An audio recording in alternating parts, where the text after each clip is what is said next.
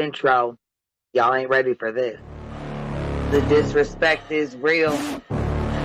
I don't give a fuck. I'll do it again. I'm not above it. I am that snake bitch. No, it's okay. You guys are all welcome to trash Queen in the chat. We'll hold a whole panel on Queen. I am honest to a point, but a lot of the things I talk about aren't true. Wait, somebody not telling the truth on YouTube? Are you fucking serious? Oh my god. Oh my god. Got a monster inside of me. You better watch out if you ignite me. The road ahead of full prophecy to be the greatest beast the world has ever seen. I feed him every day like the bones clean. I feed him all the hate and he grows me. And he gets claws real big, pissed off quick. And if you cross him, you might drop dead. Metaphorically, of course, settling the score. Never getting bored, loves the blood and gore. Always wanting more, freedom from the source. They don't really understand until they feel the fourth apart. If you start shit, you'll be heartless in the darkness. Torn apart quick, you left scars ripped. You'll be chewed up and discarded. Me and my friends, we're gonna find you and we're gonna rip you apart like a witch.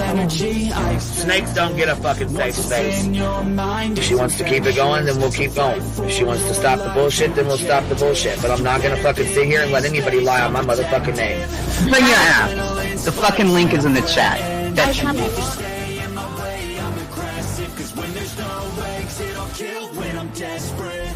Oh, loose booty, wet panty looking ass boy. Replay that, Queen. Her name is Queen. It ain't really so much Queen B, Queen B, Queen B. Okay, there, Queen B's money. Queen B ain't got no money. Queen B. She always fucks some shit up. I don't know why PJ doesn't get his ass on a motherfucking leash and get his ass under control. Fuck. Better than never. I can feel my heart rate, adrenaline pressure. It's stormy weather, lightning, thunder, pouring weather. Yo, I'm a go-getter, try to do it like me, but I do it better. I got a mind that's clever, the beast inside is competitive as ever. I'm conscious, my subconscious, an accomplice to me. I promise the darkness, I can honest believe. But don't cross me, I might lose control of the lost beast. He's locked away inside with the key control by fight or flight. And I haven't brought it public, you know why? Because someone that I was fucking close to is in the middle of a goddamn lawsuit. How do I get my hands on your soap? Because I need something to clean these titty flaps. My job is just not doing it.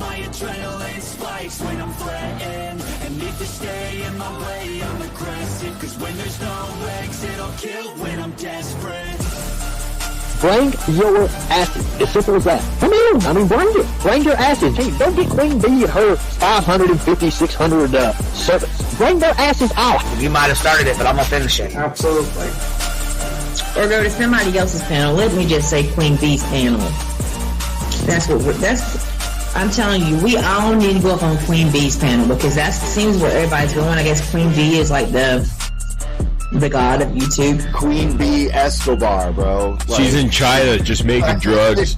You know, I run the cartel on the YouTubes. I run the cartel here. You know what I mean? Like, because that's what boss bitches do. Exactly. Beefing with the Queen B because I heard the stinger sucks. This lady Queen B with the lip ring is innocent. You two weirdos are being weird. No, I know who this is. You're the lady that was on Molly Go Lightly.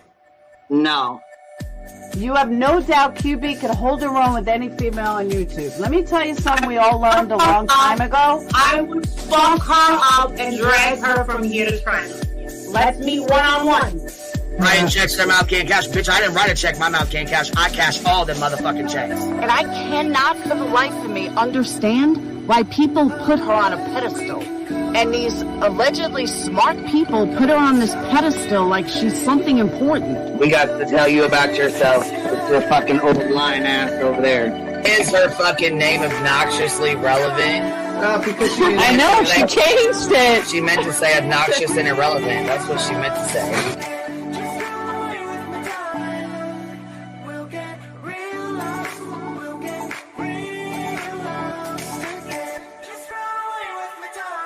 And coincidentally, it sounds exactly like Queen Bee's voice because, as I've always thought, Queen Bee is using some sort of slight distortion on her voice when she broadcasts. Exposed! Queen Bee exposed! Oh my god, bitch. Did they get that Dugan? Said they get that Dugan. That shit Chronicles of the Shady. You better fucking shut your mouth with that. Well, stop. Wow. What in the hell? Someone told Queen Bee that you said it was her hacking your emails. What the hell is wrong with people? Take your ass to bed. It's fucking past your bedtime. Go on now. Right? Why you gotta be crying? I'm fucking killing the vibe, bitch. Take your ass to bed. Boston, no, I'm not capping at all. I'm telling the whole truth. Good, babe. Anyway, guys, I'm gonna skedaddle. You know me, skedaddling away. All right. Pumpkin. I love you too. Alright. I despise you, Boston. Whatever.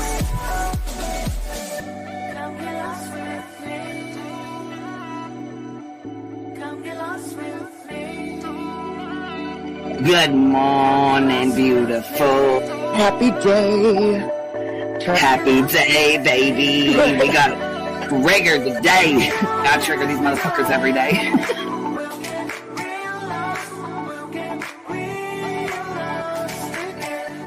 Baby Jesus showed us that, you guys. I swear to God. I know that's right, because you just put right on that shit. Yes, I did. Baby Jesus was like, look here. Yeah, fuck the pause. Pause for the cause. Fuck that pause. I'm just trying to be a better person. I know it. Let's see here. God damn it, Duke. You hear him? Yes, your dog is. Damn it, Duke. Girl, this tea is piping. It's living. This motherfucker's hot. That just burnt the roof of my mouth. Where's Candy Sue? Where's she at? You heard that like I heard that one. Fire in the hole. Smoke him if you got him. You're like the type of person that would probably be in the back of the class. Fuck you, B-Tim. Ellie's a thug. Right. You don't We're all thugs around here. Shambles. Thank you for supporting the hot biddies.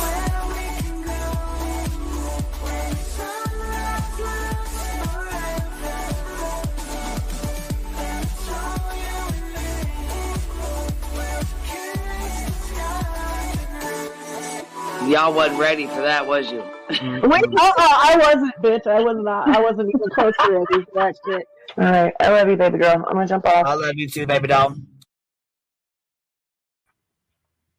Good morning. Good morning. Good morning. Good morning. How y'all doing? We were on here pretty late last night. But y'all, there's all kinds of stuff going on. So we had the Karen Reed court today, and Sebastian Rogers, the Cajun Navy takeover. Tragedy pimp down. Tragedy pimps down. So we'll be going over that for a little bit, seeing some updates on Sebastian's case and the Baltimore bridge collapse. Have y'all been watching that? It's been crazy. It has been crazy. I cannot believe that it went down that fast with the cargo ship hitting it. It just boom, done. We'll turn it on and watch it for a minute. This is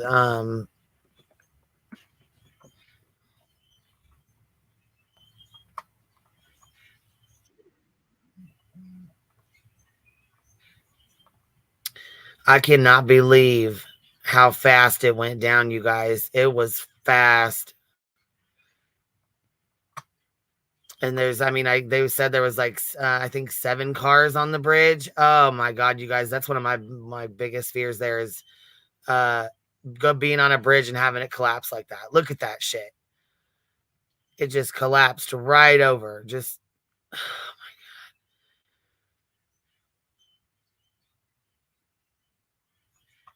Look at that. Oh my gosh, you guys.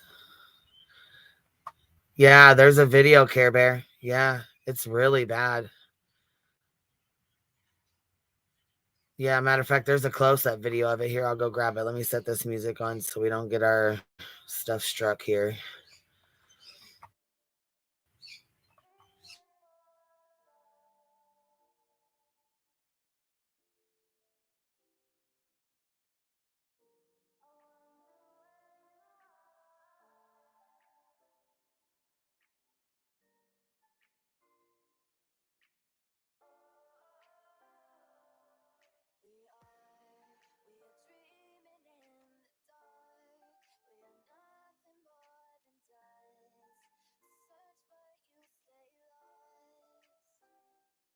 Thank you. This is a huge detail. We don't know how many any thought on time?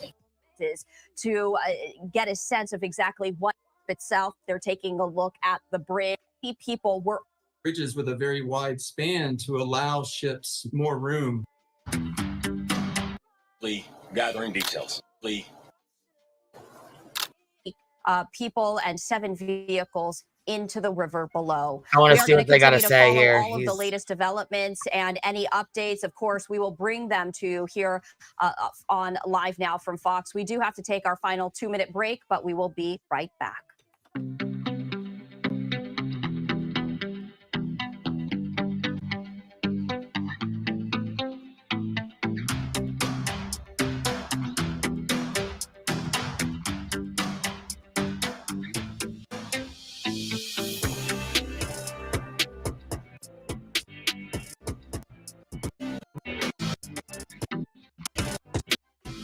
Continue at 1 canoe.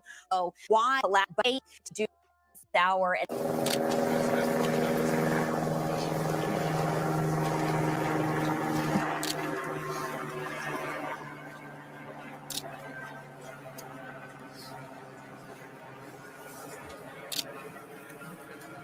Thank you all for being here. This morning, our state is in shock. And I want to take this moment to speak directly to the people of our state. To our first responders, I'm in awe of you. I'm in awe of your courage. I'm in awe of your strength. I'm in awe of everything you do for each and every one of us. You saw a crisis and you said, what can I do to help? And our response teams are doing everything in our power to rescue and recover the victims of this collapse, literally as we speak. People who, as we speak, are out there, are divers, are air assets. People who right now are working to save lives and are doing it because the state asks. And we will update the public as the work continues. To our partners inside and outside of government, I know this has been a long night. We started coordinating immediately after the Key Bridge collapsed.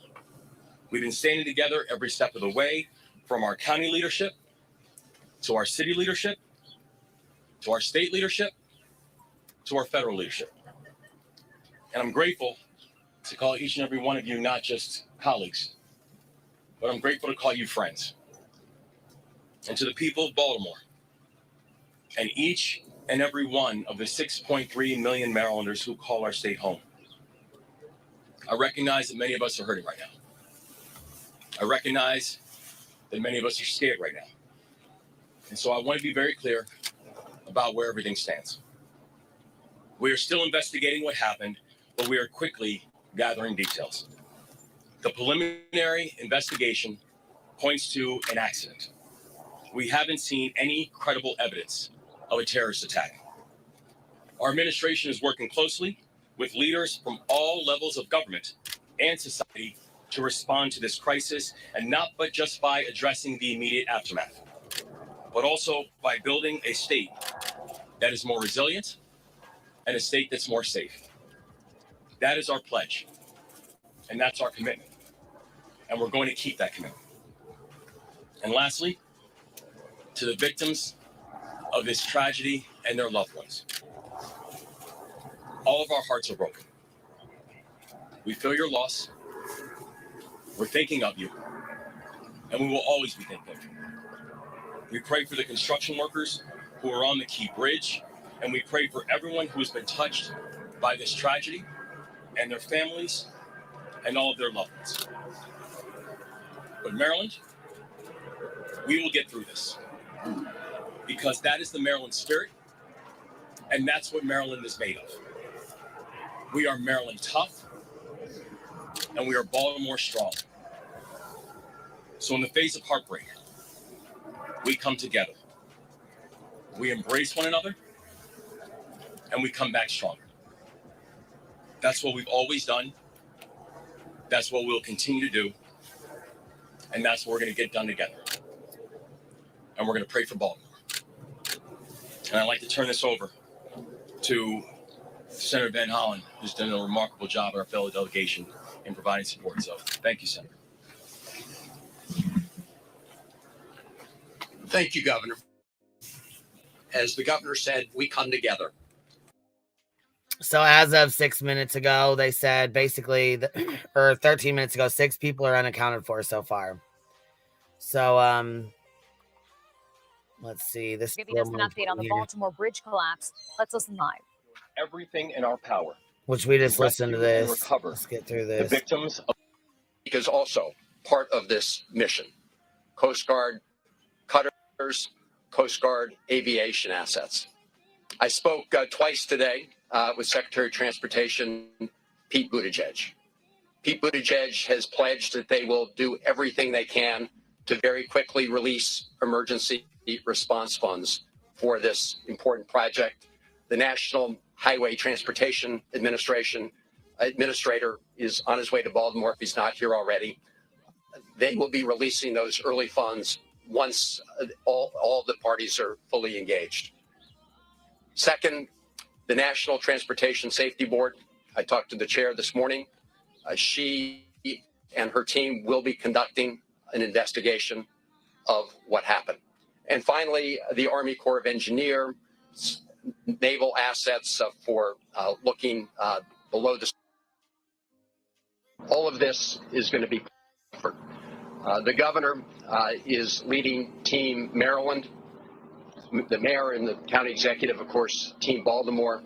But I'm just here to say, together with Ben Cardin, Senator Cardin, and Congressman Fume and others, the federal government is your partner in this effort. Thank you.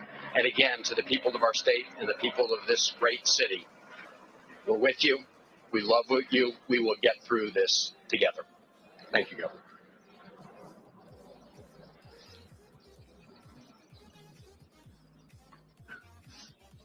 Morning again, Paul Wiedefeld, Secretary of Transportation. Just a few updates since our meeting this morning.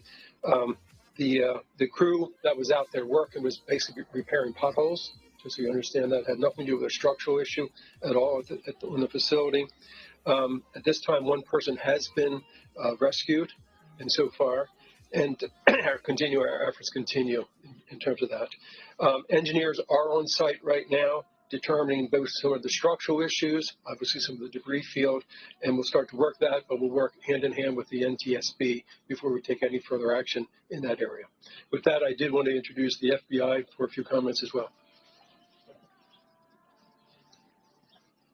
Hello, my name is Bill Del Bagno. I'm the special agent in charge of the Baltimore field office. First and foremost, I want to say that our hearts go out to everyone that is impacted by this tragedy, especially the victims and their families. On behalf of the FBI, I would like to say that we are with you, we're with Baltimore, and we're with the partners every step of the way. The FBI, on very first, looking at and assessing this matter from an investigative standpoint, I want to be clear that there is no specific or credible information to suggest that there are ties to terrorism in this incident. The FBI has been part of this response from the beginning. We came within 1 hour to the command post and quickly lashed up with our very strong partners all along the way. We will bring whatever resources that the FBI has to bear. We've already brought our crisis response, our victim services, and just recently, our underwater search evidence recovery teams are on site. And we will continue to provide all those resources as long as it takes. And as the investigation goes on, we will take it to a conclusion along with our partners. Well, to the people of... You guys, I want you to see this shit go down. Look at this. Sorry, I can't sit through and listen to that much more. But watch this real quick. We're here. Let's go back a pinch. Okay. Now you'll see somebody pointed out, I think Firefly was the ship. The ship goes completely black as soon as it hits the bridge, and then you just see the bridge collapse, you guys. It's awful. Look.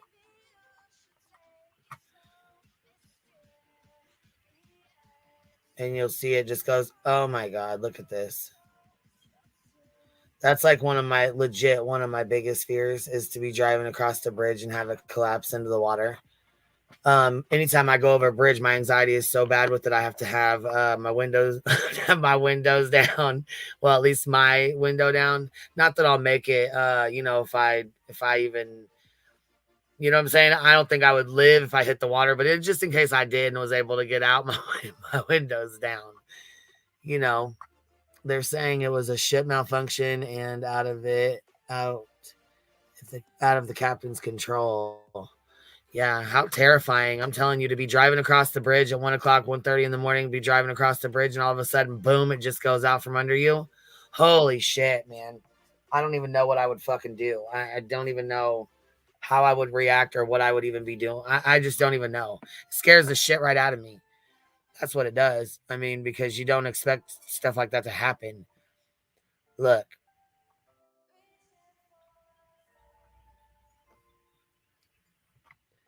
Now watch it. Like I said, that ship, it gets close to it, and then all of a sudden the ship goes completely black, and the bridge just collapses. Watch, I'll even slow it down. And I thought it was like the initial hit, because if you notice, it goes dark, and then it starts. Oh, it's collapsing already, and then goes dark. Actually, on this one here. When you slow it down. See, I thought this went dark first and then the bridge. Nope, it's the bridge and then it goes dark. Yeah, watch. As soon as it taps it. Now I don't even know why in the hell you would think that it would know not to even go there. Look how much room they have in between. There's no reason. But that's here nor there now.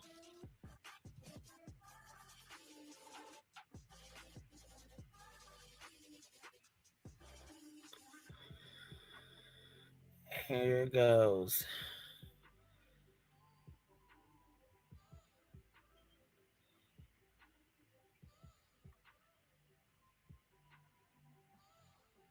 Oh my God, you guys.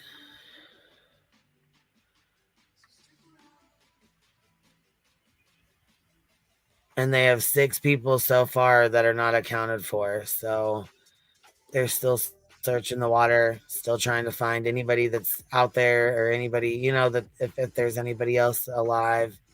They have the boats out there looking. I just can't believe that when it hits this, like I said, I thought the boat went, the lights went out first when it hit, but it appears the bridge goes down first and then the lights go out.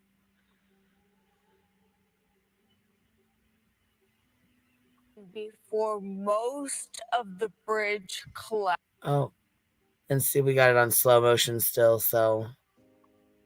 Collapses, sending multiple cars into the water. According to most of the in the morning in Baltimore, live stream of the Francis Scott Key Bridge shows the cargo ship inching closely before it crashes. Thick black smoke is seen before most of the bridge collapses, sending multiple cars into the water. According to the director of the Baltimore Fire Department, one of those vehicles was the size of a tractor trailer. The Maryland Transportation Authority writing on X that all lanes are closed both directions on the Key Bridge. Baltimore Mayor Scott How are you, love? also posting on social media I'm that he has been good. I'm good. Yeah, What this you is thinking a about horrible this? tragedy. I couldn't believe how young that mayor looked, man. But I loved what he said last night when this morning when I was watching the press conferences, and people were asking questions, about the ship and how this happened and everything. He's like, our focus right now is the families and rescuing these people, because at that point they hadn't even gotten to the ship, so they don't even know how many injuries are even on the ship.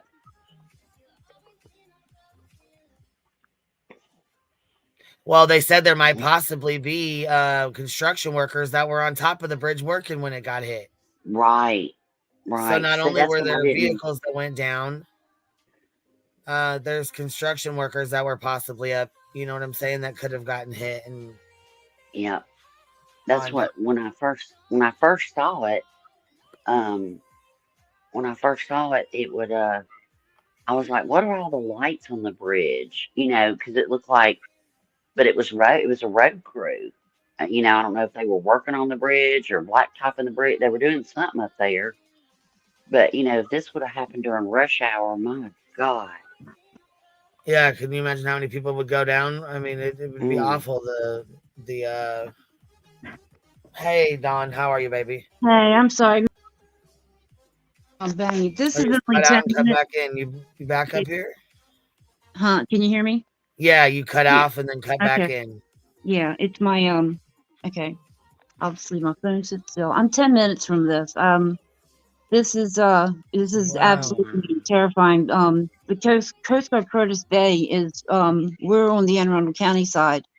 The Baltimore side is our major hubs of Sparrows Point that was redone from a steel mill, the Amazon hub, the FedEx hub, everything. John Hopkins Bayview Burn Center is on the Baltimore side. Do you work? No. My cousin, I have a lot of family members that work over there in Sparrows Point area and Dundalk and stuff. So, gotcha. Okay.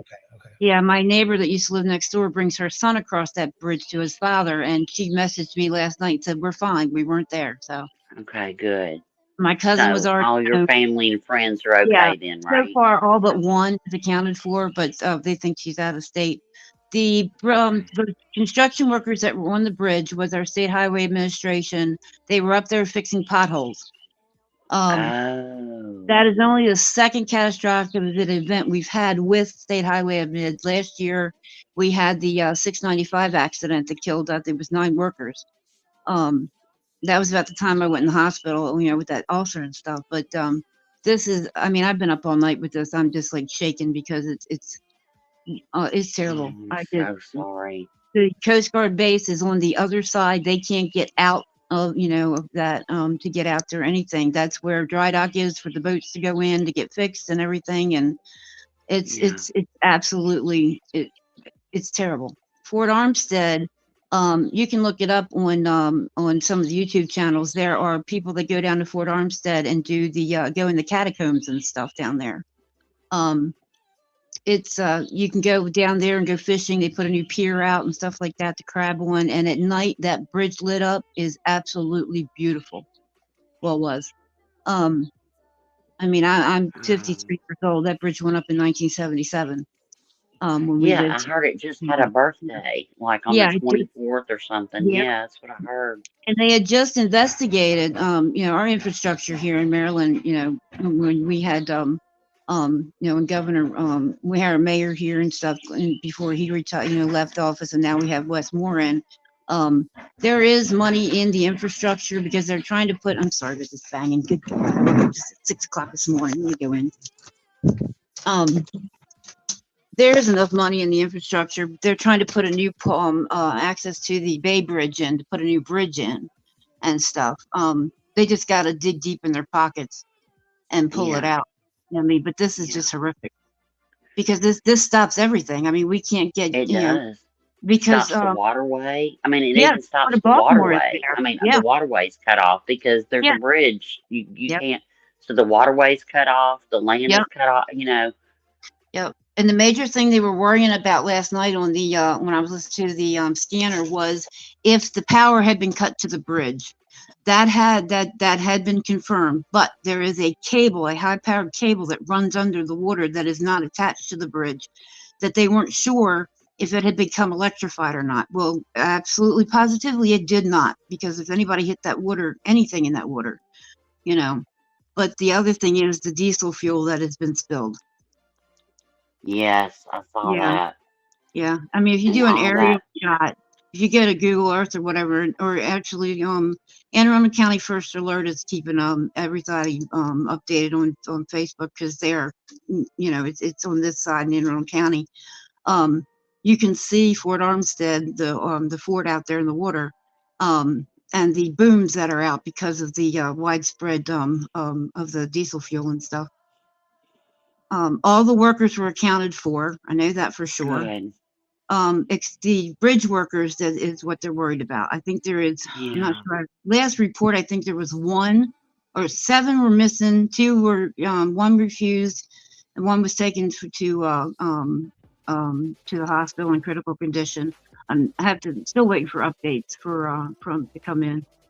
I'm godsmacked by this. I really am. Well, I'm so sorry, and my prayers go out to you and your community, and I hope that your friend is in another state.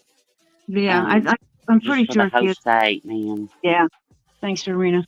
I mean, this is devastating. I mean, it really is, because we can't get a lot of our grocery stores. Everybody on this side of Anne Arundel County, our FedEx, any packages, Amazon. Yeah, we're basically have to use another hub. But Yeah. it's my cousin that works with the Teamsters Union when they tore the steel mill down, Sparrows Point, and put all those new hubs in. I mean, it's absolutely beautiful over there now. The Port of Baltimore, that's a main port. They just had an entry. It's that's where all the container ships come in and everything. But they said that the barge had actually lost power before the bridge. It had something going on, and then when it got near the bridge, it lost power completely, and that's what happened. But we stood down there, 221 when the first barge went under, and they weren't sure it was going to make it, but it did. My daughter was a year old. We watched that. Oh wow! But hey, Tim. I saw an interview. Hi, Tim. I'm sorry. What's up? Sorry. I saw an interview with a gentleman today that lives close to the bridge, and he said that it woke him up. He thought it was a plane crash, and his whole house shook. And he went outside, but he didn't. It was all dark, and he didn't see anything. He didn't see a plane crash, so he went back in. And then one of his family members called and said that the Key Bridge, Francis Scott Key Bridge, had been hit and had fallen. Yeah, that's it's. I mean, my mom hated going across bridges. She would not go across the Key Bridge. I mean, any bridge for that matter. The Key Bridge, she always kept her eyes closed, her head down. But going to Chesapeake Bay Bridge, all the stuff that's happened there with, tankers going over the side and all that. That bridge is scary in its own right. But this bridge, I mean, it's just absolutely devastating because John Hopkins Bayview Burn Center is on that side. So everybody from Anne Arundel County, they're going to have to take them to University of Maryland, which is going to back that up, or they're going to have to, flight them out. It's a trickle effect. People don't think about all that. That's why he's issued a state of emergency here. So it's just. Well, it seems like y'all have an excellent mayor. I'm totally. Well, yeah, we do. We do. Yeah, we've been blessed. I'm totally impressed with how he has conducted himself. Is this like? I mean, like that's. Why did it go down so quickly? Well, if you look at the way the bridge was built and how high that span was, I mean, and that barge hit it, that's a 1,000, that's a lot of weight hitting that.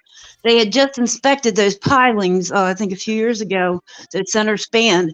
And because, and this is the other thing that's going to be going on, because they were just up to par, basically, did I get knocked?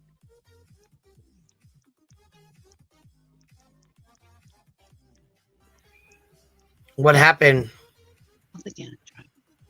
No, we can hear you. I think. Okay, I'm sorry. All right, I was going to say you just cut right off. Yeah, because somebody messaged me and knocked me out. So. Oh, okay. What were you going to say about the pylons? I don't know. She just dropped down. Oh, okay. But here, watch this go down. It's like so when the cargo ship gets close. Now, see, I thought the cargo ship, the lights went out. Firefly was talking to me, and we thought the ship had went black first, but it's actually the bridge goes down, and then the ship goes all dark.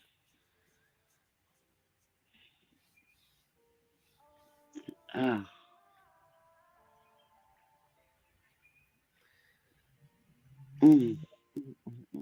I couldn't imagine being driving across that sucker and having it just go down like that.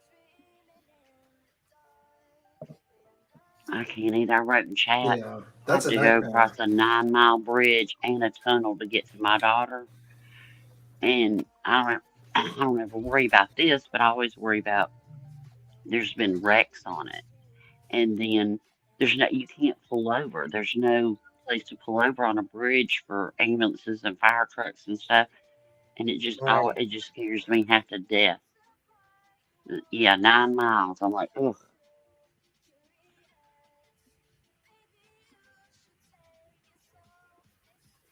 Yeah, and they That said goes that down pretty it quick. weighed 100,000 tons, and that's a very strong current. Again, talking about water currents, and once that's moving, it's not like a brake. You can't just put the brake on and it stop. Yeah,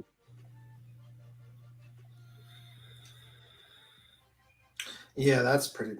I mean, like I'm expecting fatalities at this point when they're not. Don, Yeah. Don, you And the back up here? water's cool. Yeah, I'm here. Okay. Sorry about that. Yeah, somebody called, so every time I get knocked out. Yeah, it's just it's horrific watching that happen.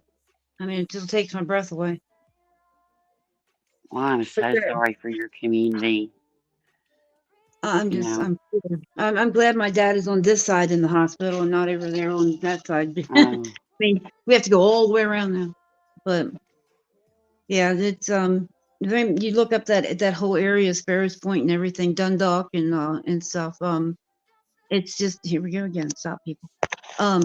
It's you can see what we're going to be impacted by. I mean, we're bad enough for grocery stores now on this side, but Right. I think nobody can leave on the cruise ships either. Yeah. No cruise ships can come back in, and nobody can leave. So, and it's pretty busy out there. I mean, I'm glad there was it's cold as it was. There wasn't anybody out there nighttime fishing. Did the because president did the president make a statement about this show? He's there's been reports that he knows about it and this, that, and the other. I don't think he's made a statement or anything. I mean, like he should probably send some sort of, maybe Well, like. Governor Moore has declared a state of emergency in Maryland, so. Yeah, I know, but the president Yeah. should probably come Yeah, down here and focus on trying to, because this is a pretty big deal. Because not only do you have an issue with, I know. people in that area not going over that bridge, but it's like a huge issue for international trade and stuff like that. That seems like a gigantic issue. You'd think like the Army Corps of Engineers would be down here fucking trying to figure this out to help out. There's a lot of people down there already getting ready to inspect it. There's already people in the water, I know, that are, stuff. Yeah, that's our main. That's the main port, Port Baltimore, that port and everything. But yeah, I don't know if I don't keep up with him, so I have no idea. I just know that Wes Moore has, stepped up and everything, and Brandon Scott, he's the mayor of Baltimore. Yeah, I'm just shocked that he did make a speech about this and try to go down there. I don't know. I'm not for sure if he has or not. I've been trying to keep this with local news and stuff. So yeah, Zen. I think there was something. Good. I'm reading Zen's comment. It says, "Will people that are driving those boats that go under need to be more aware?" It wasn't an error of the team, the crew. In fact, a special local crew to get the boat out of that harbor or whatever you call it. They were driving the boat. It was a malfunction on the boat. Yeah, the barge malfunction. It wasn't human error. It was a boat malfunction. Right. So they took the right precautions and have had a local team to get them out. It's just the boat malfunction. Yeah, they have. They usually have tugboats that pull the through and stuff like that. Yeah. Before it hit it went into the piling. It had lost power once, then it lost it again. Apparently, I'm not sure, but I have to verify this. The bridge, the power was cut to it, and I think that's an automatic thing. They had radioed or something. I'll have to check into that, but yeah, there was no power on the bridge at the time. So we're just wondering about the cable that runs under the water, if that had any effect on shutting that bridge lights down. Absolutely. I know that team, that State Highway Administration team was up there in the middle of the span, and that's the bad part, because you could actually, it's terrible, but if you watch the one video and zoom in, you can actually see it happen, and it's terrible. There's Brandon. I mean, we've got enough problems with, all the crime in downtown Baltimore and stuff like that. we're just hoping people will stop and, you know, take a look at what's going Well, on. And dictums like, so how does a boat malfunction? Someone was steering it. You know what? I'm thinking it's mostly like automated these days, these boats. I mean, I don't think like it's like the old days of steering.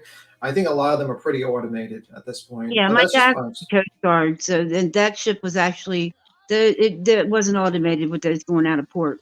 It's they can't be automated going out of that port. I know that there was oh my boyfriend told me about it, but the captain of the boat was not at the helm at the time. It was you know, the other the crewmen and stuff. But yeah, they cannot. My uncle was a tugboat operator for years up in going out of New York and stuff.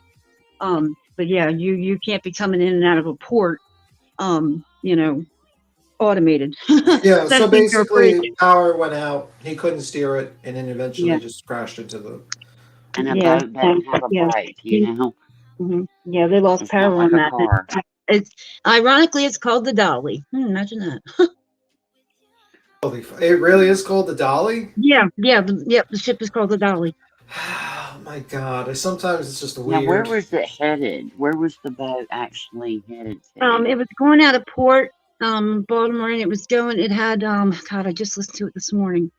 What's the first one out? I know, I think it was going, oh geez, I have to get it Wasn't again. Sri Lanka or something? It was somewhere Yeah, weird. Sri Lanka. Sri Lanka? Okay. I Yeah. didn't want to say anything wrong, but that's what I thought. But I thought, well, Yeah. The Dolly. Okay. Someone's correcting me. It's the Dolly. Okay. Yeah, the Dolly. But make sure. Dolly did not have containers. There's containers on there. I don't know how high they had them stacked, but you know, it's a miracle. They were very high. Yeah, I mean, people And get now those they've got to containers get and that make houses ship out to of a them. lock. They got to get that ship to a lock to get the containers off. You know what I mean? Like, this is. Well, what they'll do is, most likely, once they are able to, they'll take a tugboat and tow it back to the port, and then they'll take everything off of it. Yeah. Because I have a friend that works down there at the Port of Baltimore, doing the containers and stuff like that, Well- loading and unloading. What I'm understanding, Dictum says, wait, so the captain wasn't using an automation probably. No, what I understand is that from Dawn is that basically they manually go out of the port, and what happened was he lost power, and thus if he lost power, he lost steering, and he just went into the bridge. That's my understanding. So I think something had to do with power. He lost steering, goes into the bridge. Yeah, because it's all you know, run. Those ships are all run, you know, electricity and stuff like that. So when you lose your power, you're losing your steering, unless, you know, if it's on an automated, you're going to lose it anyway, totally. Right. So they lose all their navigation. You lose everything unless you have your generator kicks in as a backup. But I don't know how old that you know tanker is, what the requirements are anymore, or anything like that. I'm sure, you know, it'll be checked out and stuff. But I mean, Coast Guard Curtis Bay is on that side, is on our side. So it's like they can't get any of our ships in and out or anything like that. I know Air Station Elizabeth City was notified and put on standby, in case they were needed. I'm just getting your reports from my brother and stuff like that are still have friends that are still in the Coast Guard. But Yeah, the power might have kicked back in, Meg, a little bit too late. I mean, because to steer these things, requires a bit more time. They're not like boom. You're talking about, I don't even know how many tons that damn ship is. So to steer It was 100,000 tons. yeah, it's 100,000 tons. So it was just too late. I mean, just the power didn't cut on soon enough, and he didn't get a chance to steer it. So pretty much that's the situation. Okay, there's the aerial shot. If they go back behind the I'm sure it's behind the barge. Let me see what side they're on. There is it looks like a little island with that's Fort Armstead. Oh. Yeah, that's the fort itself. And then there is there's a fishing pier. Okay, that's looking at the Baltimore side. If you look to okay. That's coming out. Yeah, that's the Baltimore side coming out. I know our local news stations have it up. That's WJZ TV. I've shared some stuff in Discord too. This is just ridiculous. Thank you so much, sir. It's scary.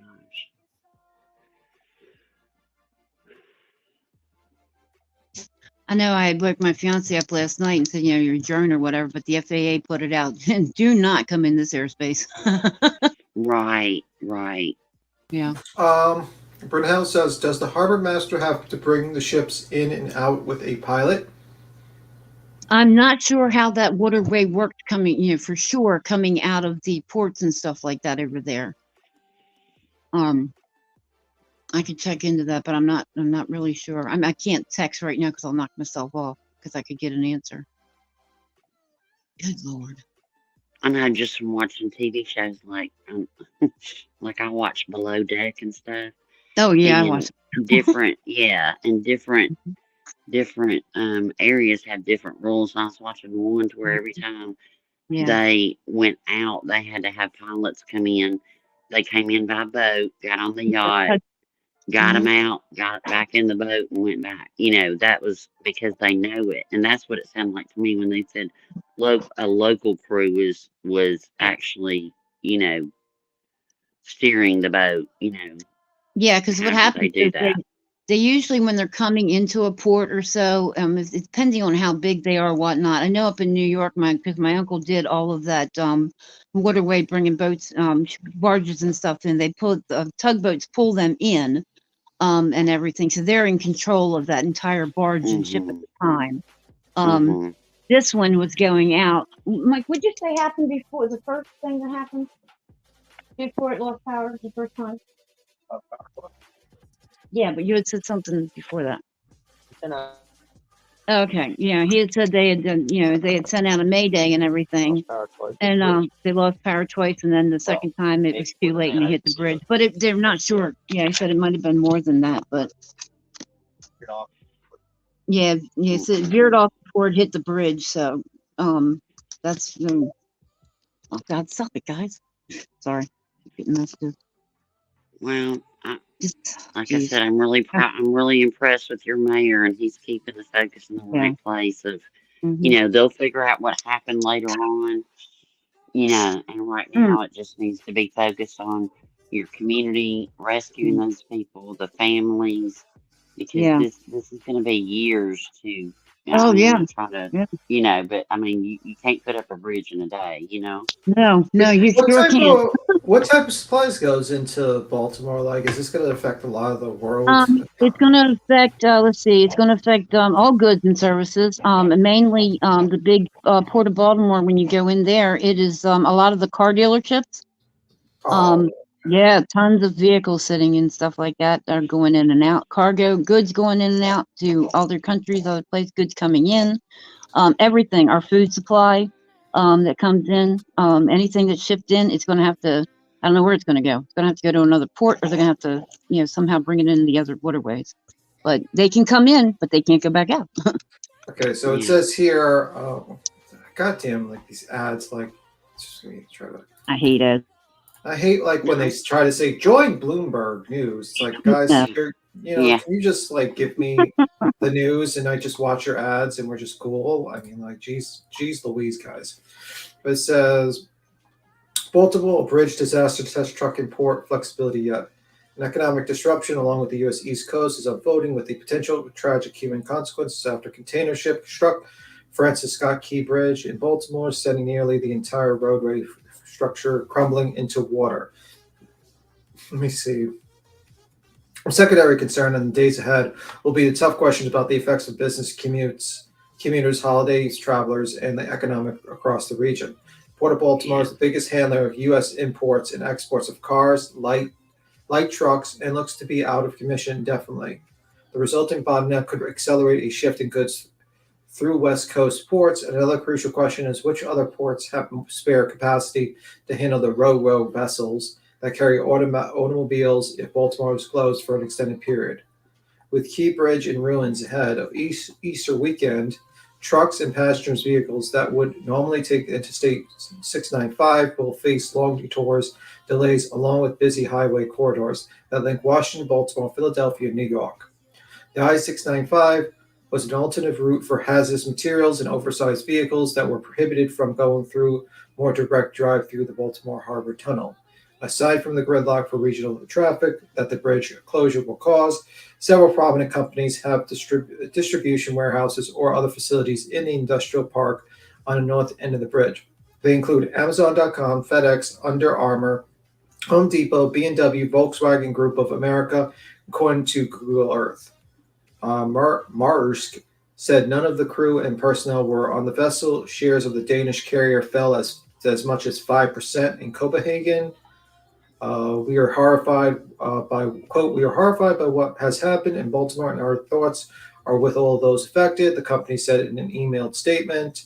Almost 2 years ago, an Evergreen container vessel got stuck in the Chesapeake Bay near Baltimore, and it took a Savage cruise weeks to free it. The ship collision that do major structural damage to the bridge are relatively rare, though the cause will take months to determine. That Dali incident recalls tragedy in Tampa, Florida in 1980 when a freighter dealing with fog and strong wind struck south the Sunshine Skyway, reporting killing 35 people who fell in their vehicles from the bridge deck in the water. Well, they're So talking about all the diesel fuel. this is the second bridge or something that, am I right? Did that barge hit another bridge in Miami, in Florida? Is that what it said? No. It's just saying that there was another incident that happened in Tampa, Florida. Okay. I'm like, oh my God. So, I'll put it in back. And this is going to be a huge economic part because all the people that worked at the port, guess what? There's no boats coming in. So guess what? You're unemployed. You know, this has, you know, the diesel fuel that's pouring into the water, and then where does that water flow to? You know, that water flows out into the Chesapeake Bay, and that's the only problem. I mean, all of them, all the flow out to the bay, and you know, we've got a big restoration project out there with the oyster beds and stuff, and all that. Yeah. And you know, I'm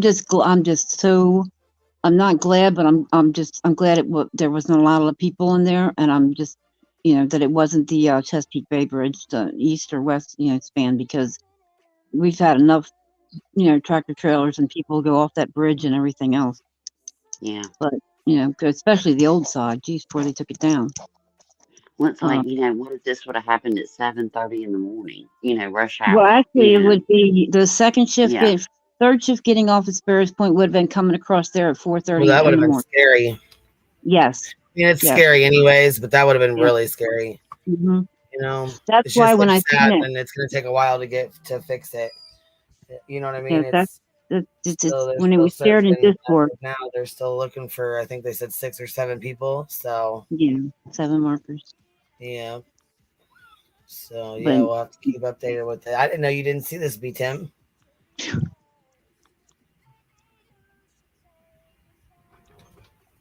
See what? The bridge. I thought you said you didn't see it collapsing. No, I seen it. I seen it this morning. I was watching Soup Moms. I woke up 7 in the morning and I seen it. Oh, I thought you said you didn't see it. I'm like, no, I seen it. You always see everything. How'd you not see it? No, I was watching at 7 o'clock. Everything before I see it. No, I was watching at 7 o'clock in the morning. I was watching the video on it.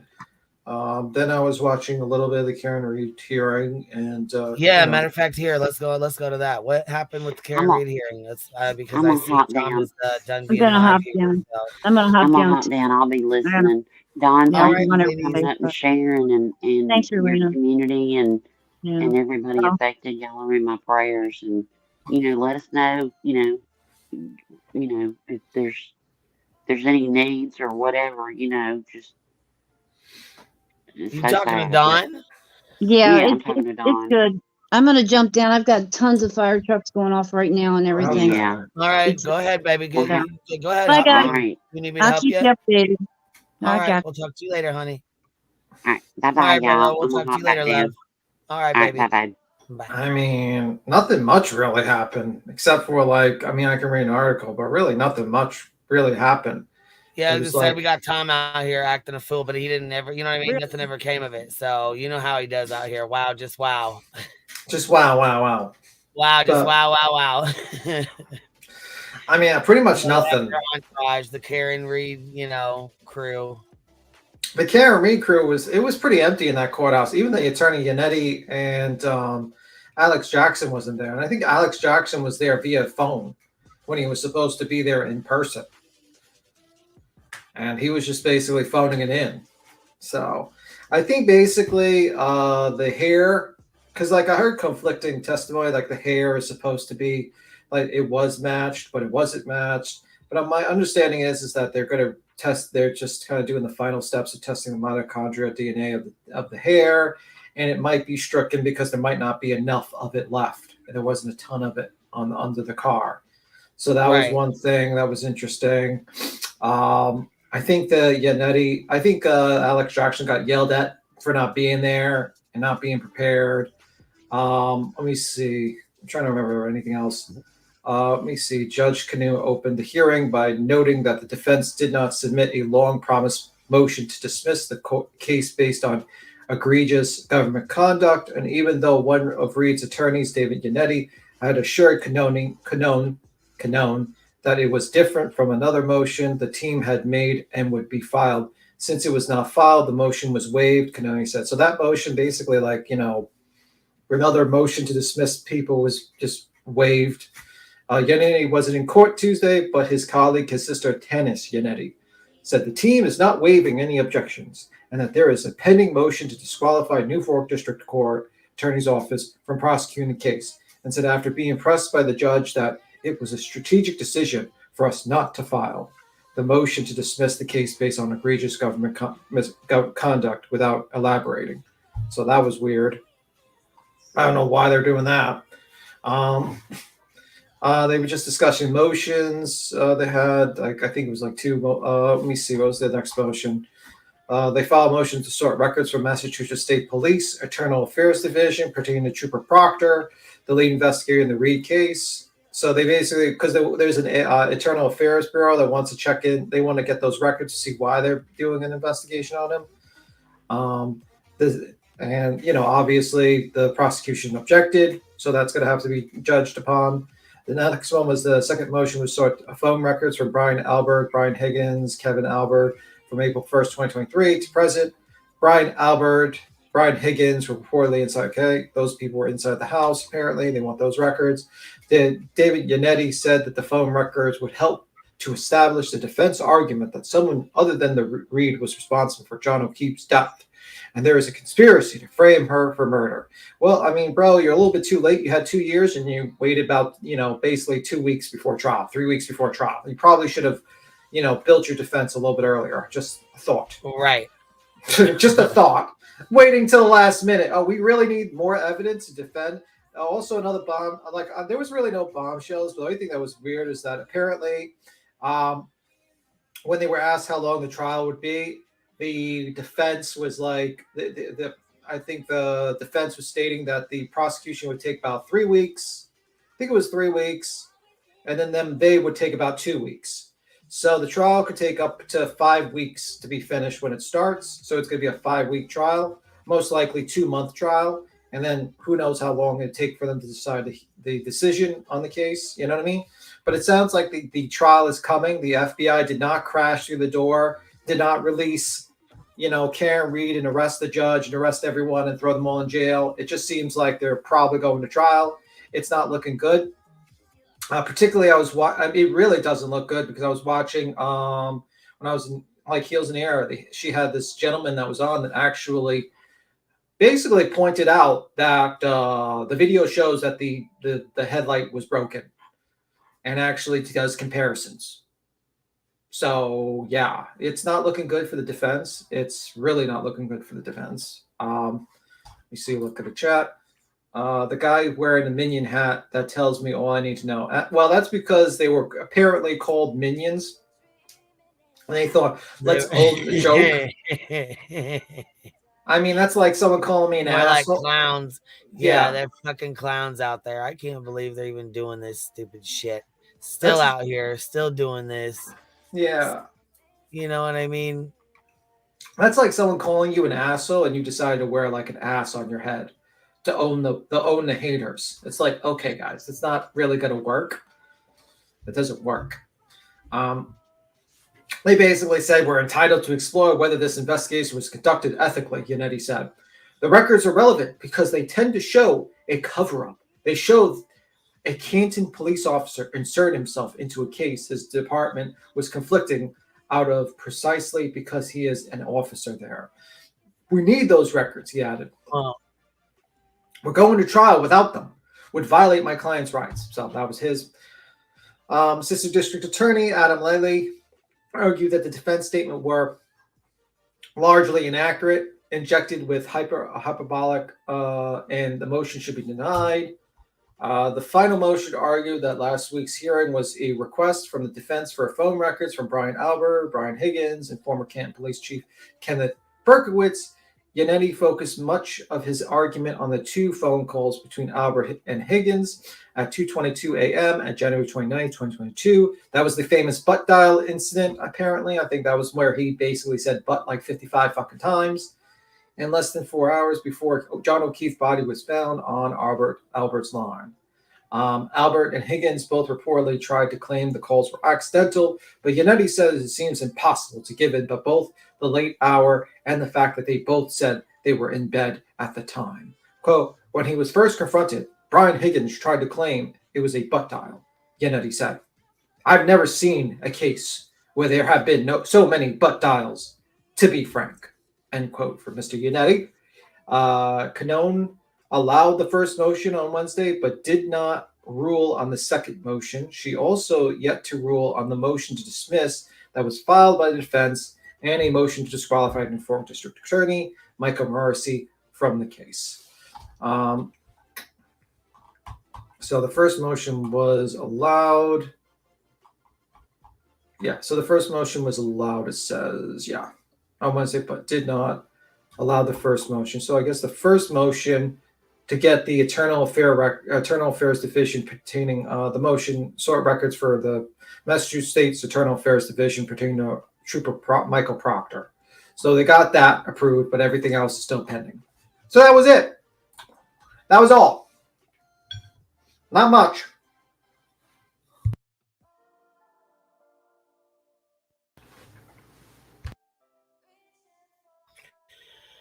Well, they were literally in and back out. to court? Let me see. I'm wondering how long. Do you think this trial is going to last a long time, or do you think it'll be quick? No, they said it was going to be 5 weeks. Well, I mean, do you think it'll last longer than that, or you think it'll be like faster? I think it's going to be 2 months.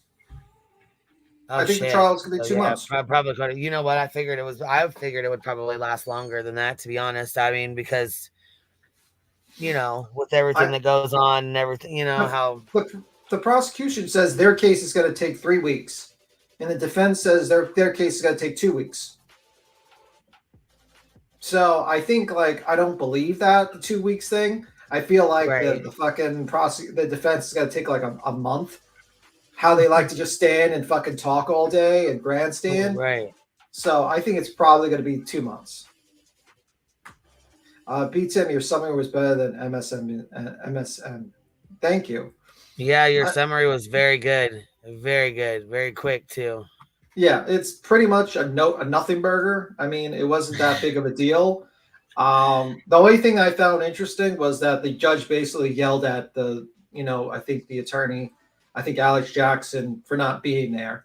It's like, oh, you were supposed to be here. And he's like, I didn't know. I didn't know we were arguing this. I had no idea. And then he said, I have 500 pages or something that they gave me a few days ago, and I never read them. And I'm like, bro, as a person who's talked to lawyers, they could probably read 500 pages and get through that in 2 days. Let's be real. Most lawyers, honestly, in the civil side, probably have like upwards of 300 cases they handle at the same time. What are you talking about, bro? Like, give me a break. You're not a first-year law student. You know what I mean? Like, come on. 500 pages, that's nothing for you. You have interns, you not interns, you have like paralegals who are mostly doing that shit. Give me a break. So yeah, these people wasted their time to show up for something that they could have just sat home and watched Fox 25 in a bar, chilled out probably. But instead they're standing in the rain looking like fools in the middle of the rain for nothing. Nothing happened. I think the glare cut of circulation to his brain with the tight shirts and kid-sized beanie hats. Yeah, I mean, pretty much, man. I pretty much, and the only thing that happened yesterday was I was basically, that's pretty much, today was pretty much, that's it.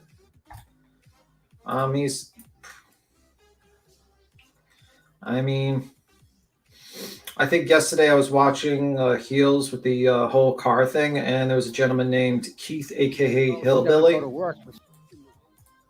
who basically showed pretty definitively that taillight was broken. You know the famous video of her pulling out? Pulling out like slowly backing into John O'Keefe's car. He pretty much shows that, yeah, it was broken. It wasn't not broken at that time. And it's pretty interesting, the video that he showed. And he tries to explain, and he explains it to like a pretty good detail. You want to drop it in the back and I'll play it, or you want to move on to something else? We could play it a little bit just like to show you. Like it's like, yeah, that's what I mean. It's like part of Heels' live stream. It's like 40 minutes. I could probably play that little part. Oh, okay. No, it's okay. I thought there was another thing of it. I'm sorry. It's okay. It's all good. Yeah, he was like another like a clip of it or something. Yeah, I gotta see it. Let me see. Let me see. 1 second.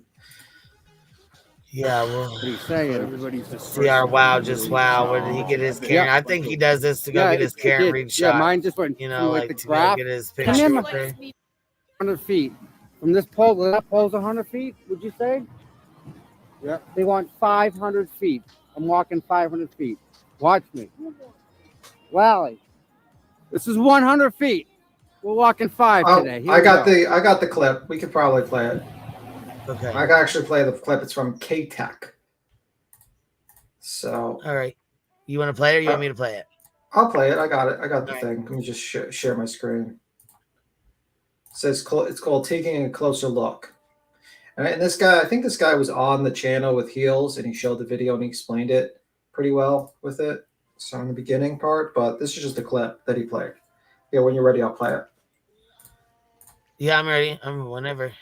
You got the volume, or is it up? Yeah, this is up. It says currently, because so everyone's seen this video, right? Everyone's seen her slowly backing up.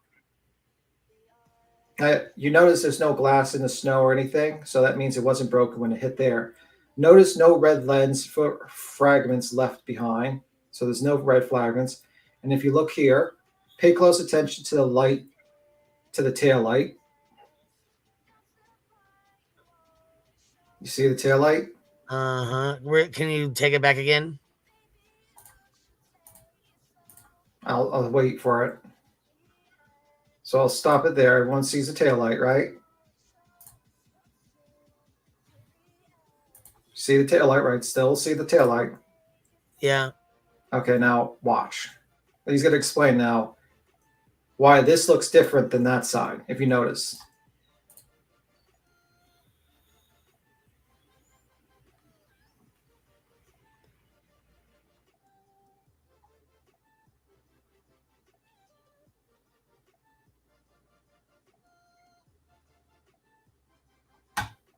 Comparing the 508 video to the photo taken by the investigators. You got that? Notice the jagged red piece of lens left on the housing. You see the jagged, like over here? Cream? Yeah. I'm sorry. I didn't realize my thing was still muted. Yeah, I see that. Yeah. Now look at this. Now the piece. Oh, fuck. So if you go back to here, you notice the jagging, right? It's like jagged. Yeah. And then you go here. Oh, wow. And this was what was being discussed on Heels yesterday. The guy was there explaining like the pieces of it. I think the guy who made the video. Oh, man. And you notice that it's like, do they match? And you see like the two pieces. You see like how they kind of match. Yeah. Yep. Honestly, I think she hit him. I don't think she meant to, but I do. And then it says the camera angle will distort the shape of the broken lens piece left in the housing. So basically, because that happens. Yeah, I don't think she meant to. Like, I don't think she deliberately did that, but I do think that she hit him. That's See, you see, like the two together again. Oh shit! Yeah. Wow, you don't even pay attention until you put them up together like Yeah, that. that's what the guy was talking about on Heels. That's why I was like there. I was like, wow, this is pretty fucking damning. Yeah. And the guy was explaining the pieces of like the back a little bit.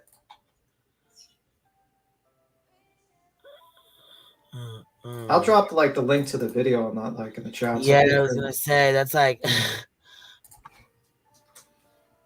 She said, assistant stitching says, okay, but where did she hit him? Well, that's gonna be. What do you mean? Where did what? Why no video of the hit? I don't get it. He's nowhere in the video. No, this is the claim. Like originally, she claimed that the reason why her taillight was broken was because she hit John's car backing up. And you notice that there's no taillights, and she didn't hit the car like fast enough. Like the car doesn't even move. Like the snow doesn't even go down. So to cause that kind of damage, you'd have to go a little bit faster than what she's going. You know what I mean?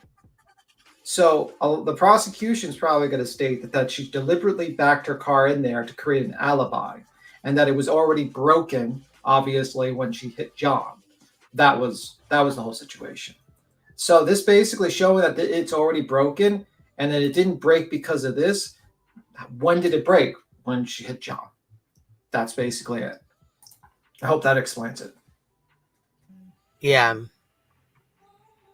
If that explains it a little bit better, Stitching. Hold on, Stitching said, they show her backing up slowly, but you see no one. I see the car, but not a person. Yes. Yeah, because this is when she hits the back of the car. She doesn't Yes, hit this him. is, remember, because what happened was she tells Jennifer McCabe and Carrie that, my taillight's cracked because I hit John's back of his car. And she claimed for the longest time that this was the time that she broke her taillight. And then you notice that she's not going fast. And like, look at this. Is the car even shaking? No. The car now is shaking. There's not even snow dropping off. So to break a taillight like this, you would have to go a little bit faster than what she's going. So ergo, and also you don't see any, like when she backs away, do you see any taillight on the floor or anything around here? No.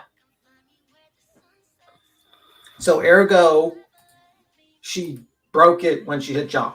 And she was creating herself an alibi when she did this whole thing. And that was the situation. If that helps you out, Sisterly.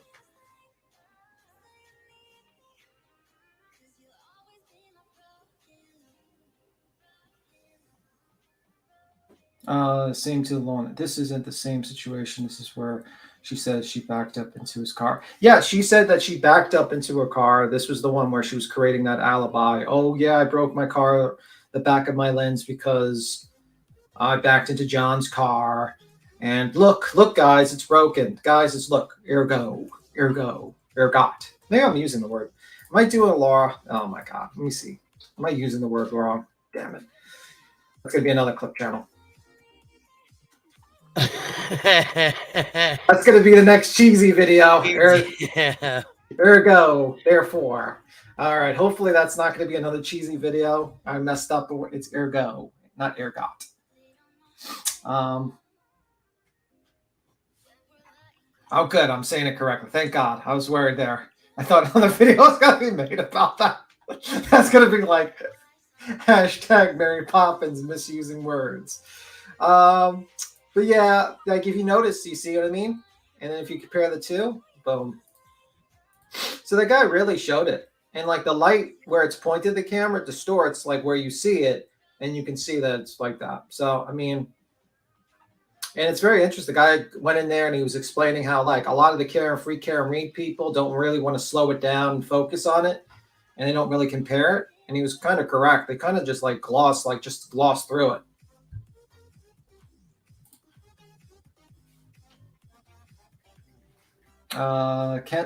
Content for the rest. Let me see. Yeah, this was at their house. she left him at the party. Now, I believe this is not that situation. I believe this is the situation where she said that she ran to look for John, basically. That she woke up in the morning, she was driving, and she was driving out of the driveway to look for John at this point.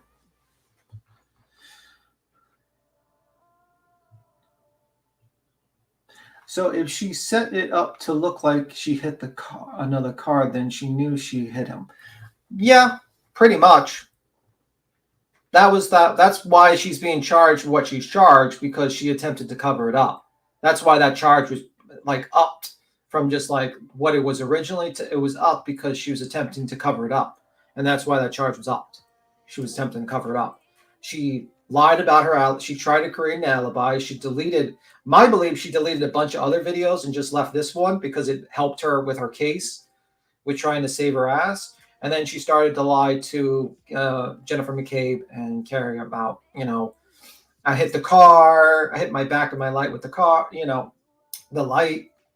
I hit the back of my car to John's car, and that's how it cracked. Look, guys, let's go to the back of the car. You guys see that? You guys see that? Because she actually goes, like, while her fiance, like not fiance, her boyfriend is missing, she has time to show them about her cracked taillight. I don't know who the fuck would care if someone was supposedly missing. I wouldn't be like, yo, look at my broken taillight. Okay, I would have been like, ma'am, we can go to a repair place afterwards. I don't think that's necessary. Doesn't make sense. But yeah.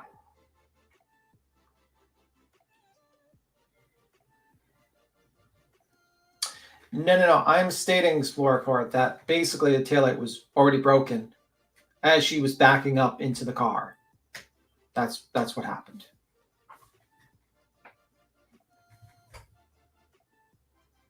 It was already broken because she already hit John. She already broke it. And then she was trying to create an alibi by slowly backing up into John's car because she already hit him with the car and broke it. That's why.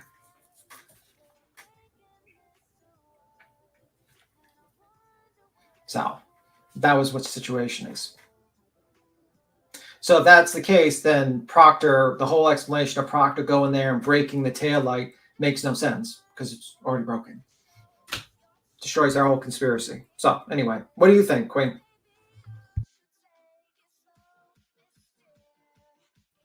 I think it's going to be a long, pointless trial because I think she's guilty and I think she's going to be found guilty. And that's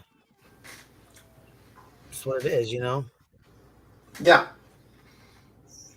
So we'll see. I don't think she meant to hit him. I think she hit him, when she backed up. And as much as it sucks and it's life-changing for her, I think she wants to, try to put it off on this person or that person and do this and do that and try to figure out any way she can to get out of it, or blame it on somebody else. But I just don't think that's, what I'm saying? Yeah, absolutely. Here's the video again, just in case. But yeah, that was the situation. I was watching that video last night and that hearing. So that's pretty much the only thing. Can't read front. So short and sweet. Nothing big deal other than that.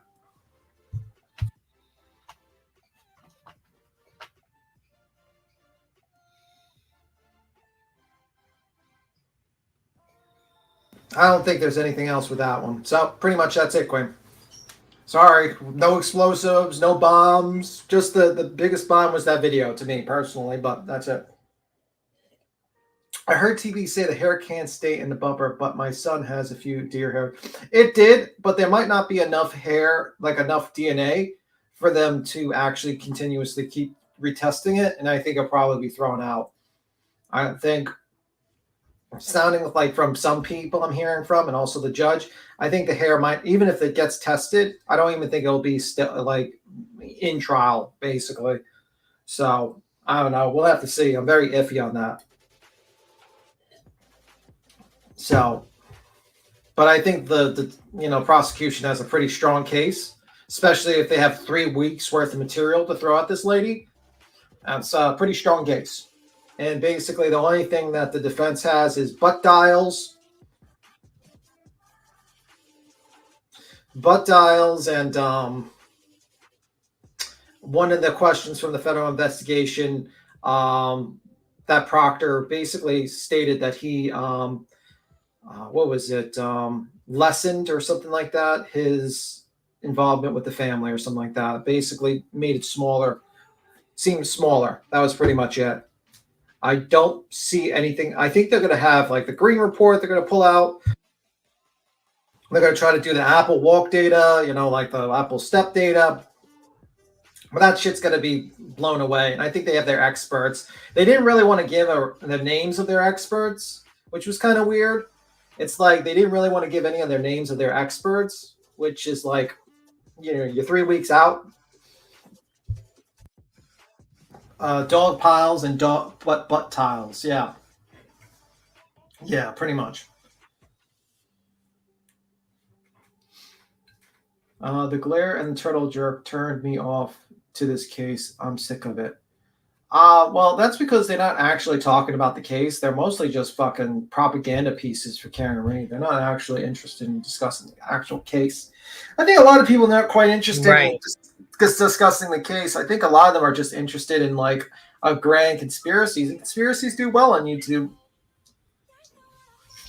I think the only thing McGlair is interested in is numbers. I think he saw 800 people in his chat and he was like, okay, I'm free Karen Reed movement.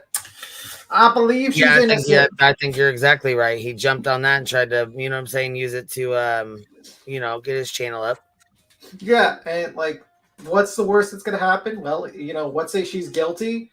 He'll say, well, the evidence led me to believe that, and he'll keep some of his subs, and then he'll just like, people will forget about it, just like the you know, what he did before, I think was long, right? The other case that he did. And, did I tell you about the tragedy pimps? Tragedy pimps down in the Sebastian case. No, you didn't. Yesterday. So Dolly went down there. JLR is down there. Olivia's down there. Somebody else decided she was going to go take her ass down there. Justin said he was going down there. Anyhow, they got down there yesterday and they tried to go. Well, the Cajun Navy said give them 24 hours to get their stuff together and regroup. You know, they wanted to regroup and get their, you know, their stuff together. They were taking over the search. So Dolly and JLR both decided they were going to try to go down there. Well, I had a flashback of like Quentin Simon because as soon as I turned Dolly on, the cops were there. He had JLR, like had his camera pointed on JLR. The cops were there trying to tell JLR he needed to leave. He was on federal property, that he needed to go. They told Dolly he needed to leave, that they weren't searching right. You know what I mean? At the time. So, okay, Glory, give me a second. So anyhow, Dolly moves his camera and he like points his camera over and they're talking to JLR. The cops are. I was like, oh my God, this is about the same as like Quentin Simon. I'm having flashbacks. What the hell? Did I also hear, like, I didn't see the video, but apparently JLR I guess Dolly was yelling at some lady in the neighborhood. Yeah, I seen that video. I saw that with Nonsense. She was going through that shit. Like, are you fucking kidding me, dude? What the hell are you doing? So Cajun Navy was pissed and they turned him down, told him to leave, leave, that they didn't want him there. They were trying to regroup and stuff. So it wasn't that they were telling him that they didn't want their help for good. They were basically just telling him they needed to fucking leave for right now because you're on some bullshit. We've already asked you to not come in here and not do this right now. We're trying to get a game plan together. And they still did. And then when they did, they were mad and, got pissy with them. Well, it wasn't really their fault. You should have fucking listened. You didn't listen. Now, I've heard that, like, I didn't watch the video, but I heard that JLR made a video. I think the name of the video was, or the live was, United Cajun Navy Scam Search. Oh, yeah. He called them scams and frauds and all kinds of shit, I guess. Like, would that not be a very smart move? That's not a very smart move. Oh, yeah, he sure did, too. Look, and that's the thing. I don't know what the fuck he thinks he's doing. Look, scam alert. Live. Sebastian Rogers, United Cajun Navy scam search Hendersonville. Are you serious right now? That's crazy to me that he actually thinks that's a bright idea to do that. Because, I'm reporting from Tennessee on missing 15-year-old Sebastian Rogers, reporting on the Cajun Navy and what's going on in Hendersonville, Tennessee. Yeah, I don't know why he did that. To be honest with you, I mean, like, to me, it's like not a smart move at all. Let me see though. I mean, like, I think he's been covering the case for a while though. I know that. I thought I saw him there a couple of times. Yeah, he's been covering it for at least 3 weeks. Though, I mean, he's been alleging a lot of things. But yeah, Right. he's definitely been covering it for like 3 weeks, probably. Definitely 2-3 weeks. Listen to this. JLR investigates. Come on in, everyone. JLR investigates. The search for 15-year-old Sebastian Rogers continues. Good morning, everyone. Come on in. We have to talk. Gotta use a platform to bring public awareness to a situation, folks. Yeah. I urge every single person out there that has been following JLR investigates to stay away from the United Cajun Navy. Oh my God. See what I'm saying? Do you see what the fuck I'm saying? Like, why would you say that? Like, I get your report. I mean, I'm sure there's some things that I get you're mad, but stop that shit. Like, why does he do this, man? Like, he does this stuff, and it's like, bro, what are you doing?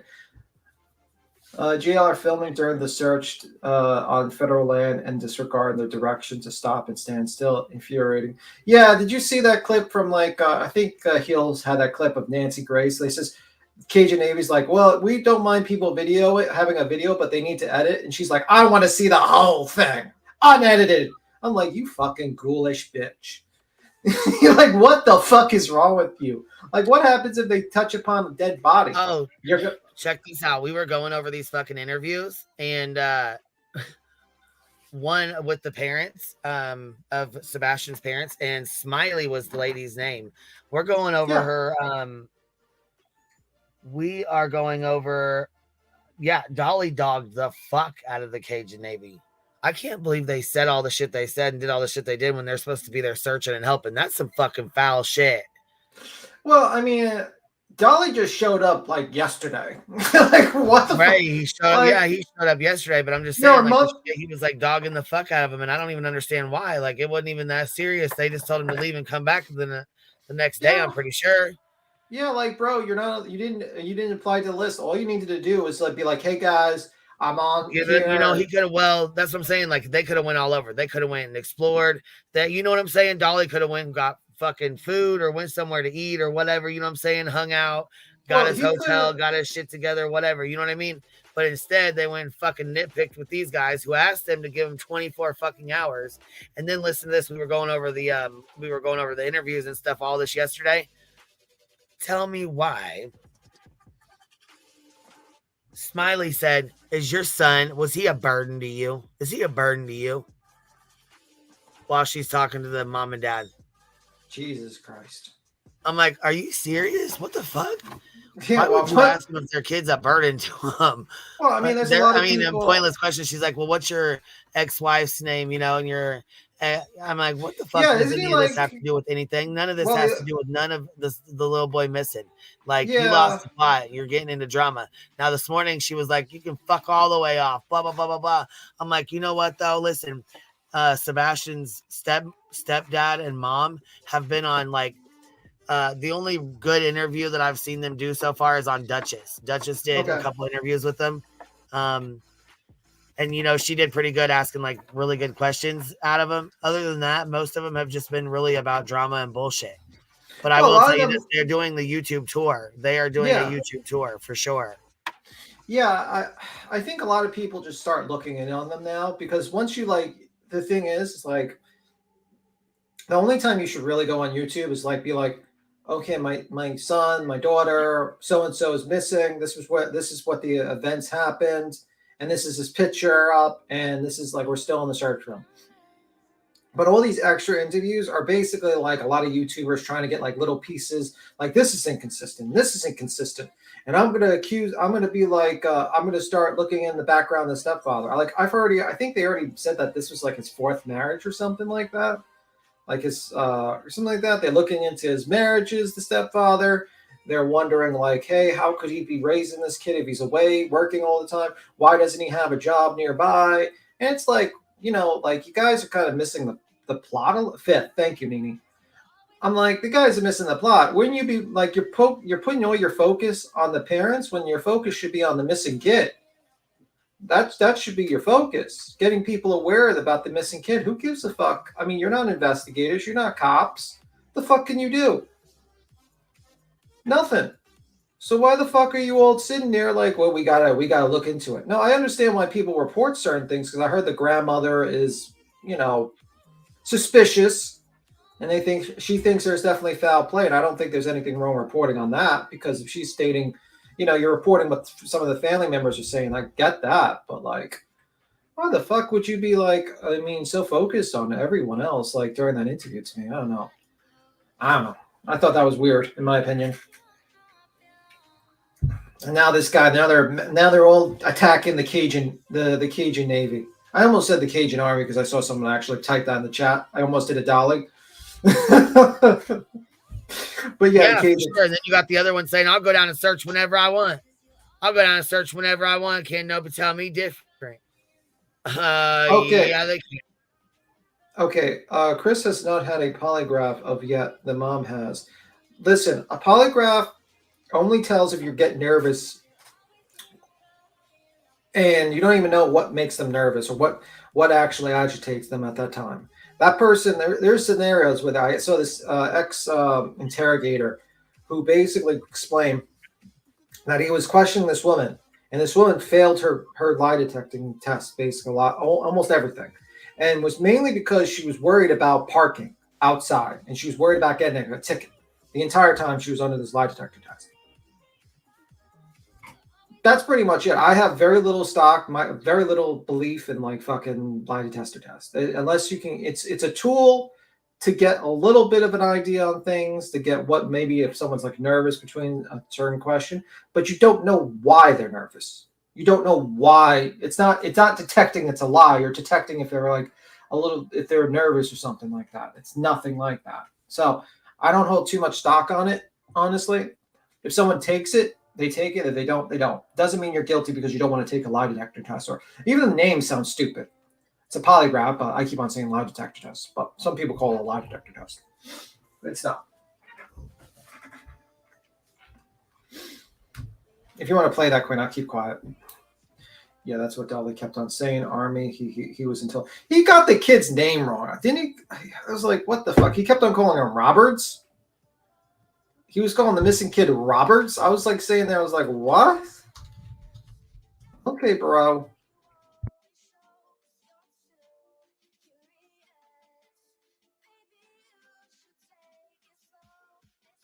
He was like Roberts, Sebastian Roberts. I'm like, bro, do you even know the name of the kid you're looking for? I mean, what are you going to do when you're in the middle of the woods and you're screaming this kid's name? Sebastian Roberts, can you come out, please? It's like, you don't even know the motherfuckers. You don't even know the kid's fucking name. What? He's going in there with a half a bottle of Coca-Cola. No water. Let's say the kid was cold. I don't know why the fuck the cops show up, but... Yeah, I don't know why either. Like, you don't have emergency... The Cajun Navy called him. I think the Cajun Navy called him on JLR, and Dolly just so happened to be there maybe recording. I'm not sure, because I don't think they called on him. Yeah, I don't think it was called on Dolly. Could be wrong. I think it was called on JLR. Yeah, I think it was called on JLR. William says, beats him the stepdad is sketch. I get it. I guess. Oh yeah, because he walks up on him. So look, there's 1, 2, 3, 4 of them over there. I think this is when the Cajun Navy called on JLR, and now JLR has this title: Live Sebastian Rogers United Cajun Navy Scam Search Hendersonville. So basically, that's pretty much what happened. I don't know why they brought so many cops out for this guy. It's like they had like 5 cop cars. Like, bro, JLR is not dangerous. He's not like I said this is like Quentin Simon flashbacks because then, from my understanding, Dolly went like I guess to the neighborhood like because he couldn't go search, so he's like going around like driving around looking at different things, and apparently he went to the neighborhood where they live or where they used to live or something. One of the neighbors came out yelling, and he started yelling back at her. I'm like, oh God, oh God. It's so unprofessional because I was thinking like, why didn't Dolly just be like, right? He's getting up there in subs. I mean, you would think he would be a lot more. He has gotten better. I will say that he has gotten better. Well, yeah, well, there's not much better, but like the guy should have been going out there and says, "Listen, I can't do the search, but let me give you an idea who Sebastian Rogers is. Let's go through the timeline of events. Let's walk through the neighborhood and have a discussion, like something like that, and just basically keep it professional like that." But the guy's like cursing them out and stuff like that. Right. Let me see. But CN did lewd on NC Grace. It was a dead puppy, not a homeless person. Oh, I don't know what you mean, Lou MC. I don't know what that is. I mean, like, I think like a lot of people are wondering like the timeline of the stepfather, you know, they're figuring out, but that's not my job. My job, you can guess and insinuate all you want, but that's the job for the cops. Your job is to spread awareness for the missing child. That's what your job is. If you're looking for a missing kid, your job is to look for that missing kid and go out in those woods. Not for you to be a fucking investigator, you know, fucking private eye. Look, Nana said, I'm getting Tisha vibes. Yeah, with this cat, it's kind of odd, right? It's this case is very odd. He just up and vanished. Bam, just vanished. No shoes, no phone, no nothing. It's so fucking, it's just so odd. But yeah, I mean, just bullshit. And you have the grandmother basically alluding to like foul play. So I understand why people are like believing that there's some sort of foul play involved when you have family members repeating that. So I don't really hold it against people to repeat that if it's being stated by the family. Right. Yeah. All right, here we go.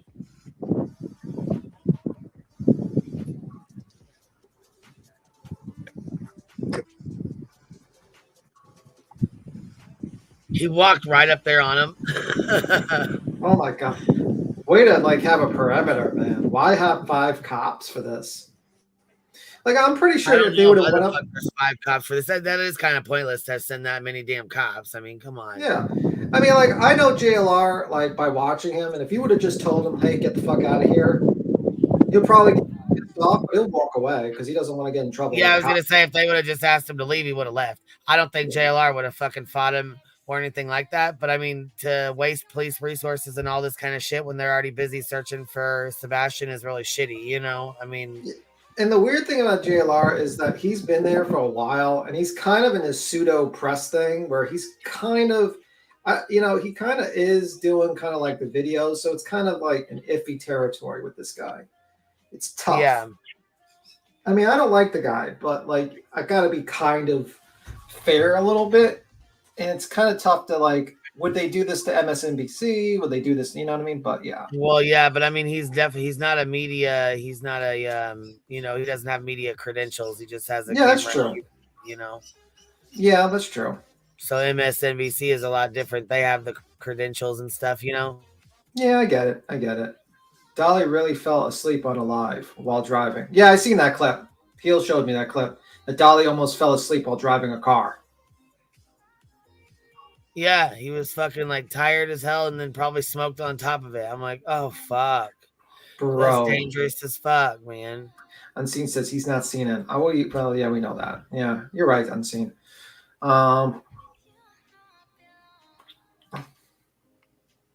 Yeah, imagine if he like actually crashed into something because he was sleeping in the car. Jesus Christ. Yeah, look at all them damn cops. 1, 2, 3, 4, 5. There's 5 up there so far. Yeah, you don't need all that shit. Trespassing on the property or something. What did he say? A press pass? He said, "Get your press pass, everybody." Oh my god. JLR is still in trouble. JLR is still trouble. Yeah, he is trouble. The thing is about JLR, he's like kind of snaky. He's snaky, man. Like he will keep clean, like before people's eyes, but he'll do some sneaky stuff undercurrent. Like I've seen it before. You know what I mean? And he plays games like right he will. Oh fuck, right he will. He's a sneaky little shit. He is a sneaky little fucking shithead. and he does some nasty shit. He doxed Teal. Well, he doxed Teal. Well, I don't know if he's the one that did it. He did, and then he did with the article, and he also doxed ran with it. So they kind of did his dirty work. And Menace to Sobriety, he doxed. He's really done some sneaky. nasty shit. Like he's done some real fucking shitty things. Like the thing about JLR is that he does not like criticism. He does not like someone fucking with him, and he'll remember that shit for like the end of days. Like you cross JLR, he will remember it, and he will wait for his opportunity. Like 10 years later, he'll come after you. 10 years later, like he's that type of person. That's why I always tell people, be careful with JLR. He will remember. He's like the mob, like literally like revenge, a dish best served cold. He'll wait. He'll wait like 10 years. This guy, for sure, for sure. I agree with the news or not, but they definitely have a standards of overnight. Things like double sourcing info, researching the story, etc. Dolly drove around and probably ate soap and fell asleep. Yeah, well, he's not really like, that's the thing I always get like a little annoyed with Dolly Vision and a lot of these people is like they mix up their roles. Like they want to be news reporters, they want to be searchers, and they want to be YouTubers, and they want to be investigators. And it's like, what? Can you just pick a lane and drive on that line and not fall asleep? Like if you want to be YouTubers reporting on the case, be YouTubers reporting on the case. If you want to be searchers for missing kids, be searchers for missing kids. But the combination of them all is always so fucked up to me. Like, you know what I mean? Like you can't, like in my opinion, you can't be live streaming while you're searching for children. Like to me, that's so fucked up. You're not paying attention. The area that you're walking, the grid, is going to be checked off as search. Meanwhile, you're not putting your full attention on that grid. Kid could be hiding under a bush, and you missed it because you got a super chat. I mean, like, what the fuck?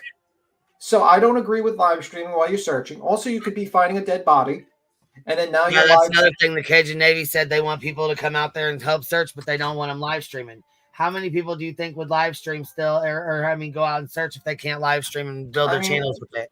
Did you see the heels clip with the fucking Nancy Grace? No, because I was live last night when you guys were live. No, I'm talking about this morning, like the video. The video. The video. No, I didn't play it. If you want to play it? Sure. This is Nancy Grace, ghoulish Nancy Grace. No, and you know what? Here, Happy Life gifted a membership. Thank you so much, love. I appreciate that. Thank you, baby. Here, it's 35 seconds. Oh yeah, it's 35 minutes. It's 35 seconds. And then she says, "I'm so glad to be back. Congrats on 16K. I'm glad you're back, baby. I didn't know you left, but I'm glad you're back." Oh, I got it in the back. I'll show you the video. There we go. This is Nancy. This is what Nancy Grace says to the Cajun Navy. Oh Lord. The YouTubers and TikTokers that do live stream probably do the most harm. We appreciate the attention that they bring to things, but when you do a live stream, you don't have any control over what gets seen by potentially the entire world.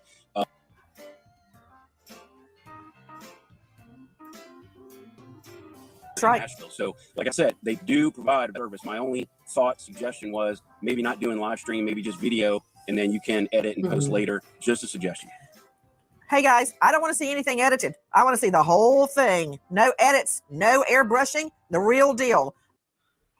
Nasty bitch. Let's see that again. Like what was it? Hey guys, I don't want to see anything edited. I want to see the whole thing. No edits, no airbrushing, the real deal. Parents are right there. Like the mom is right there. The stepdad's right there. I mean, like what an evil bitch. I honestly, I think she's worse than worse than Dolly, worse than JLR, worse than them all, to be honest with you. This woman's evil. Wow. I can't fucking believe she even I saw that this morning. I was like, holy fuck, Nancy Grace. You are truly the OG fucking tragedy pimp around here. Right. You are OG, the biggest tragedy pimp around. You piece of shit. She makes me want to puke. Absolutely. That lady's evil. If you want to put back the other video that you were playing, I just wanted to show that part. Oh, that was just I just had the cops up or whatever. Oh, here, yeah. So after this happens, so after all the police stuff happens, I think Dolly went and did his own thing. I don't know JLR. I don't know what the hell he did.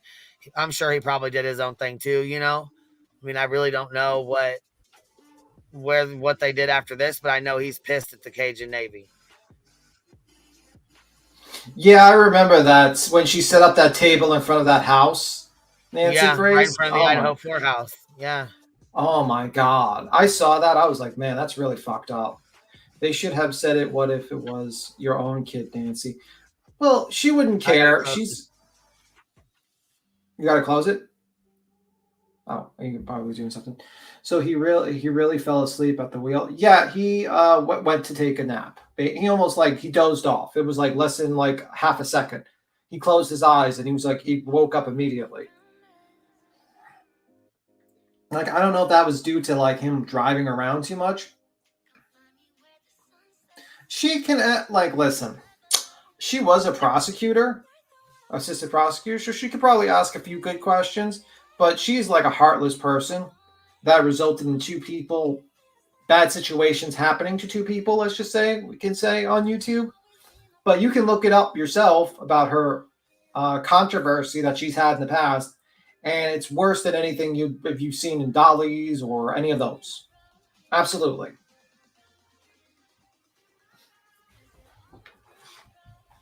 That's sleepy lavender soap, yeah. Give me 1 second, I'll be right back.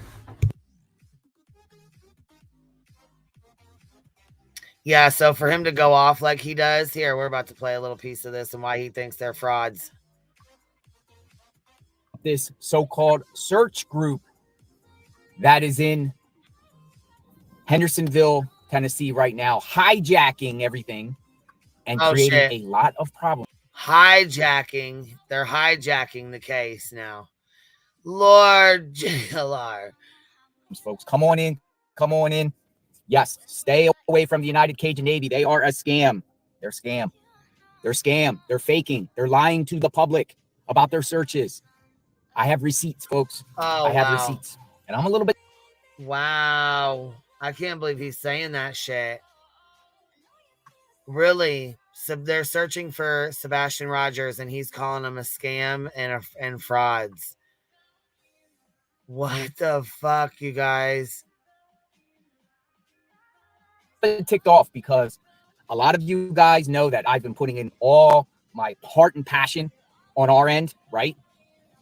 Magnolia has been assisting me. Other people around me have been doing great, phenomenal work.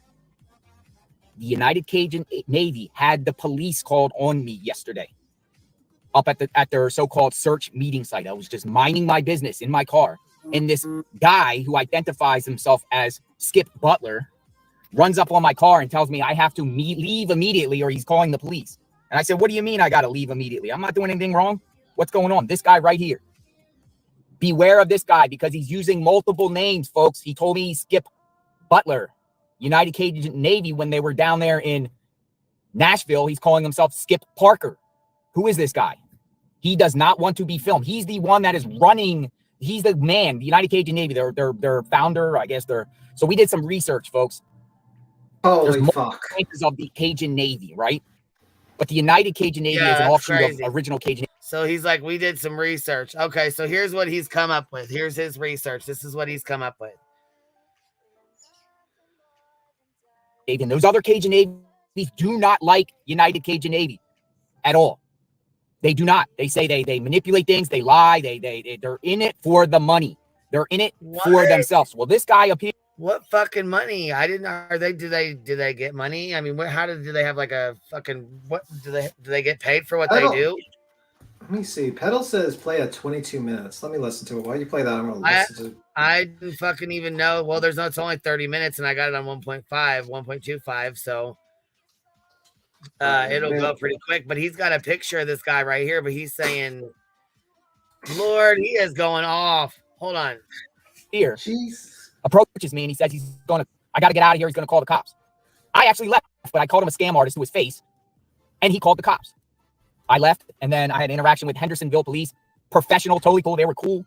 Totally cool. He did nothing wrong, whatever like that. Shook all their hands. I actually watched the channel. Now, some people in the chat are saying another live streamer has had the same situation where they did the same thing. These people are evil, folks. The founder Todd Terrell. It's Christopher. His name is Christopher Todd Terrell. Now, I do believe that JLR did some research because he will look some shit up. Straight up. He will look some shit up. What's up, Hell yeah. Hell the fuck yeah. Yeah, right. There's a lot of people talking about this. Oh, this shit. like United Tell him. Cajun Navy, like that they're like, I don't know why, that they're not like a 501c3. They're not nonprofit. Okay, so what are they then? They A bit, why is it called frauds? Well, I don't know. I think they don't want people there. So I think there's like pushback from the people that want to go there. They don't want anybody there, I think, volunteering because they're a volunteer. They're a volunteer. I think a lot of them are. Let me look up it more. Well, I mean, is it that they just didn't? They wanted 24 hours to grab people around, just organize. From my understanding, they said they wanted 24 hours to regroup because they had people that were just searching wherever. And Dad was searching with a group of people here. They are like another group of people was searching over here. You know what I mean? So they just wanted to get things in order. From what they had typed out on their Facebook, they wanted to get things in order and get like a grid set up. You know what I mean? A game plan for, like a grid search. And of course, the one we won't speak of, who thinks she's going down there too, says, well, I'm not doing a grid search. Maybe with a bus. The grid search is for evidence. It's not for search. I'm searching for a little boy. I'm not searching for evidence. Dumbass. I would say they're a dumbass. A grid search is so they know that someone's checked it already, so they don't have to check it again. Right. That person's a dumbass. So that's kind of what they wanted to do. They wanted to just get 24 hours to get everything in order. And of course, Dolly had just got down there. So he was wanting to go out, and I'm guessing he wanted to go out and search right away. I don't know. But he walked up, and as he walked up, it was the cops were there for the cops had been called for JLR. That's what we just showed you on Dolly's video, where he walked up and seen right here, the cops. These right here. These are the cops. Well, JLR said he left. He was already gone, but they still called the police. And when they came out there like 5 deep. Bam. Look how many cops there is. It's crazy. Okay, they are a nonprofit. I just looked it up. I don't know why somebody was saying it. They are a 501c3. They are. I don't know why people are like saying that they're scamming. I don't get it. Because JLR said it. JLR said it. JLR's the one that said it. He's been saying it, but I don't other people are saying it. Other creators are running with it, I guess. Well, yeah, I was to say who's running with it right now. Did you see? Like you just said, Listen, you're gonna have to if you say that they're scamming, you have to have evidence and show me the receipts of how they're scamming. You can't just say they're a scam. You have to show me point A to point Z. Yeah. Why are they scamming? How are they scamming? Are they actually looking for people, or are they just taking the money and just literally just sitting in their seat and just chilling? That's what you have to do. You cannot put an allegation of an organization as scamming, because you open yourself up to defamation lawsuits, and that's not what legitimate news outlets do. They don't just say, well, they're just scammers, guys. They're just scammers. No, and that's the fastest way to get sued. It's really stupid. Really stupid. Well, okay. Let me just tell you this, something I just found from 2017, that the Better Business Bureau actually issued a statement, a release about a possible that warned potential donors of scammers posting as a group soliciting. So I think maybe other people, Cajun, let me look. I'm reading this article. Police said this. Okay, that there's maybe several Cajun Navy entities accepting donations as if they were charities. So maybe there's multiple KV Navy groups. Yeah. It could be one is some people like the Innocence Project and the Innocence Project of LA. Those are different things. Yeah. It could be a situation where basically a bad someone's using their name because they say, oh, people donate to this organization, so let's pretend to be them. You just don't know. Maybe that's why. But like my advice is like calling people scammers, especially an organization that is like going out to search for a child. You better have a lot of evidence. They must have looked at this one article. I swear to God, because you put it in there and it's the first thing that pops up for them. Yeah, I would be scared to go out there and be like calling an organization a scam. And my evidence is just one article. That's not good. That's not gonna help you in court. You're gonna be like, I saw this. It's more of beware of Cajun Navy scams, like people maybe like imposing as Cajun Navy. You know what I mean? Like going in there saying that they are when they're not, because I guess they've like created like a name for themselves. I've never heard of Maybe them JLR before. is gonna give us the deets on like why he thinks they're a scam. Like he needs to give me some more deets. Because they helped during like Hurricane Harvey in Texas, I think, and that's when maybe a lot of people, maybe other like little groups popped up trying to like mimic them. Oh, I didn't know that. Cajun Navy is a term that is synonymous with selfless acts of heroism. Well, okay, so JLR posted on his Twitter, you guys, and it says that he's like the real Cajun Navy has now called out the fake Cajun Navy. Oh, see there? That's what they're saying online, that there's like these little fakers that pop up. So how do they do that all the time. They did that with remember Hurricane Sandy? People were pretending to be fucking ambulance people. That was bad. Or police officers. JLR says the real Cajun Navy is calling out the fake United Cajun Navy. How much money has the fake United Cajun Navy raised since their fake Sebastian Rogers searches? Yeah, this was just a warning from the Better Business Bureau, like saying that there's scammers that are mimicking the real Cajun Navy. Cajun Navy 2016 says you have always got the ones that are in it for the right reasons, and then unfortunately you have other ones who are not. We will never unite with wolves impersonating sheep. Good will always prevail. Stay humble. So that doesn't mean shit. And then Kat says they are fake, not real. Who are they to tell someone they can't search for Sebastian? Everyone should be out searching if they're able to. You chasing people away only hurts Sebastian's chances of being found. Shame on you. Then Cajun Navy says, we are not there. You are one of many confused. This is the whole purpose for creating these posts on our page. So I'm guessing there's more than one Cajun Navy. There's also the United Cajun Navy. And so it's called United. They have like a Facebook page, they're like legit. People There's said to play Cajun Navy Relief. There's like a lot of little. Well, I don't think the FBI and the police and stuff would be letting them search or letting them run anything if they were that fake. You know what I'm saying? Yeah. If they were what they're saying. No, I just don't see, legit.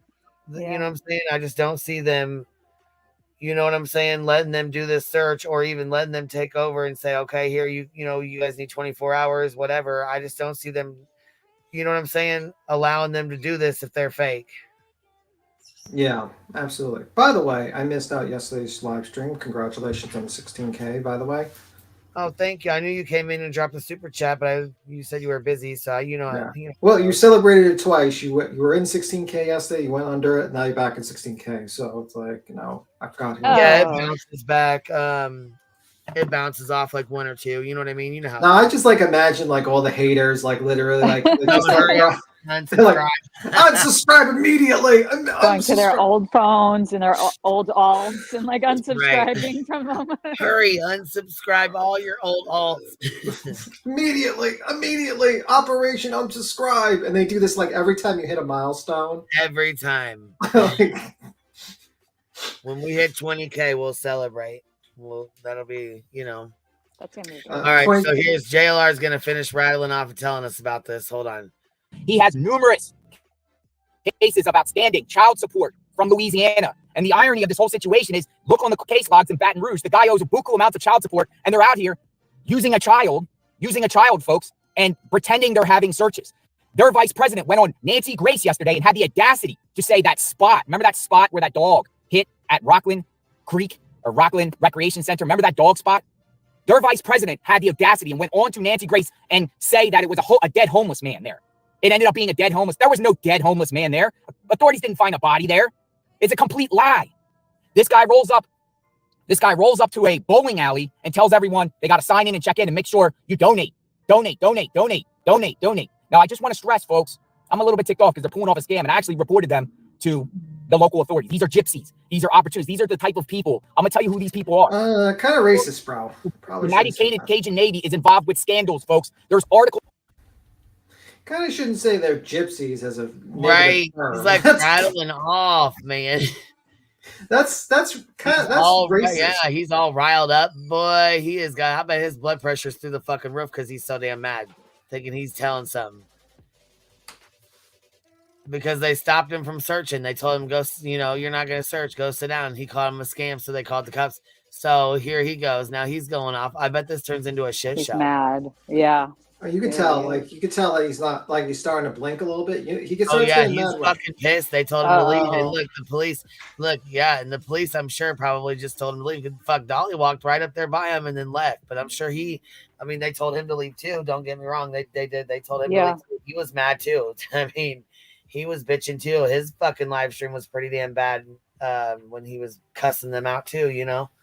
They probably have to worry about scammers since they've been scammed as an agency. It sounds like from the Better Business Bureau, they can't have just anybody like these people coming out to help them, especially, people could be scamming. Well, right? and I mean, do you think the police and the FBI and whoever else they've got called in right now, do you think they're going to let this Cajun Navy people, do you think they're going to let them go search, basically take over the search and, reorganize and get things together where they're at and then take off to go do these searches? Do you think they'd legit let them do it if there was something going on with them or No, I don't think so. Searching?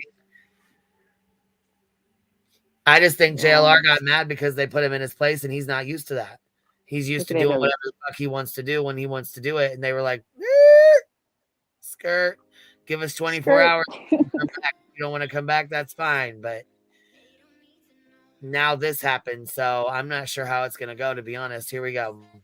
Goes out there. Their so-called leader has been involved with racks of restraining orders and legal problems because other organizations say they skip out on paid money, they solicit funds, they pocket it for themselves, they don't use it for what they're using it for. Look it up. Look it up. I'll tell you what, Silver Turtle Lady, a lot. They make a lot of fucking money. Trust and believe me, they make a lot of fucking money. Yeah, that's true, KSB. When he's angry, he starts blinking. When he's not angry, he doesn't blink. Look how many times he's blinking. That's when you know he's angry. Now everyone's gonna count the blinks. Just fucked with the Queen's trying to be serious, and I'm just like, count the blinks, guys. Count the blinks. How angry he is.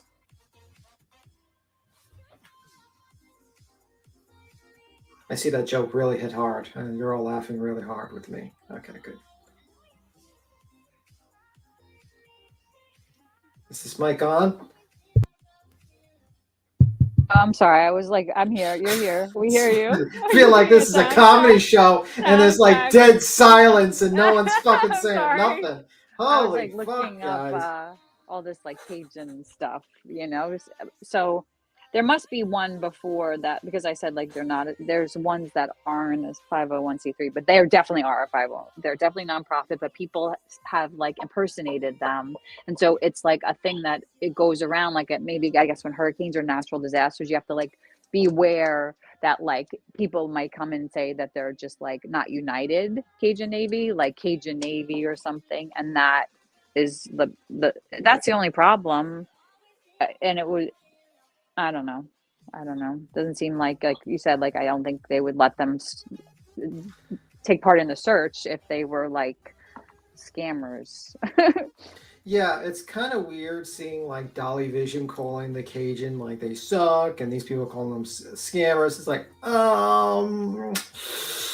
should budget people who I'm going to stop just in case because I know these people are litigious, so I'm just going to keep quiet. Someone showed that the Dolly made $63,000 in super chats covering the Madeline Soto case. I don't know. I don't have much stock in that fucking app because I think it records the total for the year. I don't know. Is it Social Blade you're saying or Playboard? What'd they say? I think it was like Savage Life Media. She had like a community post About Social Blade? Or about Dolly Social Blade. Yeah, something like that. Oh yeah, Social Blade is like a weird range. Playboard will like give you like I remember I looked up during like the Johnny Depp about like Emily D. Baker and like Ricada. I was just curious because I found out about it. Playboard is like good for like numbers and like super chats, but like Social Blade will give like a crazy range. Like they made between $5 and like $5 million kind of thing. Like it doesn't. But their subscriber is right on though for Social Blade, but their money isn't. The money is a weird range usually. I mean, like honestly, I don't really try to count the guys. I don't really care about the guy, how much money the guy makes. To be honest with you, it doesn't matter to me. I wish. Oh, she's Playboard, so that's accurate then. Oh, okay. Let me see. That's accurate. Just because I was curious, because I never even knew, like, when I was, like, watching the Johnny Depp trial, I didn't even know, like, what Super Chat was until I done Emily Baker, D. Baker, and somebody was mentioning, like, Playboard or something, so I looked it up, and it had, like, a daily average, about Super Chats. It goes, like, daily, and how many subscribers were added. Okay, so I'm on Playboard. Let me see. It says, I'm just trying to look it up. I think it's super accurate for super chats, but yeah, probably year to date super chats probably in total. No, they do like daily, dude. Look it up. It's like a daily list each day. Like that's how Emily D. Baker and like because she was making like 30K a day or something, times during the Johnny Depp. She makes bank. She makes. Yeah, it says total revenue $62,187 in super chats in total. But there's a way to click. Oh, the last 7 days. Last 7 days, he made $679. Yesterday, he made $158. Today, revenue $7 in super chats. Like, I think that's just the total from like. There's a list February. That you could click on. I think this is like the total. Well, Playboard isn't always accurate either. You know what I mean? Yeah, this is the Social total. Blade isn't. I can't Playboard, I heard it is. I'm sorry. No, I just heard Playboard is very accurate as far as super. I'm trying to state. It says here from February 26, 2024 to March 26, 2024. So it might have been the total of that period. During that period, he made like 62,000 from that, but I could be reading it wrong. So it could be a total of all the videos. But yeah, he made some money. I don't know how much money he made, but he made some money for sure. Yeah, that's all I'm going to say. I just want you to hear JLR say about himself 22 minutes on the video. Yeah, he talks about himself, JLR, 22 minutes, about his past being a scammer and stuff like that, and scams in the past and stuff like that. I saw that a little bit.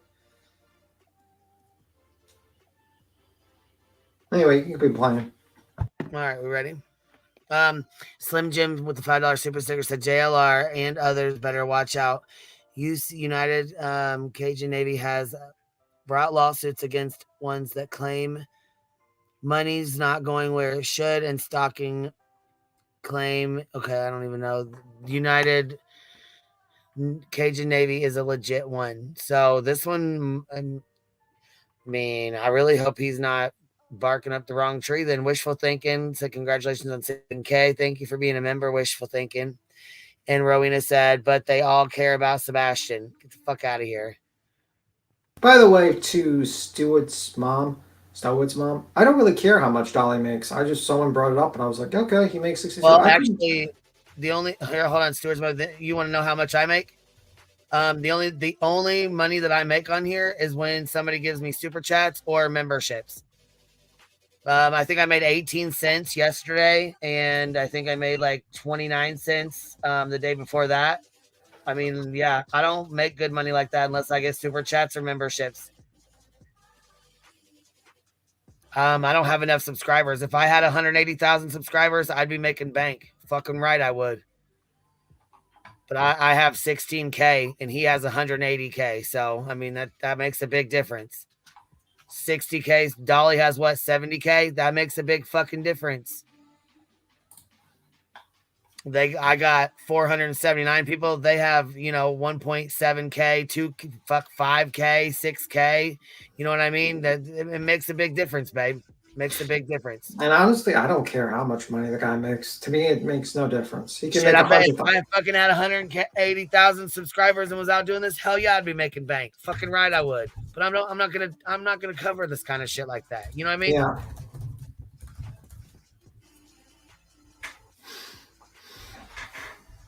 But then again, that one guy when he was see that's the thing too with the YouTube. That one guy he's got like what 300,000 subscribers and he did a video. He put like what was it 100? Oh yeah. Into it or 30,000 into it or something, and he got back $100. Yeah, man. He was fucking pissed. He's like, I put in production $30,000 and I got limited ads, which because we cuss and all that, we don't get our ads are either limited or none at all. Yeah, the only way you would make a lot of money on YouTube is literally getting like third-party advertisers to be like for instance, like VPN or something like that to give you money. Like ads that here suck. crazy?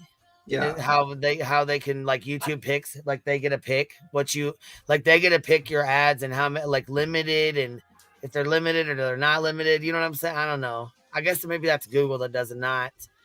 Yeah, it's Google. YouTube, Google. Maybe I don't fuck. I should probably look into that. I don't know. Anyways, here we go. Do not associate with these people whatsoever. They're lying to you. And they're lying to you. Now, I had a long conversation. When he gets mad, he blinks like crazy. Unless it's just because we got this on fast. But yeah, he blinks. He starts blinking. He does. He gets so mad.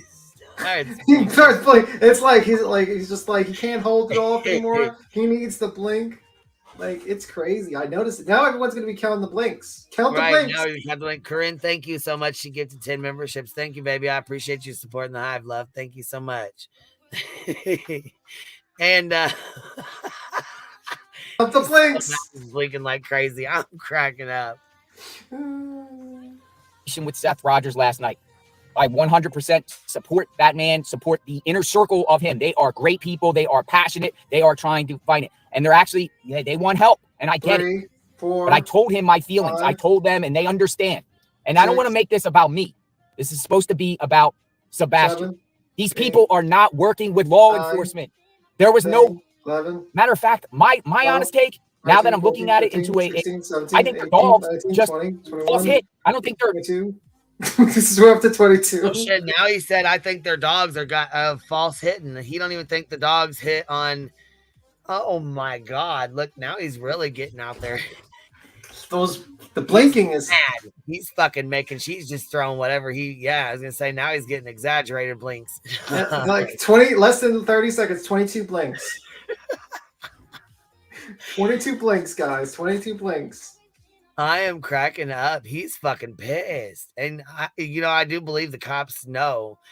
The police know. I mean, they're searching too, right? I'm pretty sure they would know that these guys were out there. And that if they were frauds, the police would know that, correct? Yes, they would probably do a background check of people that were doing searches for people. You know what I mean? Just usual. Well, yeah, and Major Mom says the search needs to be organized, not just random searches here and there. No one knows what's been searched, and you know what I'm saying? I agree with that. That's all they wanted. That's all they wanted was to get shit organized, and they asked for volunteers. They've been asking for volunteers. They need volunteers. They need people out there, and he knows that. JLR knows that. He's just fucking pissed because he couldn't go out there and fuck off and go do what he wanted to do when he wanted to do it. And he got told to leave. This is the repercussions of that. Dogs found anything. And then they actually sit in the cut and make all the volunteers go. And they have this organized thing. And then they start distributing all over their platforms. United Cajun Navy is here to help. Whatever. They're actually kind of taking credit online of finding Riley. They didn't find Riley. You know who found Riley? It wasn't them. So this guy here, and I made a clip because there's two. Listen to this. This is wild. I'm going to show you something. Wait. Are they found Riley? I didn't hear that. I didn't hear that either. Right. The repercussions of being told you have to wait for 24 hours. Jesus and he just Christ. snaps. He's like, he pulls out his 100K plaque and he's like, listen, I'm JLR and I got this 100K plaque. You ain't telling me to wait 24 hours. Who fucking think you are? But realistically, is he searching or is he Dolly's just off, reporting? just doing whatever. Dolly's taking a nap. He had a long day yesterday. A long day. He needed a nap. Shit, he went and smoked and passed out. JLR's still going the fuck off. Is it legal to smoke in that state? I don't know, but he's smoking shit. I'd be smoking too. Fuck. Didn't hear. I'm gonna show you something. Uh-oh. I called him out right to his face when he can't. Listen, why don't they want to be live streamed? Why don't they want to be recorded doing their organization? You know why? Because they're not regulated to do this. They're not the professionals to do this, folks. They're just a ragtag group that came from another state that comes up in here loosely organized with a representative of them and then solicit money. And wait a minute, isn't that what they are? He's describing himself. He's describing Wait himself. a hot second. Aren't you doing that? That's he's describing his own group of people. Wait, what? JLR, you need a mirror? You're describing yourself a little bit. I don't know. We might need to get this guy a mirror. Oh my God, Dolly busy collecting. Oh no, I'm not gonna read that. I almost read it, but I'm not gonna read that. Because they don't want a found child on a video, you loser. Yeah, they don't want you to live stream searching. If you're gonna search, pay attention to the search. What if someone gave you a $500 super chat and then you say, "Thank you so much for the super chat. I really appreciate it." And then you miss the kid because you were so focused on the super chat. And then they mark the grid as searched and they never find the kid anymore because someone gave you a $500 super chat. Congratulations. You should, if you want to search, focus on the search. If you want to be a news reporter, focus on being a news reporter. If you want to be a fucking true crime discussion channel where you discuss true crime cases and video, do that. You cannot wear all these motherfucking hats. You only have one head. It doesn't look good to wear 5 hats on one head. Okay? You're not fucking Dr. Seuss. Okay? Listen, it's very simple. Do not live stream while you're searching and focus on the search, and then go live after you're done with the search and discuss what happened. And that's it. Is that so hard? Is that so hard for motherfuckers to just be like, let me focus on the search, and then after my search, I'll go to my car or the hotel and I'll live stream and discuss what happened that day. Or I'm just going to stand on this corner and report what I hear from people. Is that so hard? Is that such an alien idea? Why the fuck do you need to live stream while you're walking around the woods? That makes no sense. 0 sense. No sense. Let's listen to him. I think he might be Dr. Seuss' character. Well, green eggs and ham, definitely. Or maybe he's thing 1, thing 2 grown up. I don't know. Maybe he's thing 1 and thing 2 grown up. I wonder where thing 2 is. Ellie must have had trust the Cajun Navy. Yeah, they probably did. They probably did do some background checks on the Cajun Navy. At least they know, hey, SWTC. Let me see. We're planning a trip to Tennessee in a few weeks. Maybe I need a bump up my dates. Not to mention, maybe the other volunteers don't want to be on your live stream, don't want their conversation aired to 100,000 plus live viewers. Yeah, probably. Actually, in Japan, you're not allowed to live stream walking around live streaming. In Japan, you can actually get fined. Tammy Mundy said JLR has a heart of gold and speaks the truth. You idiots are grifters and jealous. Who said that? JLR has a heart of gold. Your fucking head, baby. I think you might have fell into the wrong fucking chat, babe. Tammy, you might need to look up some things. And if he had a heart of gold, Tammy, hit the link. Tammy, hit the link. Please, God, hit the link, Tammy. We have an open StreamYard link. Just have a conversation. Just hit the link. Hit the link. We can have a conversation about how he has a heart of gold and how we're grifters. We'll love to have that conversation with you, Tammy. Yes. You people are evil. Oh man, baby. Let me see here. You know what? We can, you know what, Tam, let's just tell you how evil. You know what? Let me tell you what evil is. Evil would be, going state to state here, grifting off of murdered and missing children. That's evil. Or pretending to be the uncle of a mass shooter so that you can basically get on news and trolling people. Or that's pretty evil. That's pretty evil. That's definitely evil. Or stealing money from like doing phishing operations to steal people's hard-earned money from their bank accounts. Or spending, doing 3,000 frivolous lawsuits against people. That's pretty evil. I don't know. I mean, I think those are pretty evil acts. I think shit talking on the internet is probably less evil than any of those acts, to be completely honest with you. Now, you could say he's changed and he's doing well, but like, has he changed? Because right now he's defaming an organization because he was told to wait for 24 hours. And he's doing a 30-minute rant about it. I wouldn't do that. If someone told me wait 24 hours, or for in this case, I would wait 24 hours because my goal would be to find the child. My goal would be to try to get awareness for the child. My goal would not be for my ego.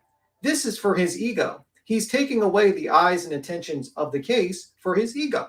His ego was bruised, and now he's doing this. He's got Sebastian Rogers, United Cajun Navy scam, search. You know what I mean? Like, how does this help look for this kid? Nope, doesn't. And my only thing is that this guy needs to actually... JLR thinks to be investigating. He's not investigating, okay? And if he is... He's not investigating at all. This is not investigating. You can say that he's like reporting, like he's kind of being like a news reporter, but he needs to kind of choose a lane. Right. You're a news reporter. You're a news reporter. Beats him. Yeah. You're a news reporter, you're a searcher, or you're a YouTube live streamer. Pick one. Pick a lane and drive that. Very simple. So anyway, that's my thoughts on that. So Tammy, hit the link if you like to have a conversation. You're not going to get yelled at or anything. You can tell us how evil grifters we are. Meanwhile, I've never made a dime on this platform, so you can tell me how much an evil grifter I am. Just saying. Just saying. But I know JLR has made some money with some merch. Quite a bit, actually. All right. Donations from people and then try to go out there and say, we're searching. They said they're claiming they're doing searches today, but everyone has to meet at the bowling alley where the bowling alley where Sebastian and his mom went. They're meeting at a bowling alley. My thing is, what are you going to... Well, because they're not going where you want to go, and they're not meeting where you want to go. Gosh, dang it. They're scammers. So they're going where you've already been, and that's why you don't want to go, or... Let's listen to this. What are you going to do at a bowling alley? You going to walk down the streets of Henderson searching? No, they're going to do that because they want cameras on them, media to say, Cajun Navy's out here, Cajun Navy. Boom. They're now synonymous with the Sebastian Rogers search. As if they're doing something. They're not doing nothing. I've been here, boots on the ground. They're pushing the live streamers away. They don't want you to live stream. It's prohibited. They literally called the police on me. Done nothing wrong. Wait. Can we stop that? Because we got fair use this shit. Oh, wait. Yeah. We got fair use anyways because the music's playing in the background. But however, though, I think he just said, I think we just caught why he's mad. They're pushing the live streamers back. Get back That's why in he's here. mad. Yeah, Tammy, get back in here. Get back in here. How does live streaming find missing children? I'd like to know. How do live streamers find missing children? Well, not only that, yeah, that's the thing. They don't want you guys live streaming. And that's why I said, how many people are going to, exactly, don't live stream. So how many people are going to actually stream, or how many people are going to actually search for Sebastian if they can't live stream? How many times did I ask that question? How many people do you think are actually going to search if they cannot live stream? Like, you're literally monetizing a missing child when you're live streaming. You do realize that. And you're not paying attention to the search because you're reading your chat. Right. Well, not only that, what if you find something or you happen to find him and it's on your fucking live stream? Like, remember when JLR went out where that lady was burned alive and he tried to walk up and get a video or a picture of where the crime scene was? Y'all remember that? Because I do. I believe I got it recorded. Yeah, we were there. And he was talking about the smell and everything. Yeah. Yep. So, I mean, I think they're just trying to look out for the best interest of Sebastian if he were to be found. Yeah, absolutely.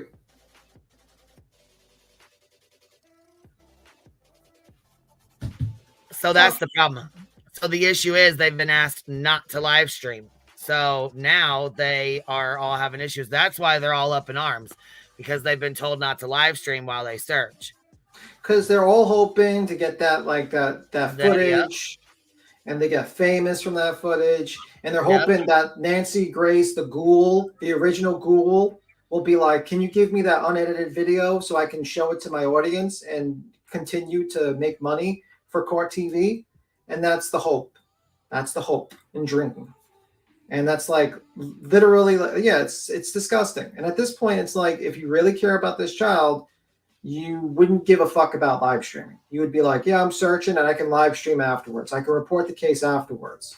You could do a 5-hour, 6-hour search, come back home, start your live stream up, talk about what you did, talk about the search grid you did with your group, and make videos. How is that hard? And I guarantee you would probably get good views. There'd be people throwing you money. They'd be like, oh, JLR, you're such a great person. You did that search. You're so kind. You're so good. Thank you for keeping me abreast of the situation. I can't speak. I swear to God. And they would do that. They would be very happy. There would be almost zero criticism from people because they'd be like, well, he's not live streaming and he's searching and he's reporting the case when he gets home. There'd be zero criticism, but yet he wants to live stream while he's searching for a missing child. I don't know why he doesn't do it my way, where he searches, doesn't live stream, goes home, and then talks about the case afterwards, but I don't know. Maybe that's too complicated. Just saying.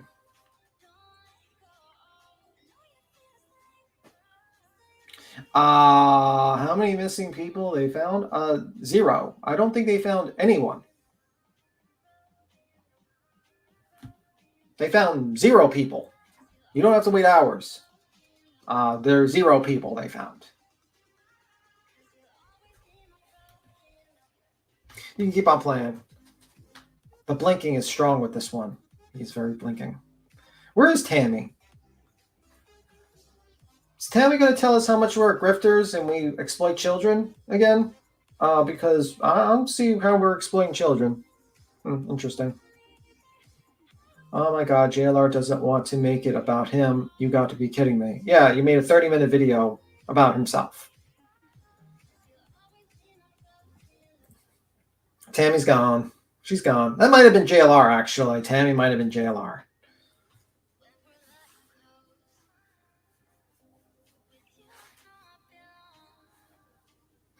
Blinking is strong with this one. Yeah, the blink is strong with this one. JLR and Dolly are acting like babies. Yeah, it's like absolutely ridiculous. It's like, come on.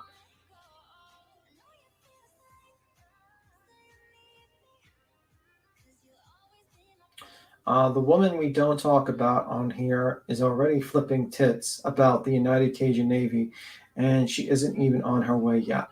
Yeah, well, it is what it is. It is what it is. That's all I'm going to say. So glad people are speaking up. Yeah, and it's like, I can't believe these people just are so optical. Like, they're so terrible at optics. Like, bro, why did you not just fucking just say, okay, we're not going to search for respect for the child and just go live stream in your hotels or on the streets and just do the search? It's like, they don't even think. Their arrogance is so great with these people. It's like... Tammy pulled a B. Tim and skedaddled. You see the chat? Yeah, Tammy did pull a B. Tim and skedaddled, but that might have been JLR. That might have been JLR's alt. Oh, shit. You know what? I didn't even fucking think about that. It might have been JLR's alt and skedaddled away. Talking about you people are evil. Really? Well, shit, I think it's pretty evil that you want to throw a fucking tantrum and a fit because you can't live stream while you're searching for a missing child. Yeah, pretty much. I think that's pretty fucked up. But, you know, maybe that's just me. Firefly gifted 10 memberships. Thank you so much, love. I appreciate you supporting the Hive, baby. Thank you. You want to play more? Yeah, you ready? We ready to go? Ready. Yeah, I'm ready. I went into no trouble or nothing. Police, they laughed at it. They said it's frivolous. Frivolous. But look at this guy. Hold on. So I'm just minding in my car, and I see this guy roll up on me. I'm like, all right, there's trouble. So I just start recording. This is private property. I need to leave, buddy. Everything gets mobilized, everything gets set up. This is private property. Who are you? My name is Skip Butler. Skip, I'm JLR investigating. Tell her. You're telling me to get off this property. I'm not doing any interviews. I'm asking you to leave this private property, please. This morning, United Cajun Navy Nation, we are here at the Shelby Park boat launch in Nashville, and we have our volunteer from South Carolina who just turned around and looked this way. His name's Skip Parker, and it's... Now, if you heard that, he tells me, Skip Butler, United Cajun Navy, saying in their own video themselves that he's Skip Parker.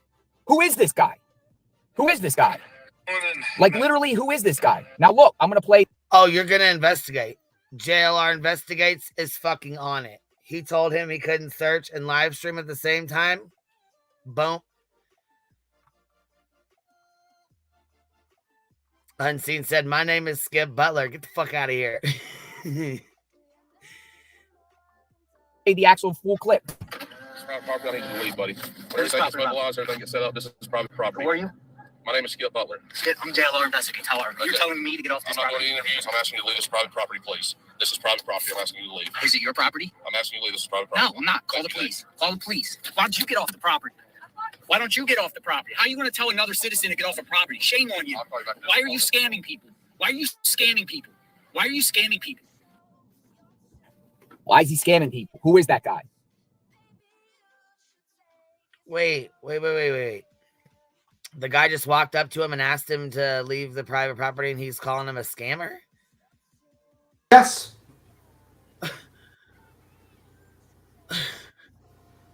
Yes. He's a scammer. Right. Well, your name's not JLR, so who's the real liar? Yeah.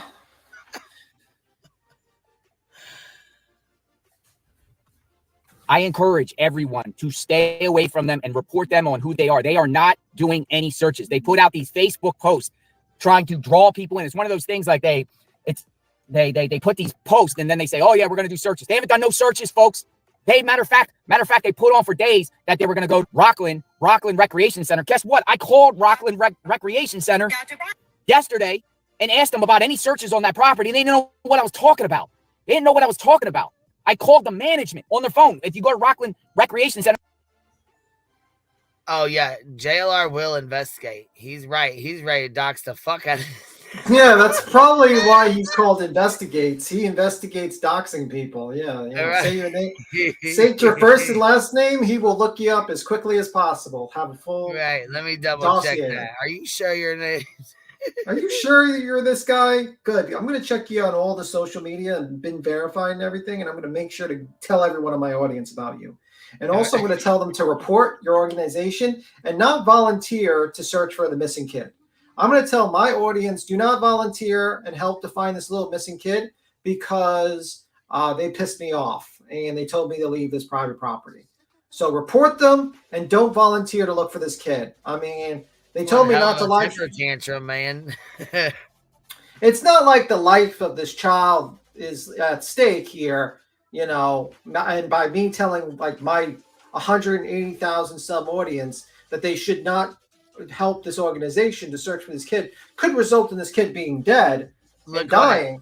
Look what Runs with Scissors said. Except there is a video of the searchers at Rockland. Oh, Jesus Christ. Like, he really just hopes that no one actually looks up the shit that spews from his mouth. Like, he really hopes his general audience just say, oh my God, they are a scam. I can't believe it. And they just all just fucking start leaving terrible reviews for this company. It's just like, I swear to God, these people, man. And look on the sign on the outside. There's a phone number there. You can call management.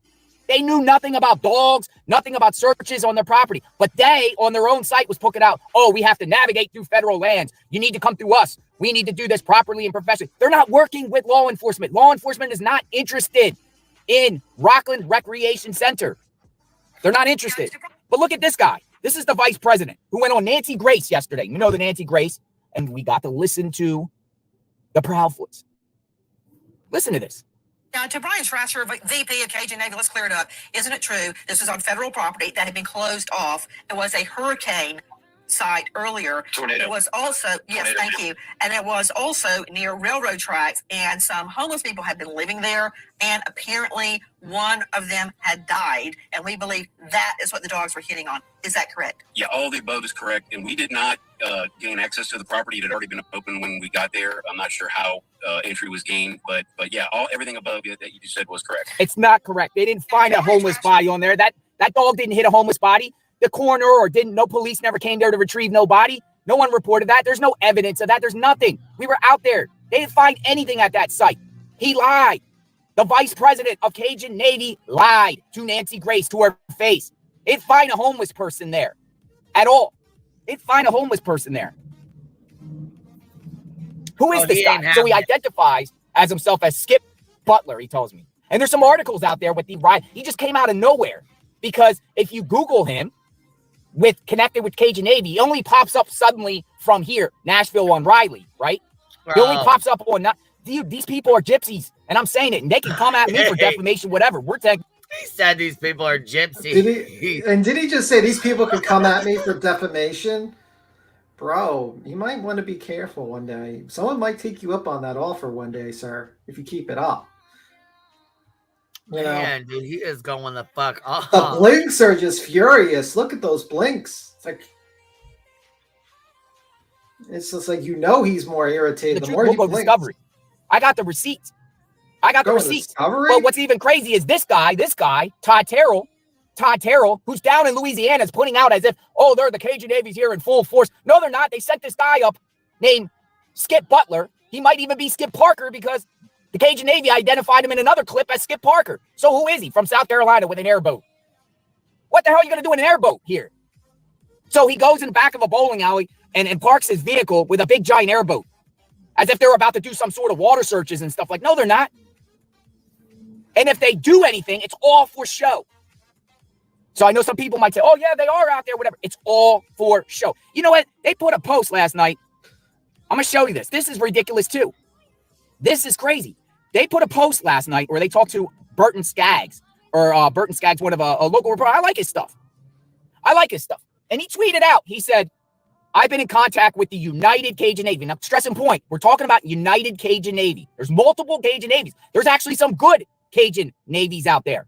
Cajun Navy 216, they called out the United Cajun Navy. But he said, I've been in contact with the United Cajun Navy. They will be updating after searches are complete as to not attract crowds, which might overstimulate their canines. Okay. That's crazy, folks. So basically what they're saying is they're going to have secret searches, but they don't want to. Wait, what? That's not what they said. They said they don't want to said at all.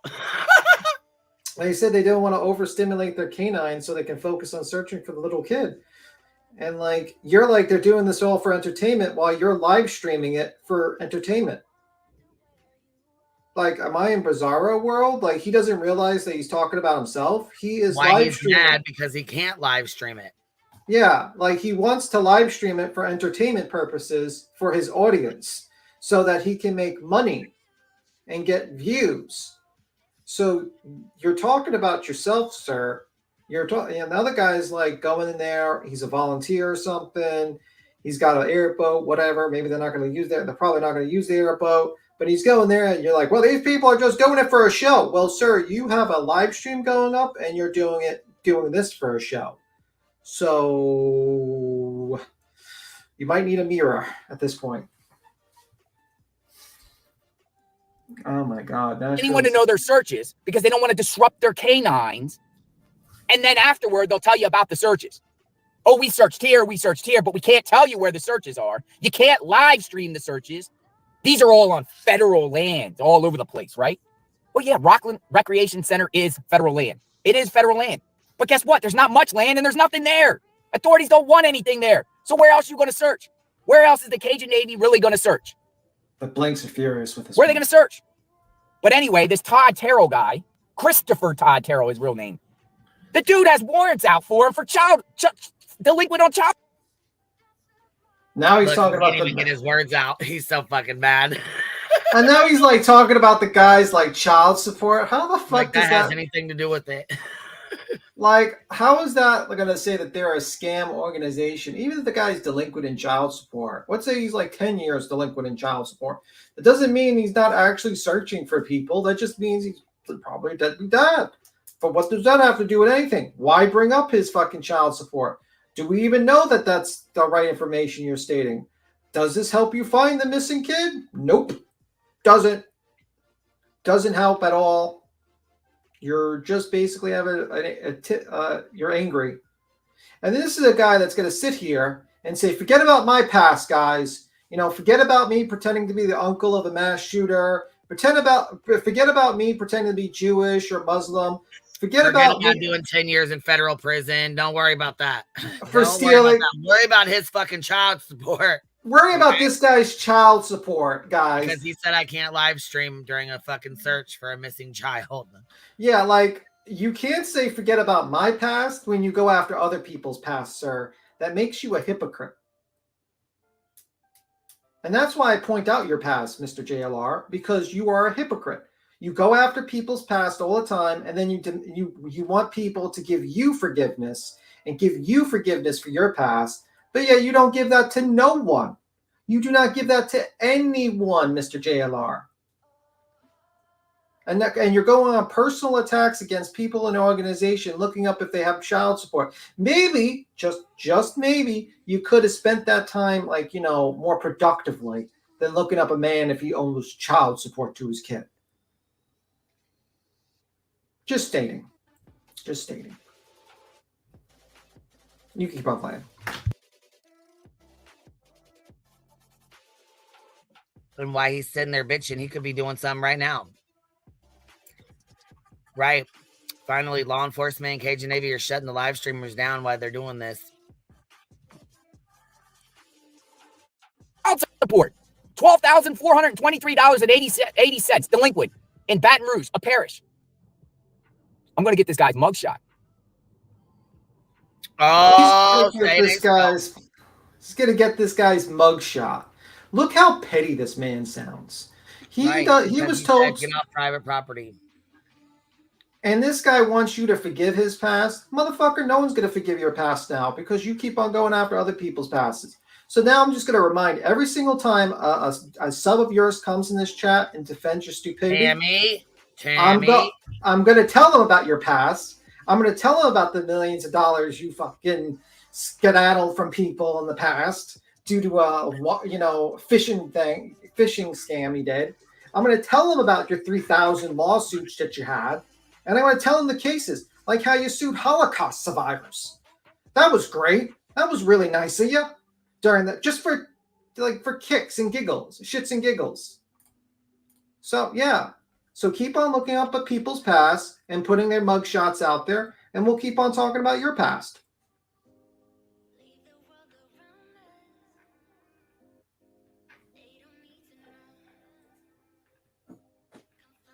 Cajun Navy 216. Hard to see with the glare. Here, hold on. Let me show you. They pretty much said, this is Cajun Navy 216. You always have got the ones that are out in it for the right reasons, and then unfortunately you have the other ones. We will never unite with wolves impersonating as sheep. Good will always prevail. And someone responded, are you referring to the United Cajun Navy Army? Are they not legit? It was great they found that missing boy in Nashville, right? They laughed. Haha. They didn't find him. Workers moved barges at a dock did. Watch the police press conference. It's posted on the page. They're calling out the United Cajun Navy, folks. They're calling out the United Cajun Navy. Do not assist them. I'm telling my platforms, you are being scammed. If you go out there with them, you're being bamboozled. You're being used for their own donations. They are using Seth Rogers. And then there's conflicting things now. Dude, the way he just threw his fucking hands up, He is fucking hot, Jack. You hear me? He just threw his fucking hands up and said, He's "What? like, listen." And get this. And guess what? It gets worse. Oh my god. And guess what? It gets worse. Oh, and get this. Seth Rogers, which is Sebastian's dad. So here we go. Let's see. He's probably gonna really good man, Lord. Hold on. Can we verify Cajun Navy 216? JLR likes to make fake accounts. Yeah, I was just thinking that too. I was just thinking that somebody needs to verify if the Cajun Navy 2016 is even a real fucking Well, thing. I mean, a normal news organization usually gives you the source of where they got that information. He doesn't. He just reads it from his fucking phone.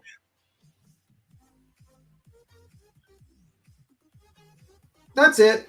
How are you going to trust a guy who literally reads like Reddit posts and doesn't say, well, you know, this is Reddit and you got to take it with a grain of salt or something like that?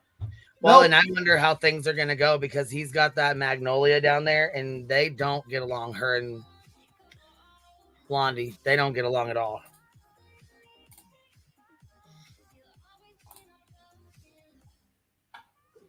So I'm just curious how that's going to work out. Yeah, we'll see. All right, get this. Here we go. According to Nancy Grace, who are they there for? Are they there for really the Proudfoots? Because of the way I heard it on Nancy Grace yesterday is as if the Proudfoots contacted them. Is this all a distraction with them? Is it? It's shameful. I'm sick to my stomach. I'm seeing a scam before my eyes. I'm trying to raise the red flags. If you're there, pull out your camera and ask them for their credentials. Ask them who they are. Ask them. Ask the organizer. If you decide to go and you want to go and you want to make a difference on finding Sebastian, go up to whoever's running this operation with your camera and ask them who they are. Ask them to provide you identification. Ask them to provide you credentials on who they are. Oh my god. They remind me of those people. He's telling them to harass the searchers. He's telling his fans to harass the searchers. Oh my god. Oh my god. Yeah, go up with them and flash your camera in their face. Congratulations. Like, holy fuck, bro. Demand to know who they are because they told you to get off private property and wait 24 hours. So he's out here causing all this bullshit because they asked him to wait for 24 hours and not to film while he was searching. Like, this is crazy to me. This is like completely irrational rant from this guy because they told him to just leave the property. This is one hell of a fucking temper tantrum. Shit. Half hour. Yes, I thought the other one was bad yesterday. This is even worse. Yeah, at least Dolly didn't tell his fans, harass the search people. You know, like, I would say this is way worse than Dolly's rant. Way worse. Like, this is tame. Listen, and speaking of that, I'm going to have to say something too about this. So there was some comments made yesterday in Jones's chat by PJ.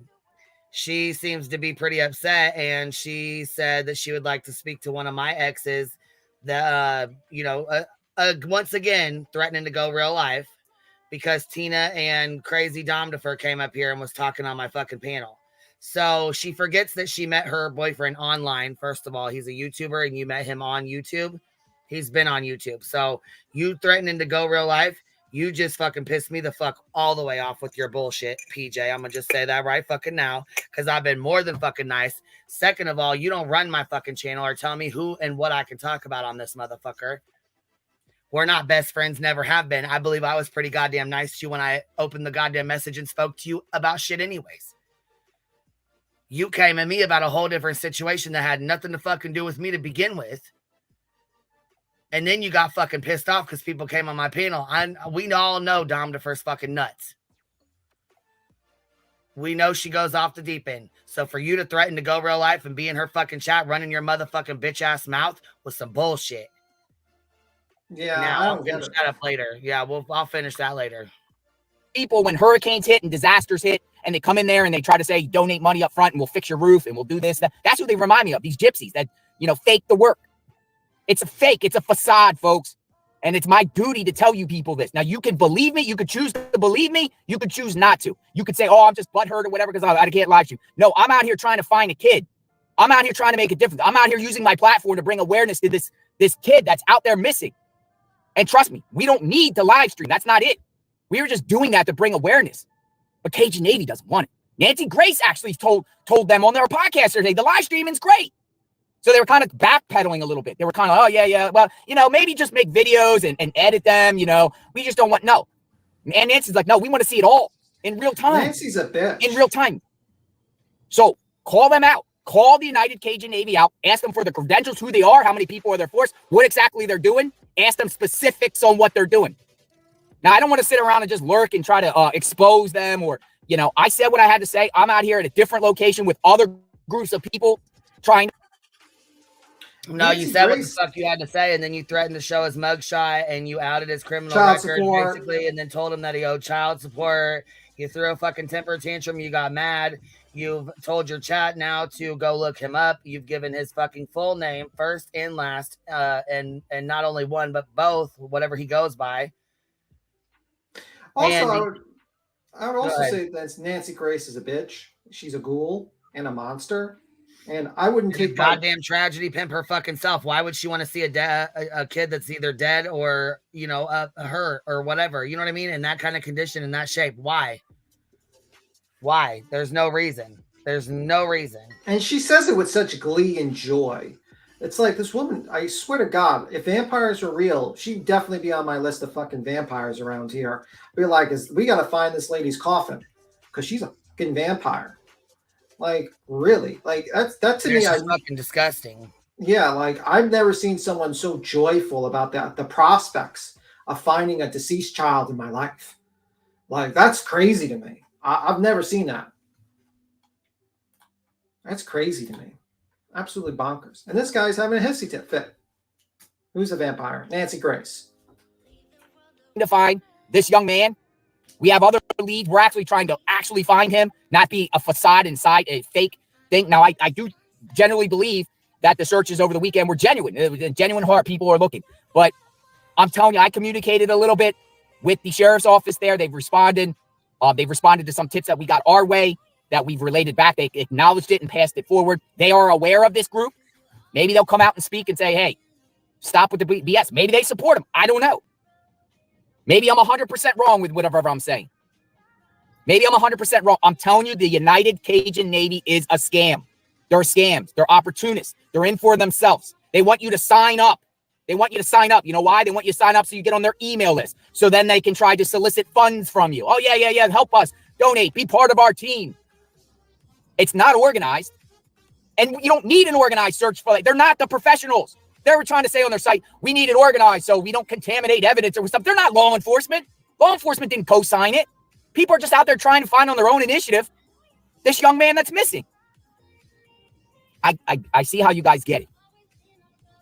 So I'm just saying, and I think some people, we've been in the chat, I've been raising the red flags. Who calls the police? If they weren't legit, the police would have asked them to leave, don't you think? I think. Police on someone that's out there trying to find. Everyone knows on this channel, we've been doing the right thing for the last week. We've been doing the right thing. I said on my live streams, I fall back. If they find something, I specifically say, we're going to fall back. We will not, if anything is found that's crazy, we're not going to show it. I don't put cameras up in people's faces. I just tag along and share what's going on.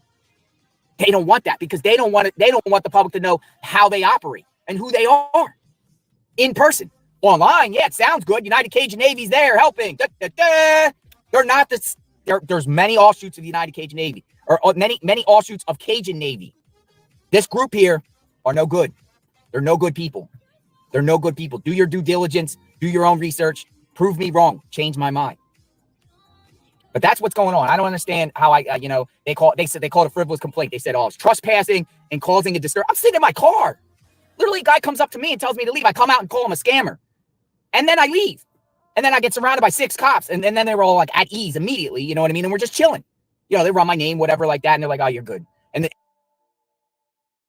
okay, when Dolly did walk up there, they had him surrounded. That's by 6 cops. So we only counted 5 cops there, so they must have had him pulled over with the other one or something. By the way, shouldn't this guy be doing the research? Why is he basically claiming that they're scammers and they have all these issues? Change my mind. And then says, you guys got to do the research. Bro, you're the one making the accusation, and you have to do the research before you say stuff. If you want to be taken as a serious news reporter, you might want to do research before calling people scammers. Just a thought. Just a thought, maybe a criticism there. But Jesus Christ, this guy, man. True colors do come out when his ego gets hit. Gets in his car and rants like this.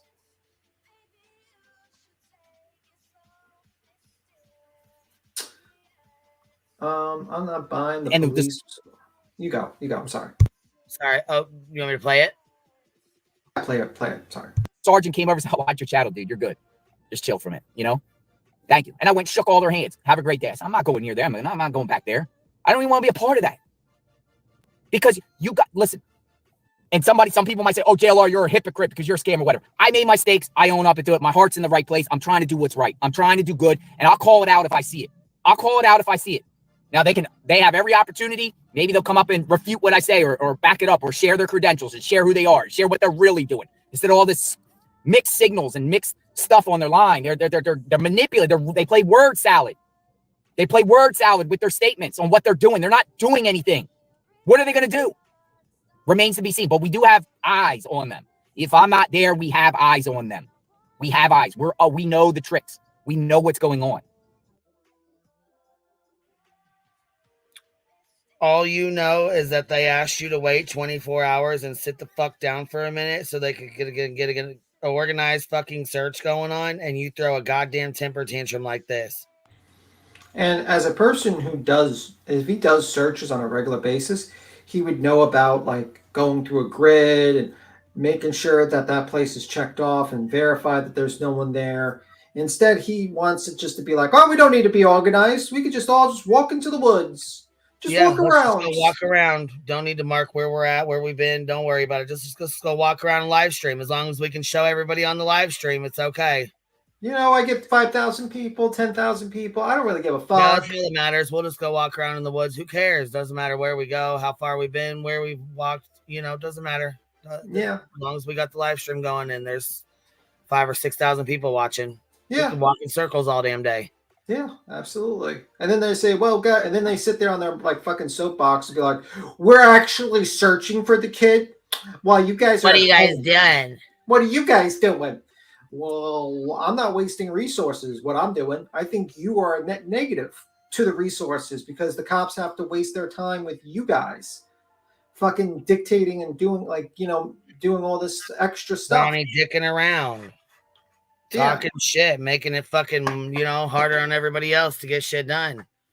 Yeah, these people are a net negative. They're not helping. And then they're researching the parents. They're like, we're going to research the stepfather and we're going to pretend that we're like fucking investigators and we have all the facts of the case. And we're just going to assume that these people, there's something sketchy about them. It's like, oh my fucking God.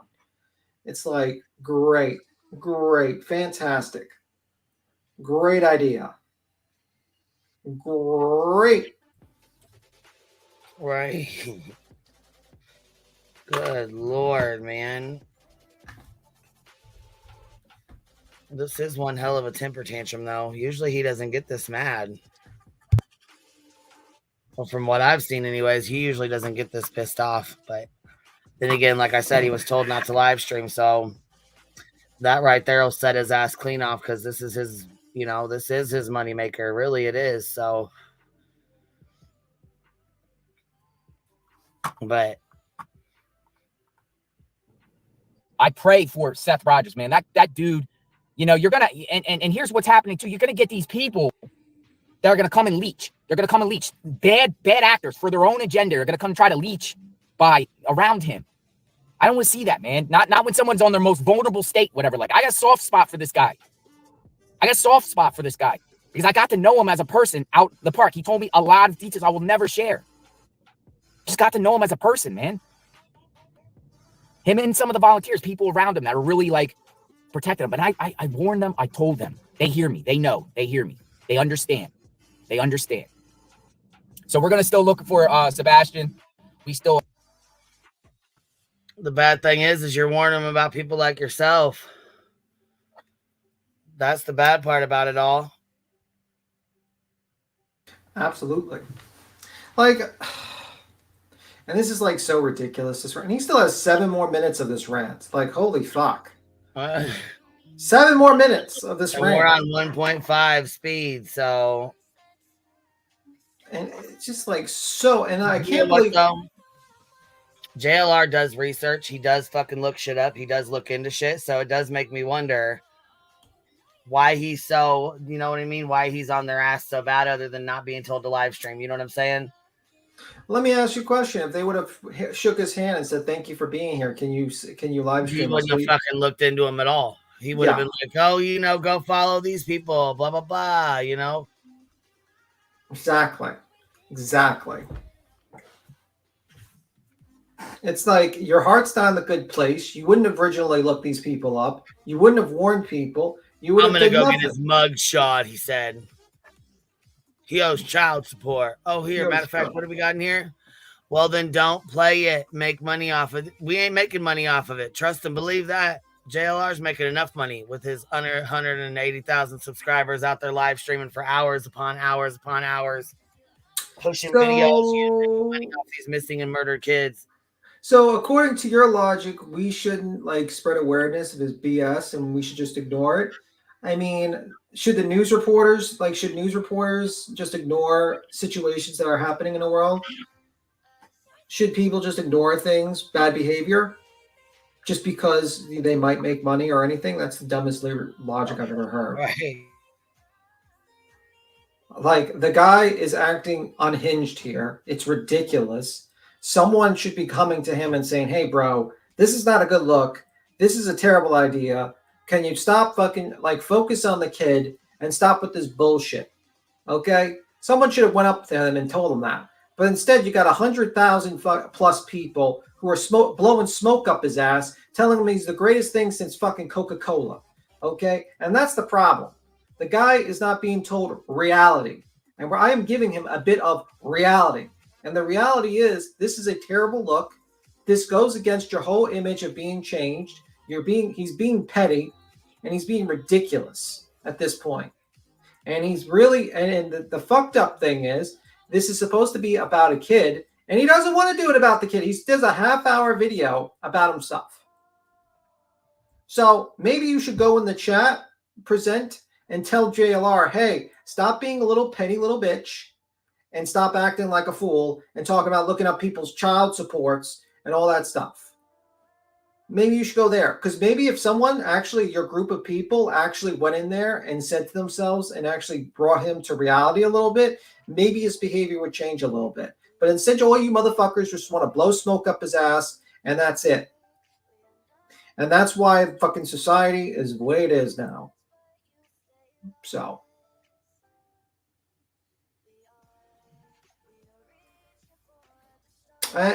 JLR is no news reporter. JLR is no investigator. JLR is no searcher. He hasn't found one person. So, yeah. And you can always hit that fucking link, sir or ma'am.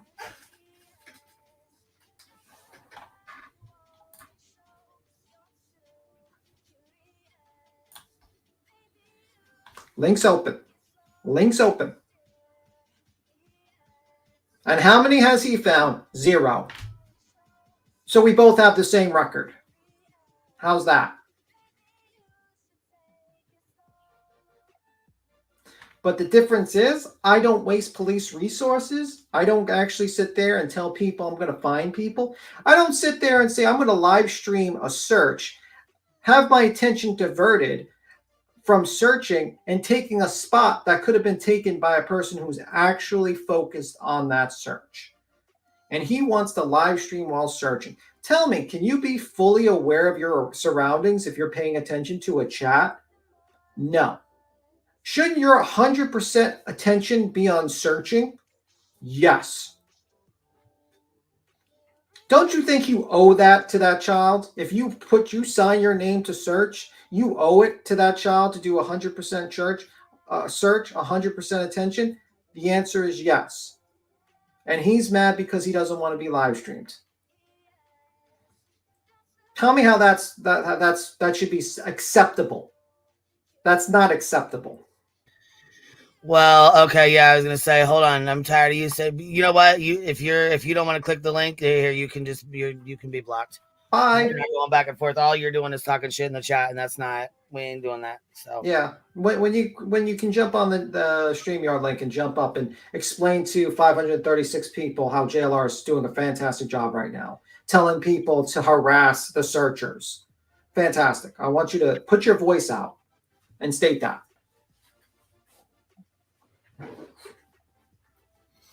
Anyway, you continue. It's those motherfuckers like that want to come in and run their mouth in the chat. I don't hit any links, but at the golf course. Well, then golf course your ass on out there and hit that link then, baby, because obviously you're too scary to hit this one. Yeah. We'll have a lot of things that we're looking into. The Proudfoots, as some of you might or might not know, the Proudfoots are on their way. They're actually in Mississippi right now at a campground just south of Memphis. And it's interesting because Christopher was working in Memphis St. Jude's Hospital. He acknowledged that. He said it out of his own mouth. The campsite is just south in Mississippi, right across the border. I'm not gonna say the location. Have posted pictures online about what it is. Now, is he just gonna go back to work there? The question is, why is Katie out there with him? She's expressed that she doesn't like the online stuff. Good. Go back over there, Ash. Go back over there. Toodaloos. Look how many people follow him. They follow him because he goes and sits and parks at places like, Cavalcante, the missing inmate, the one that ran off that he followed. That's how he got his following. Before that, he didn't have shit for fucking subs. So nice try, baby. So Ash, do you think, I would love to hear from you, Ash. If you would like to hit that StreamYard link, would be fantastic. I would appreciate that. But Ash. Oh, no, she won't. She won't. Ash, I'd like to hear your opinion on, do you think it's appropriate to harass people who are searching for a missing child and record them and dox them and talk about their past? I'd like to hear that. Do you think that would take away from people who want to volunteer? That'd be great. I would like to hear your opinion on that. Probably, that'd be I'd great. like to also hear your opinion on him throwing a fucking baby fit because he can't go live stream during a search of a missing child. Yeah. This is what I mean. Like, you guys blow smoke up his ass. You guys want to come in here and talk shit in the chat, but won't ever click that fucking link. Yeah. This is what I mean. Like, if you actually gave him legit criticism and stopped blowing smoke up his ass, he might be a better person. He might take that. He might say to himself, yeah, maybe I shouldn't do this because my audience doesn't want me to do this. And he might say to himself, yeah, let me apologize to the Cajun Navy. Let me just fucking focus on searching for this kid and getting the facts out to my audience. But nope. You guys blow smoke up his ass, and then you're just like sit there and you watch.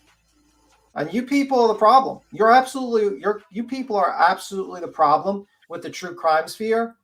And like probably the problem with a lot of the true crime sphere, because you people watch conspiracies and you watch people's lives fucking go in the toilet. And you just eat your fucking popcorn. Not and only that, enjoy you're yourself. backing up somebody who was in prison for 13 fucking years. I don't even like, and then like, okay, we got one finally clicking the link. Oh, here we go. Here, Ashley. Here we go. Yeah, what's up? This is Ashley, and I'm not here to fight with anybody. Okay, I don't know you guys. I've never seen you guys I would like before. to have a conversation with you though about this. Right, How right. long have you followed JLR? Have you followed him? How long have you followed him? I followed him since he had a little following. I'd say maybe 2 years, a year and a half. Oh no! But here's my thing: people do change. I have read up on JLR. I know his past, and do I think that he's there making money too, just like the United Cajun Navy and Bullhorn Betty that's going to be there? Yeah, absolutely. I understand that. But what I don't, I'm not even worried about. I don't give a shit about the money. But what I don't understand. Wait. Let's go to your first point, and then we'll go to the next point, because I'm going to have the civil, and we just have like a kind of a conversation. Yeah, absolutely. The first point is that he should be forgiven for his past. I agree, but the problem is he's looking up people's fucking mug shots. He just said it. Let's look up his mug shots. Look up that guy's child support. Do you think he's because that guy's doing? Oh wait! Don't you think that makes him a hypocrite? No, absolutely not. If you want grace for your past, you have to show grace to other people's past. Yeah, I get that, but JLR didn't walk up on that guy telling him he needs to get the F out of there. You know what I'm saying? He was just coming up there to live stream. Even Nancy Grace said, "Why should those guys should be?" Nancy Grace is a tragedy pimp. Nancy Grace is a terrible person. Hold on, let her finish what you were saying. Nancy Grace. He walked. Even Nancy Grace agrees that they should be able to live stream. Yeah. Well, yeah, he walked up and said, "Can you please get off private property?" They also said, "Hey, can you give us 24 hours? Just 24 hours so we can get some stuff together." And when JLR went over there, he knew that. He still went over there. They walked up and said, "I muted you because your child or whoever that was in the background." Anyhow, he walked up and said, "Can you please leave the private property?" And this is JLR's response to that. You can unmute yourself when you have time. Yeah, I mean, yeah. Is anyone thinking about Sebastian? Imagine him being found deceased on a live stream. Sorry, this is my first time doing the live or the StreamYard thing. Yeah, no, it's okay. I muted it because I didn't want you know what I'm saying. When your child's in sorry, I tried to mute it. So no, it's okay. Yeah. I just didn't want you to think I was being rude and muting you. I only muted you because the baby was in the background, so I didn't want to. It wasn't because I was being rude. I just didn't want understand. Yeah, I understand. Yeah, I see where you guys are coming from. Absolutely, I've heard a lot of people who don't like JLR. I think the thing that I'm upset about the most, I just joined your guys' page and seen everyone hating on him. I'm like, what the hell? Like, I like JLR. Watching them guys live stream because I'm not down there. I want to see what's going on. Yeah, a lot of people do. And I want to see what's going on, and I think it's really shady that the United Cajun Navy is telling everyone that they cannot live stream. I don't understand that part, I guess. That's what upsets me. It makes me think that they're shady. And then when you look into their background, you see the actual Cajun Navy calling them out, saying that they are frauds. They are ambulance chasers, just going around finding the next missing person to collect money from people. Which I know you guys are going to say that's what Bullhorn, that's what Dolly, that's what all them guys do too. But I guess they are boots on the ground. They are out there getting the word out there to all their followers. I mean, I just don't understand why there's so many hate channels hating on these guys, I guess. But I'm going to listen to your guys' point of view and everybody else in chat as well. She's not able to hear me. I don't think she can hear us. No. Yeah, I don't think she can hear me. I'm trying to because I think you can't hear me because you're talking, and I think that sometimes happens. You might need to read. Well, I don't think maybe her speaker's not working or something. We need to see what's going on first. I try to let her speak, but I want to stick to one point at a time. That's the thing. She's jumping from point to point. Yeah, she just dropped down. So I think something's going on with her speakers, but she said it's her very first time. It was her very first time coming on the live stream. So I was trying to, I mean, I know you wanted to, stop her from talking or whatever. And I was trying to, but I didn't want to be rude and cut her off. I'm trying to stick to one point at a time. She's jumping to Cajun Navy is a scam. I was going to ask her, how do you know they're a scam? Then I was going to ask her, live stream. She jumps to another point. Live streaming is going to help. I was going to ask her, how do you know live stream is going to help you? Right. I know that. I'm just saying she must have not been able to hear us. And I just didn't want to cut her off, to think I was being rude. But as soon as I did, I was like, I don't think she can hear us. She dropped down.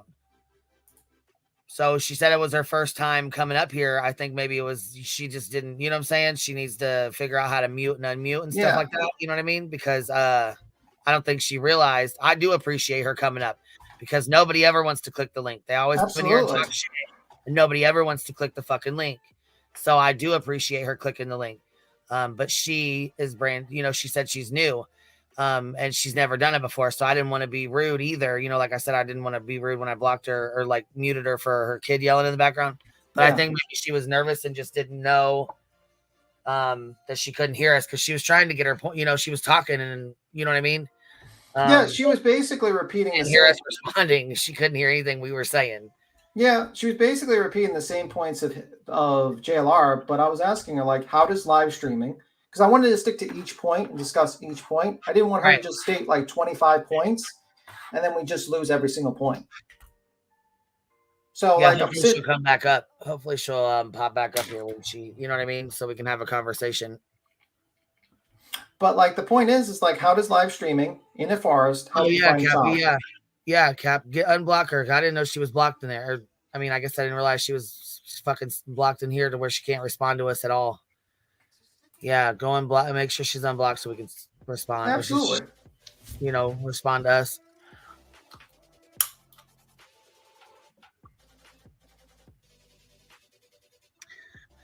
Hold on. Major Mom says, I guarantee because Magnolia was there when she was told no, hurt his ego more.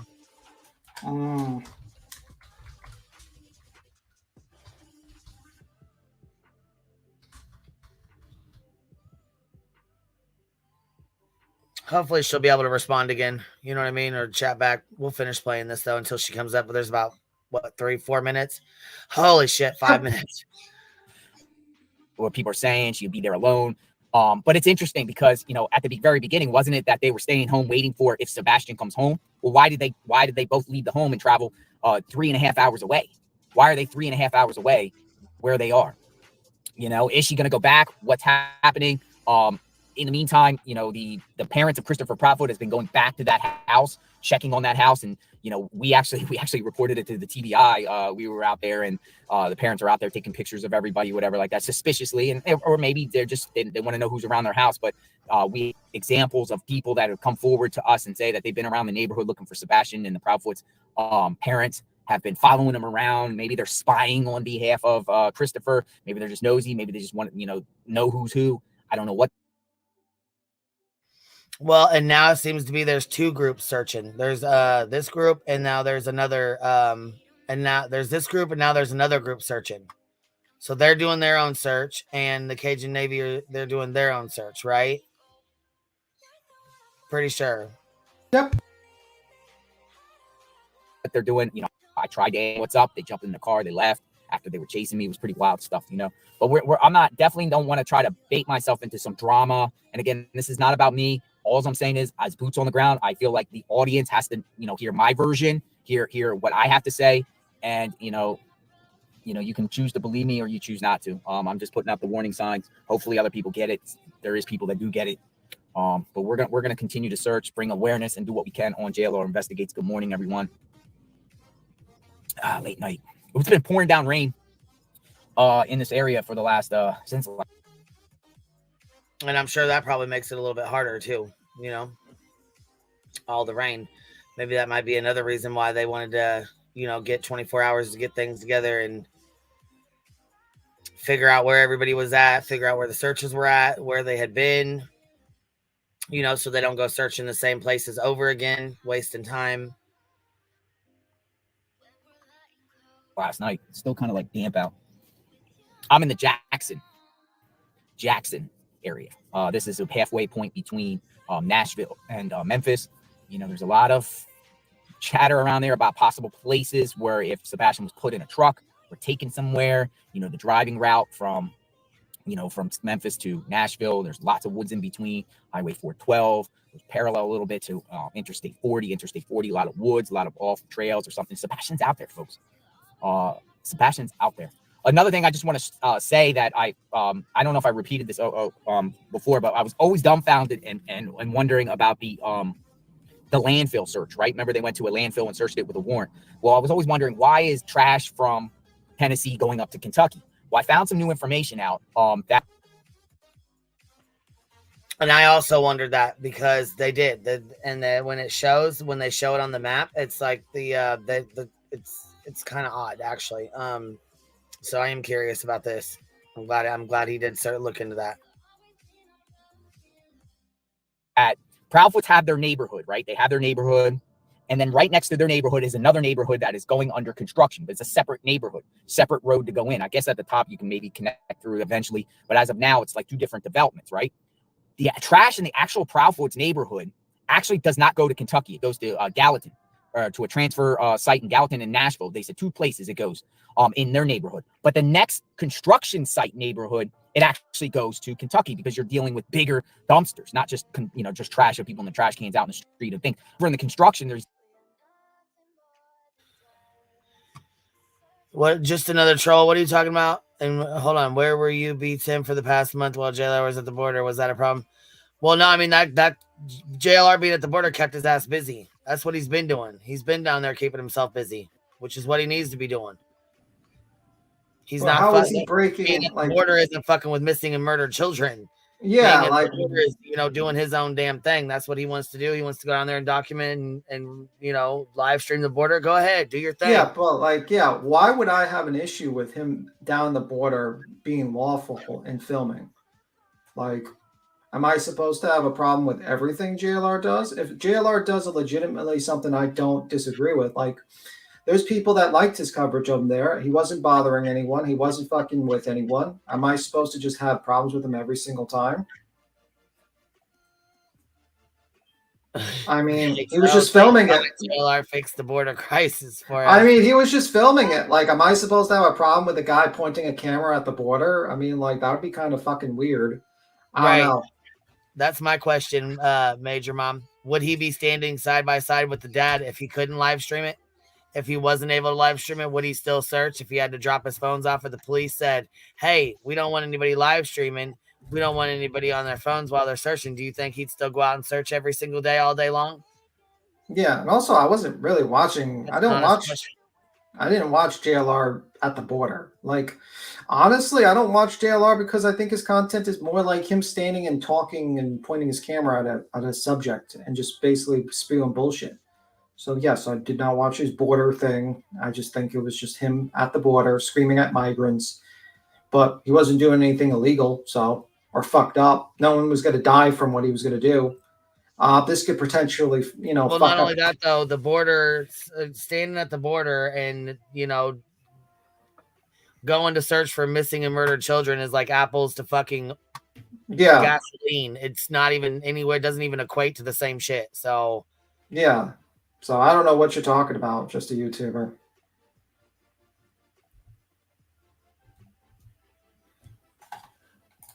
Weird. Some people's arguments are very weird. It's like they want me to like basically hate everything a person does and say to myself, yeah, maybe it's like sometimes he does good things, sometimes he does things neutral, and sometimes he does something fucked up.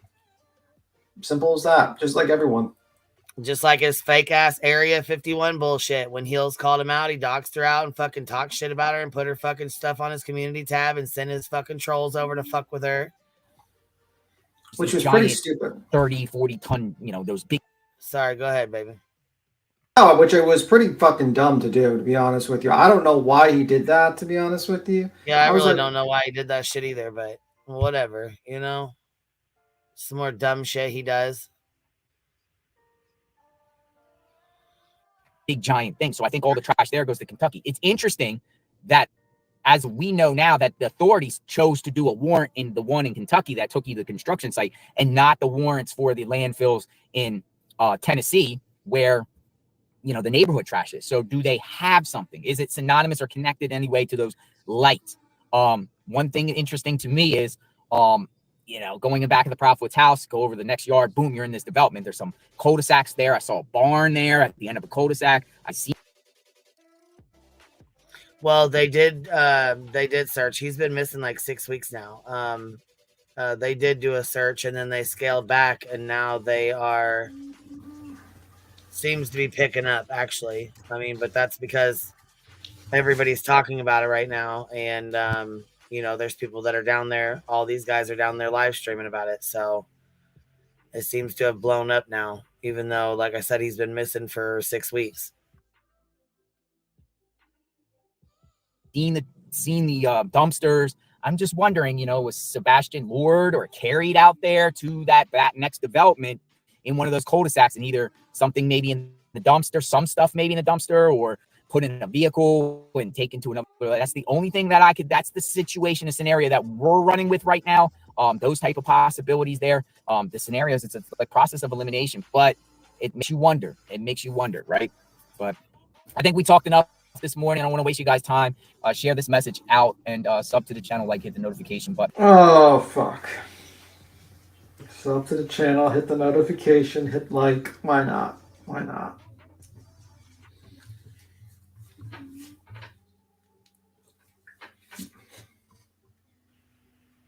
Yeah, I don't know. I think it's kind of bullshit that he's throwing such a damn fit, talking about, well, he owes child support. I'm going to show his mugshot. I'm going to get his mugshot. I'm going to show his mugshot. Yeah, and it's like, listen, he wants grace on his background. He doesn't show grace to anyone else's background. So why the fuck should I show grace to him? You want to show people? I do want to say this, and this is the sidebar. You know, it really doesn't have anything to do with JLR, but SF Investigates said that Cajun Navy did lie. The dogs did hit on a shirt or whatever, but it was, they said, he claimed that they hit on that it was a bum, homeless person, bum, whatever, that had passed away, right? No, that's a lie. That's a lie. That's not the truth.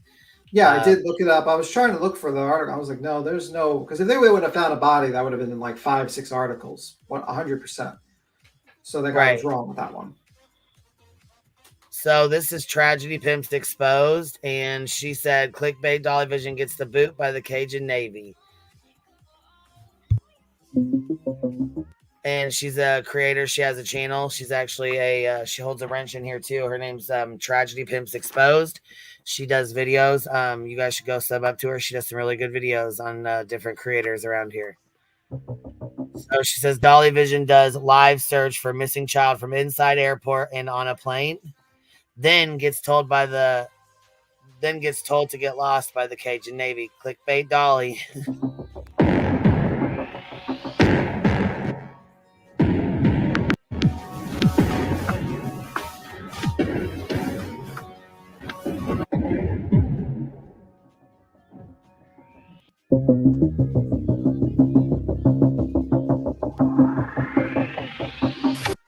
You are a scumbag, a clickbait scumbag. What is up, guys? Good to see everybody jumping in the chat. I'm looking for customers.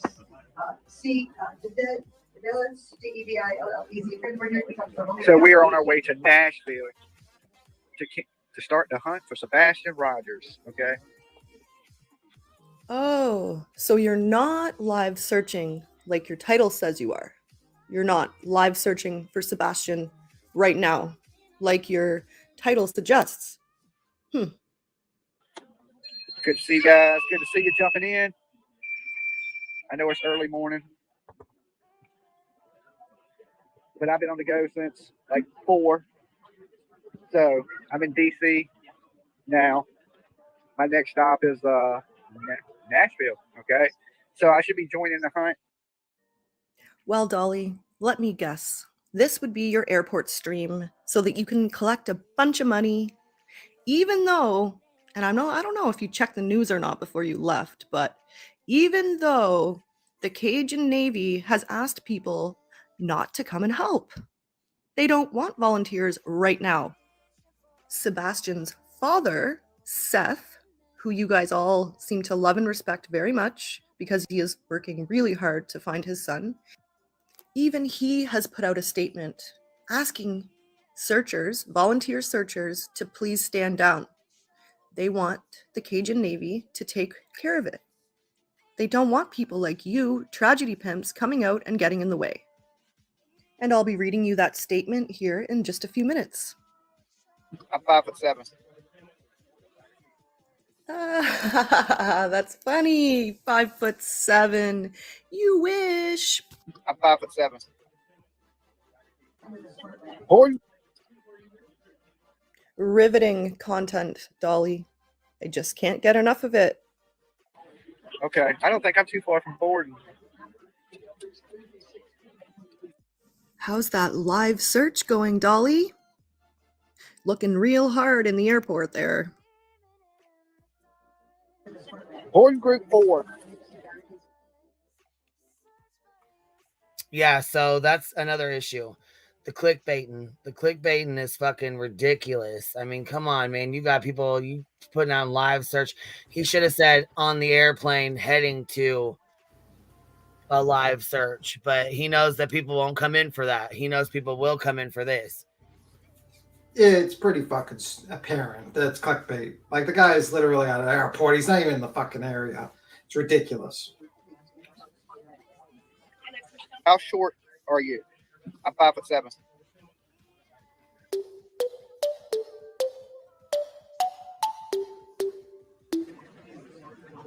you like to help raise some funds, well, hit my Cash App, Venmo, PayPal. Every little bit helps. Okay, I think the pilots just got here. Anyone who's wanting to raise funds and help the search for Sebastian probably shouldn't be sending money to Dolly, especially after I read you the newspaper article that I just read. If you would like to help in the search for Sebastian, I would recommend sending donations to the Cajun Navy, who are down there now, and I will put that link in the description for you so you can easily find it.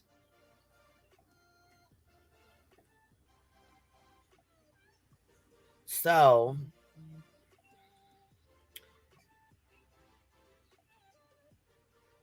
that's what I was kind of wondering. You going to put the funds towards finding Sebastian? I don't curious, but I doubt it. I mean, I'm kind of wondering why his his number one fan, old Jonesy, ain't calling him out for this. Navy. I'm gonna go out there and help him. I'll go out there and talk to the Cajun Navy. Get close to where he was. Well, something tells me that the Cajun Navy didn't want you, Dolly, because right now you're live and this is your title. The Cajun Navy sucks. Well, it's not as bad as Wonder JLR's what could have video. It's not as bad as You know what's JLR's fucked up though is he knew, and he had been covering the fucking case. Like he had been watching the Sebastian stuff, and like the searches and whatnot. So he knew that the Cajun Navy had asked for 24 hours. So to go down there and go straight to that area.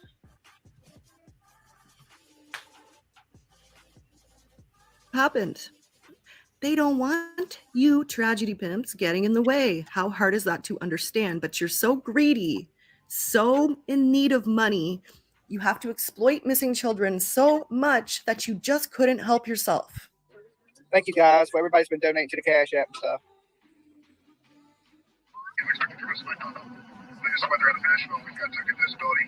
I'm flying. I'm the pilot.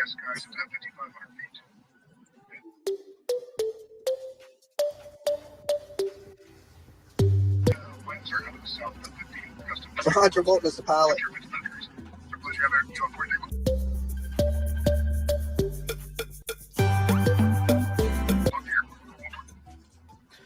I would love to be the person sitting next to him in a fucking 2-hour flight while he's live streaming. Really fun. Really fun for that person sitting next to him.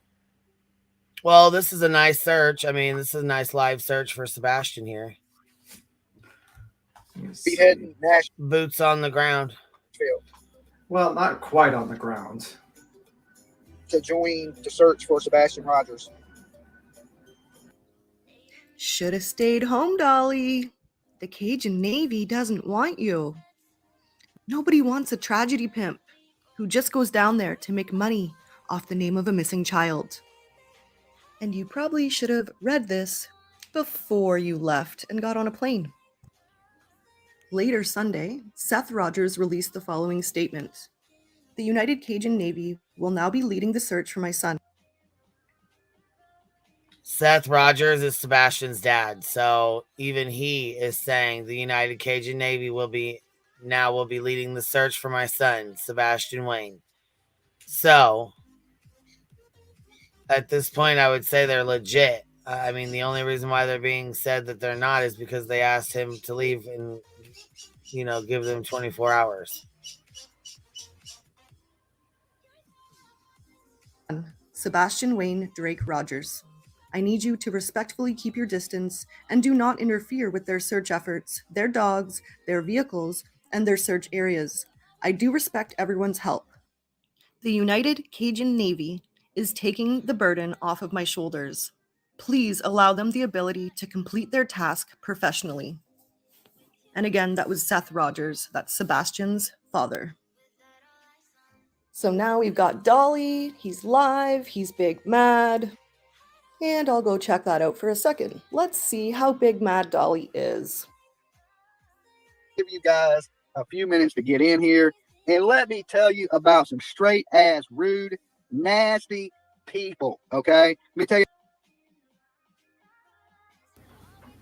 See, I didn't even see this. I don't even know what he says, to be honest. Is it? I hope it ain't too bad, but I'm sure she wouldn't put it It gets, well, it's not bad enough that will break TOS, but he sounds fucking like a piece of shit during this whole rant. I seen this video. Oh, shit. Okay. If only there were a group. I just want to say this: if there was only a group of people that stopped blowing like smoke up the asses of these people and actually gave them like criticism, they wouldn't be talked about on this channel. But someone didn't call up Dolly and say, "Hey, maybe it's not a good idea to do this. This would be a very bad look. This is a very bad idea." But you have people surrounding him blowing smoke up his ass, saying that he's the greatest thing since fucking Coca-Cola. Or just change the titles, you know? Like, I mean, just change the title, like flying out there instead of live search for Sebastian when he knows he's on the damn airplane and ain't searching shit. Mm-hmm. It's like he could have easily just said, "Hey, I came here. They told me to wait. Dolly Vision will sign up, see if I can help with the search. If not, I'm going to be on the ground reporting on the case." And that's simple as that. But no, that's too much. He has to bitch and moan about the Cajun Navy and all that stuff. And it's like, oh my God. And then you got people in chats defending them. Oh, well, they go out there and search. Well, they haven't found one person, and they've actually been a net negative. They've been more of a net negative than anyone that's just reported on the case on YouTube. So it is what it is. Anyway, you keep on playing. Right? All right. Straight ass rude. I'm going to bet those people, those nice people who donate their time to search for missing people, are probably really fed up with people like you who don't know how to follow simple instructions. Tragedy pimps like you who are so greedy that they don't care to follow instructions. They don't do what they want. Okay? Now, the Cajun Navy, they got these flyers asking for volunteers to show up. And then when you show up, they tell you to get off the property. You ain't welcome here. Okay? But why ask for volunteers to sign up and shit like that? They're over here thinking they the damn police. Okay? Acting like total assholes. I parked across the parking lot. They're like, you're trespassing on the property. You need to leave now. Notice the change in words. And he said it himself. First he said, they're asking people to show up. And then he changes it to the truth. They're asking people to sign up. Dolly, that's a huge difference. Did you try to sign up? Give your information? Do all the things that you're supposed to do for that? Probably not. You just showed up expecting that your tragedy pimp butt would be welcomed with open arms. Sorry, that's not how it works, and you probably should learn how to follow instructions, especially when it comes to something like this. Dolly, you're a bit late to the game because the Cajun Navy is in town now. So you should probably move out of the way and stop being a nuisance to their search. All right, I'm off my soapbox now. So we had some clickbait. Dolly was pretending he was on a live search, yet he was just in the airport trying to collect money off of you people. Now, Well, damn.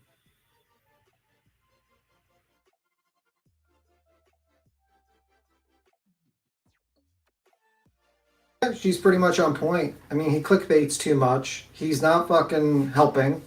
And no one's actually giving him a call back and saying, hey, this is a bad idea, bro. This is a terrible idea for you to act like this. But you know what? It is what it is. I don't know why he doesn't look into it. And I don't know why no one gives him like the good sense to say, hey, this is not a good look. You shouldn't be shitting on this organization. You should be helping. You should try to sign up. You should try to report on the case, bring awareness, you know, maybe walk around, maybe like, this is like the house, you know, this is where he was last seen or something like that. I don't get it. Oh, shit. Okay, I'll keep quiet. It says, yeah, YouTuber falls asleep while driving in Sebastian Rogers' neighborhood. I haven't seen this. It was just dropped in the back. I think it's Dolly when they said he fell asleep or whatever. I think that's it.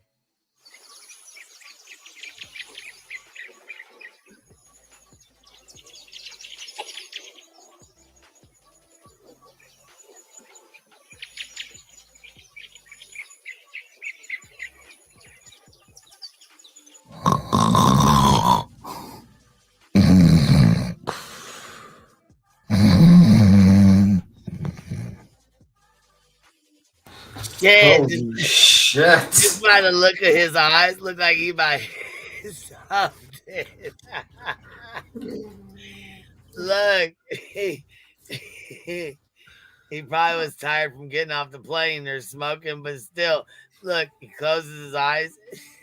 Oh my God, Dolly. You could have hit someone. That's not When good. he opens his fucking eyes, wait, look when he opens his eyes. Oh my God, he fucking.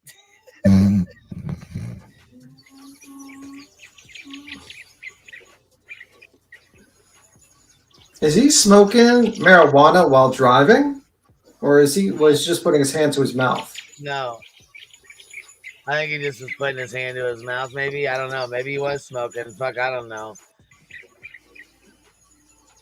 But right here, you like, you should pull over and take a nap, man. right.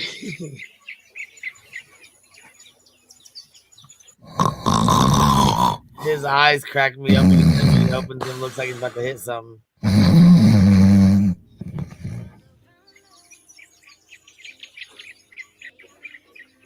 Oh. No, I think his hand just in his mouth. I don't think no. Yeah. He said, "Oh fuck!" It looked like he said, "Oh fuck" when he shut the camera off. You know? What I mean? He might have been like, he might have realized like, oh shit, I just was live streaming while almost falling asleep. All right.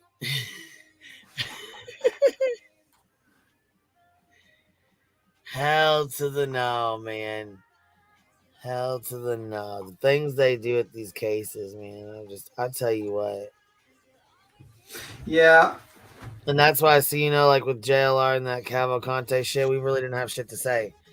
Yeah, because he wasn't doing anything. He was basically, just like the Summer Wells stuff. I mean, he just takes things way too far and gets really upset really fast. Like the weird thing is people sit there and they're like, well, you should just like everything a person does, or you should hate everything a person does. And it's like, no. Sometimes no, that's not how it works. Sometimes I'm like, oh, okay, Cavalcante, he did a good job. He didn't do anything wrong. He was just pointing. He was respectful to the cops. Boom, good. The border, I mean, yeah, it's kind of like you can say, well, it's kind of messed up him yelling at, people crossing the border and everything, but he's not doing anything illegal. He's just pointing his camera at a direction and talking about the border situation. And then there's a situation like this. It's like, bro, this is fucked up. You should not be doing this. And everyone's like, well, I like JLR. And I'm like, well, he's doxing people and he wants people to give him grace for his past, but he doesn't want to afford any grace to anyone else's past. To me, that seems a little fucking hypocritical. To me, that seems like fucked up. And if you don't want to tell him that and you just want to blow smoke up his ass, continue to do so. But don't be surprised because eventually that line he crosses eventually disappears and he just walks across the thing. You guys have control over what he does and what he doesn't do. He does whatever the views do. If you guys tell him, hey, we don't want you to dox and look up people's past. We don't want you to say that these people are scammers without any proof, then he won't do it. You guys have the power. You want to continue to pretend that you don't want to do anything? Fine, go for it. But don't cry when it eventually gets really bad. Do not cry. Yeah, the Zav girl look. He had the Zav girl look. A deer in headlights. Oh my God, he almost hit someone too. He could have hit someone. I saw it like 5 seconds and very scary. I asked them to keep up the live stream if we could teach a life lesson. He's not going to keep that up. Going to keep that up. JLR doesn't start. Let me see. JLR doesn't start you with you fuck with him. There will be pushback. That's what he does. He usually does everything in the shadows, basically. Let me see. Hey, yeah, maybe they're confused about it in terms of search party and think it's a party. Yeah, I don't know.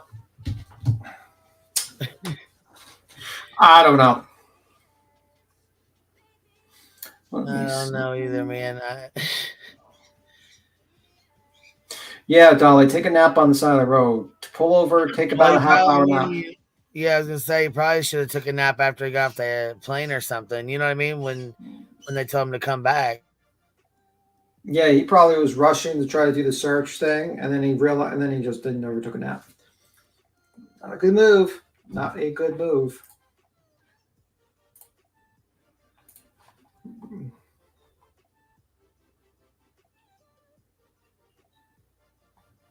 I don't know. Whatever. Let me see. The live was taken down after 10 minutes, and after I commented, I was very disappointed. Yeah, he's not going to keep that up, man, because that would look so bad for him. He knew it was a bad luck. That's why he fucking got rid of it. It was not good. He almost fell asleep. Nobody would keep that up. You know what I Yeah. mean? You know, It's like, shit was gone the moment he realized, like, oh shit, how fast can I delete this shit? He probably would have gotten rid of it faster than 10 minutes if he wasn't on his phone. Probably would have been like a minute. He probably should just stay home. No, I mean, like, I think it's all right for people to do, go to locations and stuff like that. It's just like they need to pick a side. It's like, don't live stream if you're searching for people. And if you're going there to talk about a case and you're just showing up and you're just like being like a new on the ground news reporter, then be an on the ground news reporter. Don't be an on the ground news reporter while sneaking to search. Like, do you see like news reporters? Like, did you see like Don Lemon going in to the woods searching for children while he's got like live streaming it to, CNN when he worked there? No, you don't see that because that's not smart. That's not a good idea. If you want to help, you follow orders of the search team. Yeah, and it's like, him telling them, oh, harass the searchers, harass them, take pictures, find out who they are. It's like, come on. That second clip's got to go viral. Yeah, I don't know. Something should go viral, but you never know with this thing.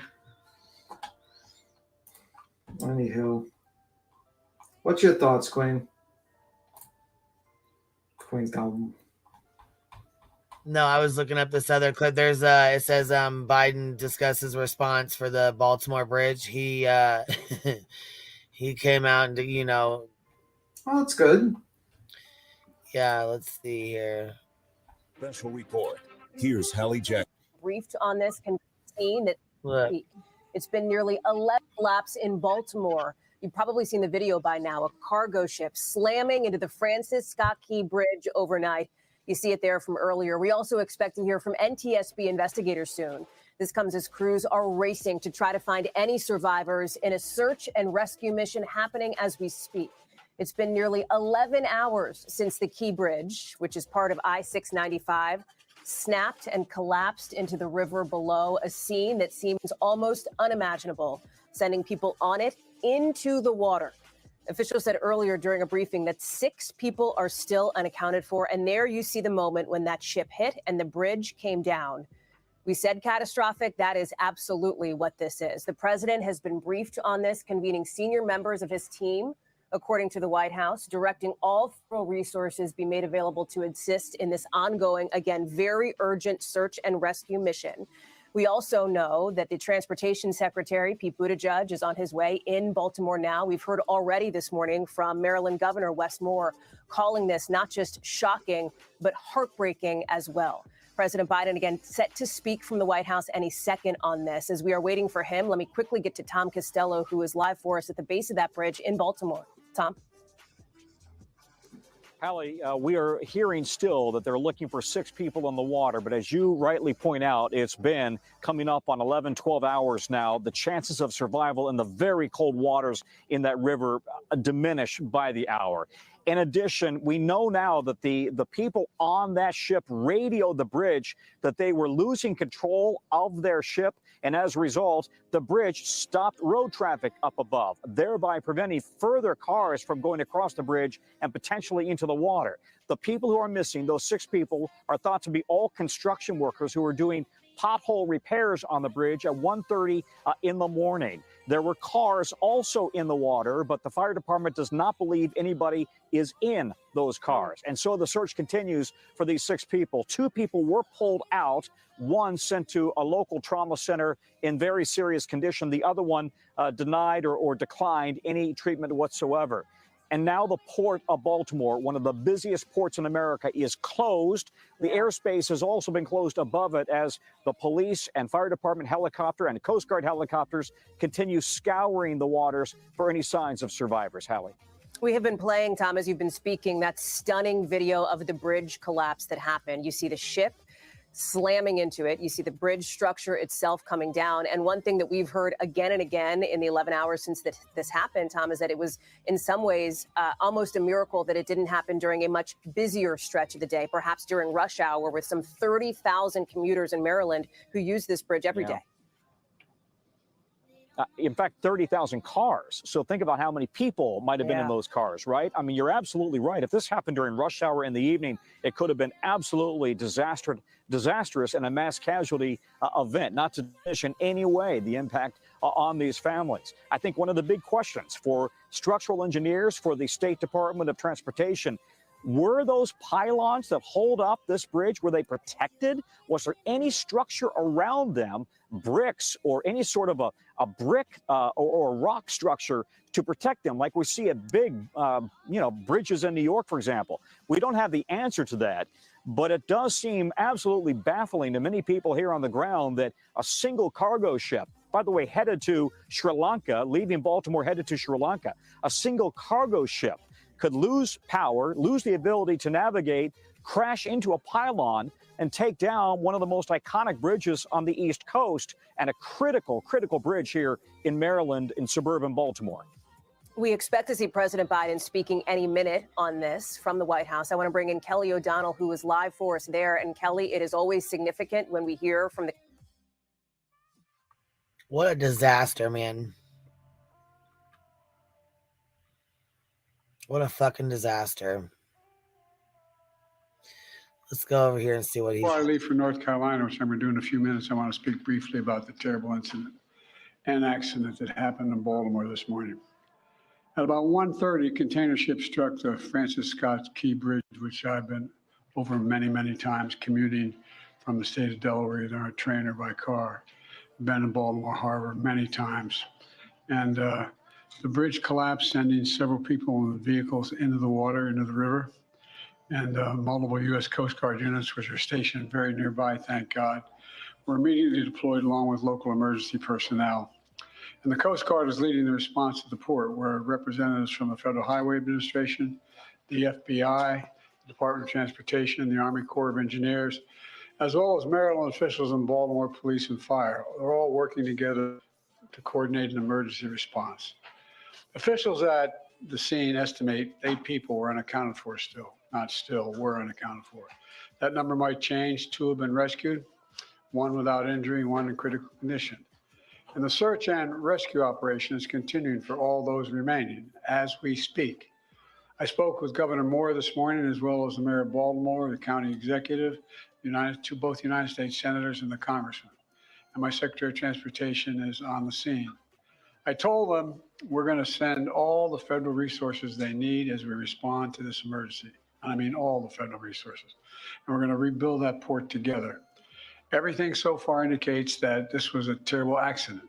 At this time, we have no other indication, no other reason to believe there's any intentional act here.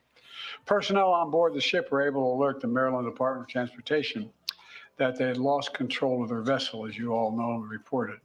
As a result, local authorities were able to close the bridge to traffic before the bridge was struck, which undoubtedly saved lives.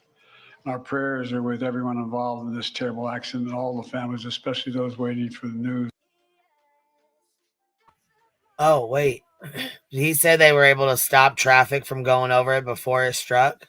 I think I'm not sure. I think so. Let me see. Good. Well, that's good. That's really good. That's really good. I'm glad they did. Okay, because see, with the news, they said there was cars and stuff, so there's still 8 people, they said? Or did he say 6?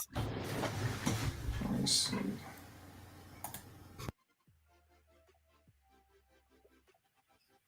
Well, I hope that's really sad. That was really sad, man. It made me sick to my stomach when I woke up this morning and seen it. I was like, holy shit, man. That was pretty damn rough. Yeah. Hopefully Yeah. there's no fatalities and actually people, but if 6 people are unaccounted for, that's not good. At this Right. late, yeah, that's not good. But, you know, and if you think about it, it could have been a lot worse. You know what I mean? It could have been a lot worse.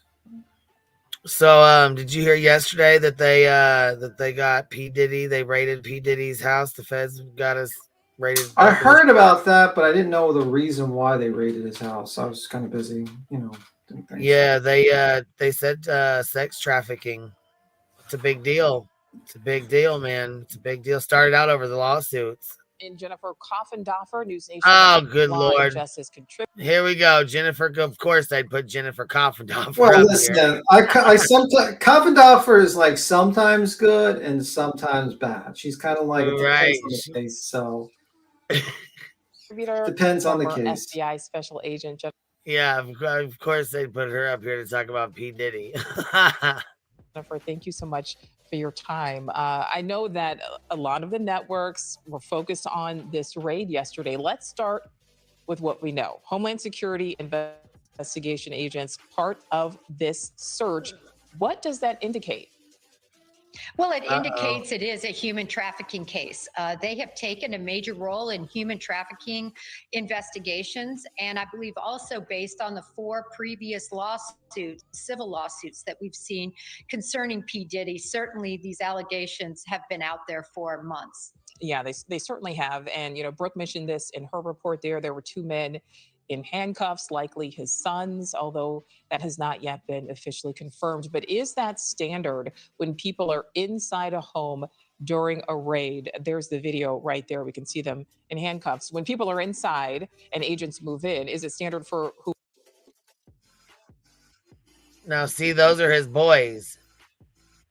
Those are his sons.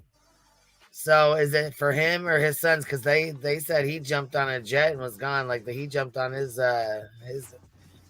airplane and was gone. That he's in Aruba right now. He's in Aruba? Like, does he know that they raided his house? Something like that. I don't know. He's somewhere. He's somewhere. So he's on the run. Where they can't extradite.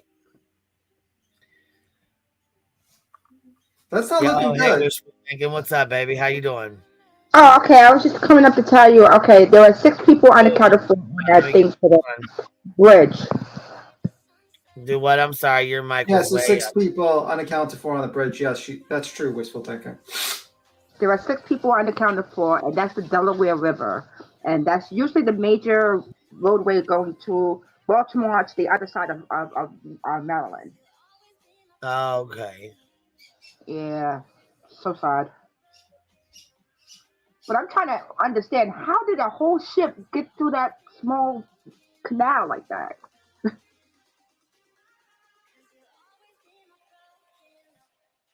Really weird. I didn't even hear what you said, honey. What'd you say? I said, how did a whole ship get through that bridge? Usually they have a drawbridge that you have to go under to go across. So I don't understand how that ship gets they go under that all the time. I mean, that's they, you know what I mean? And they happen to lose control and just hit the side of it, baby. That's all. Oh, okay. Well, that's bad. And now they also have a thing going on Snoop Doggy Dogg that with Suge Knight and Snoop Doggy Dogg and this and P. Diddy and Biggie Smalls. It's a whole big mess. Oh my God! Wow. So he says beats him. He wasn't on his plane. He's in Miami, and his plane went to Argentina. Okay. Yeah, kind of. Who's tagging you? What'd they say? Yeah, Stereophonics mom. She's talking about P. Diddy.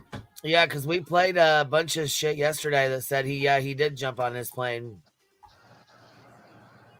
Yeah, they did. He did jump on. They said he jumped on the plane and he was in his towel and he was in Aruba. Antigua, that's what it was. Antigua. Antigua. And she's saying they can't extradite. Well, I mean, I'm sure he probably went somewhere where they couldn't. That would be the whole point. Like, did he purposely do this, or did he was just like happen to be there going on a trip? I don't think anybody really even knows, honestly. I don't think anybody. I think people are just speculating, to be honest. I don't think anybody knows shit. I mean, I can't imagine, like, you know, he has money. Why would he ever like fucking do something so stupid as try to go on the run? You know what I mean? That's just dumb. You know what I mean? Like, you're better off just fighting it in court. He has the money, he has the resources, he can fucking deal with it. Well, Cat Stevens been telling all their secrets, so who knows? Let me see. So weird that you see like someone on the run like that. Like, you know, it seems like reality is so crazy. I'm gonna push play. Okay. Whomever is inside to be removed and placed in handcuffs? Well, oftentimes, yes, they will detain individuals that they believe could be a threat. You just don't want the situation to get out of control. And when people are not handcuffed and are not in control, that's what can happen. So it makes a lot of sense to remove them from the scene so that people can clear this house. This is a mansion. And so the amount of manpower to safely clear that house was quite extensive. So it made a lot of sense. So we know boxes were taken out, bags were taken out, in Brooks reporting their sources saying that agents were really focusing in on electronics. But what all are agents looking for when they move in and conduct a raid of this nature? Well, in this case, they're going to be looking for any and all evidence that could prove these complaints regarding human trafficking. So I think they're going to be looking mainly for the electronics, the computers, the iPads, the cell phones, but also they're going to want to get the memory regarding the camera systems that are inside and outside of that home.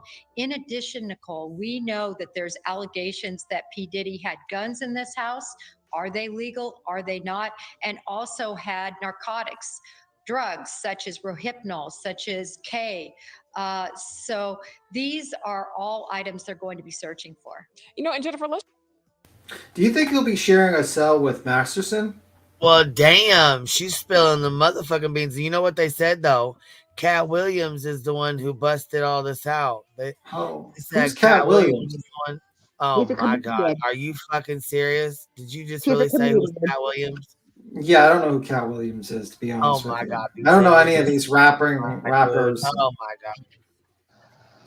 I don't listen to them. B-Tib, the guy, P. Diddy, was actually friends with Biggie Smalls. They were really good friends until Biggie don't Smalls. you even try to think you're going to break some shit down. I'm trying. I was trying here. I was busy listening to like music. Like, we grew up, we watched like music from the 70s or 80s or Santana or like, you know, rock music and violins and stuff like that. We didn't watch rap. Oh, God. Oh my God, y'all! Oh, Kate is not a rapper. He's a famous actor. What's going on right now? Who is Kate Williams? I'm bad with actors' names too. Did you just call him Kate? Dude, I'm gonna have to boot you. No, it's Cat. Oh, that's the guy. I recognize the face. Oh my God, he's a comedian. Yes, look. Let me play this. Hold on. Oh my God. News, I'm John Opp. Breaking news taking place out of Los Angeles and Miami. The homes of Sean Diddy Combs were raided today after months of conversation surrounding alleged sex abuse and sex trafficking. The raid conducted by federal agents is a part of an ongoing investigation. According to reports, Diddy's sons were detained and later released at his Los Angeles property. A Homeland Security Investigation spokesperson will go on to say, earlier today, Homeland Security Investigations, HSI, New York, executed law enforcement actions as a part of an ongoing investigation. With assistance from HSI Los Angeles, HSI Miami, and our local law enforcement partners, we will provide further information as it becomes available. The raids were directly executed by Southern District of New York for alleged human trafficking. As far as reactions on social media, Diddy will instantly trend online, with several notable people reacting to the news, including Diddy's longtime critic 50 Cent. On the X, 50 would go on the right. Now it's not Diddy do it, it's Diddy done. They don't come like that unless they got a case. Now, interesting enough. Ooh, good Lord. It's a whole mess. For part of the reactions, some would even go on to point out Cat Williams is the one on the right, beats him. Look, I'm gonna have to strip the B Thug title. That's fine. That's fine. You can keep it. You can keep it. No, you gotta know him. Here we go. He's the one who spilled the beans on everybody. He said this. Apparently he said this, and then he said he's got some videos of P. Diddy and Steve Harvey. And I'm like, oh my God, not Steve Harvey. Not Steve Harvey. Steve Harvey? I know him from that TV show. I'm like, no, not Steve Harvey. He also said that people who dress up in dresses, like the guys who dress up in dresses, is like a ritual or something, a humiliation ritual that they go through, so that they can be famous on in the Hollywood.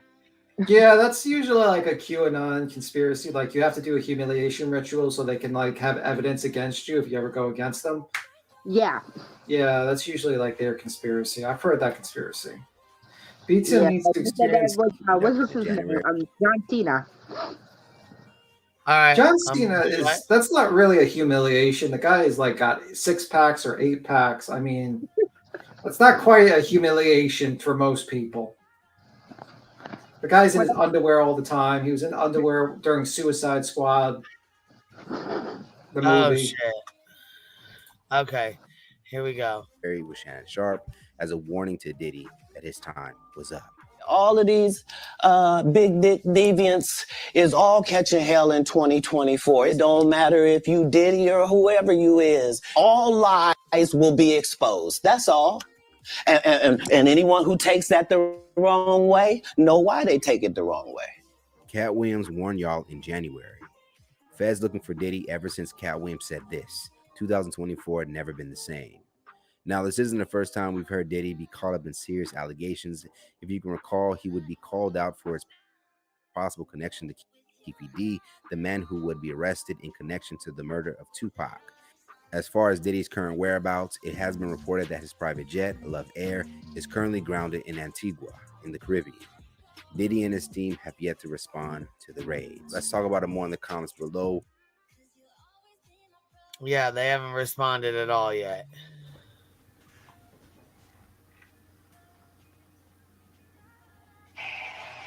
Oh, Jesus. This is Cat Williams, though. He does the stand-up comedy. Jesus, I don't know damn. The nigga looked at me, I looked back, that was it. Jesus, I'm here now. Life is fucking short. Stop being ungrateful about your motherfucking life. You gotta learn to be grateful. If God done bless you with a Chrysler 300, be happy you got a Chrysler 300. Anyways, he did stand-up comedy. He don't. Oh, okay. He don't really sing anymore. You know what I'm saying? I think they kind of, you know. Okay. He's funny as hell, though, man. He is funny as hell. You have to go watch some of his stuff. Secrets. Yeah. Yeah, he's hilarious, though. I don't know. Look, Cap said he's hilarious. I'm not buying everything he's selling. Yeah, they're grabbing everyone. Like even I don't know. Like Yeah, I'm gonna have to see the charges, like the charging documents, because if they're rating you like that, they got some serious dirt on you. Like there's no way they do something like a big show like that unless having some serious amount of evidence. You know what I mean? Yeah, for sure. That's like on the West Coast now. They have something with Suge Knight and Snoop Doggy Dogg. I don't know what it is, but it's weird. Well, they're saying that Suge Knight was the one that, you know, he was with Tupac when he was shot and all that. It's a whole conspiracy. Yeah. All right. I gotta get off here. We've been on here 4 hours and stuff, so I got stuff I gotta get done. All right. As on the flip side, though, thanks for hanging out with me. I appreciate you. See you around. Bye.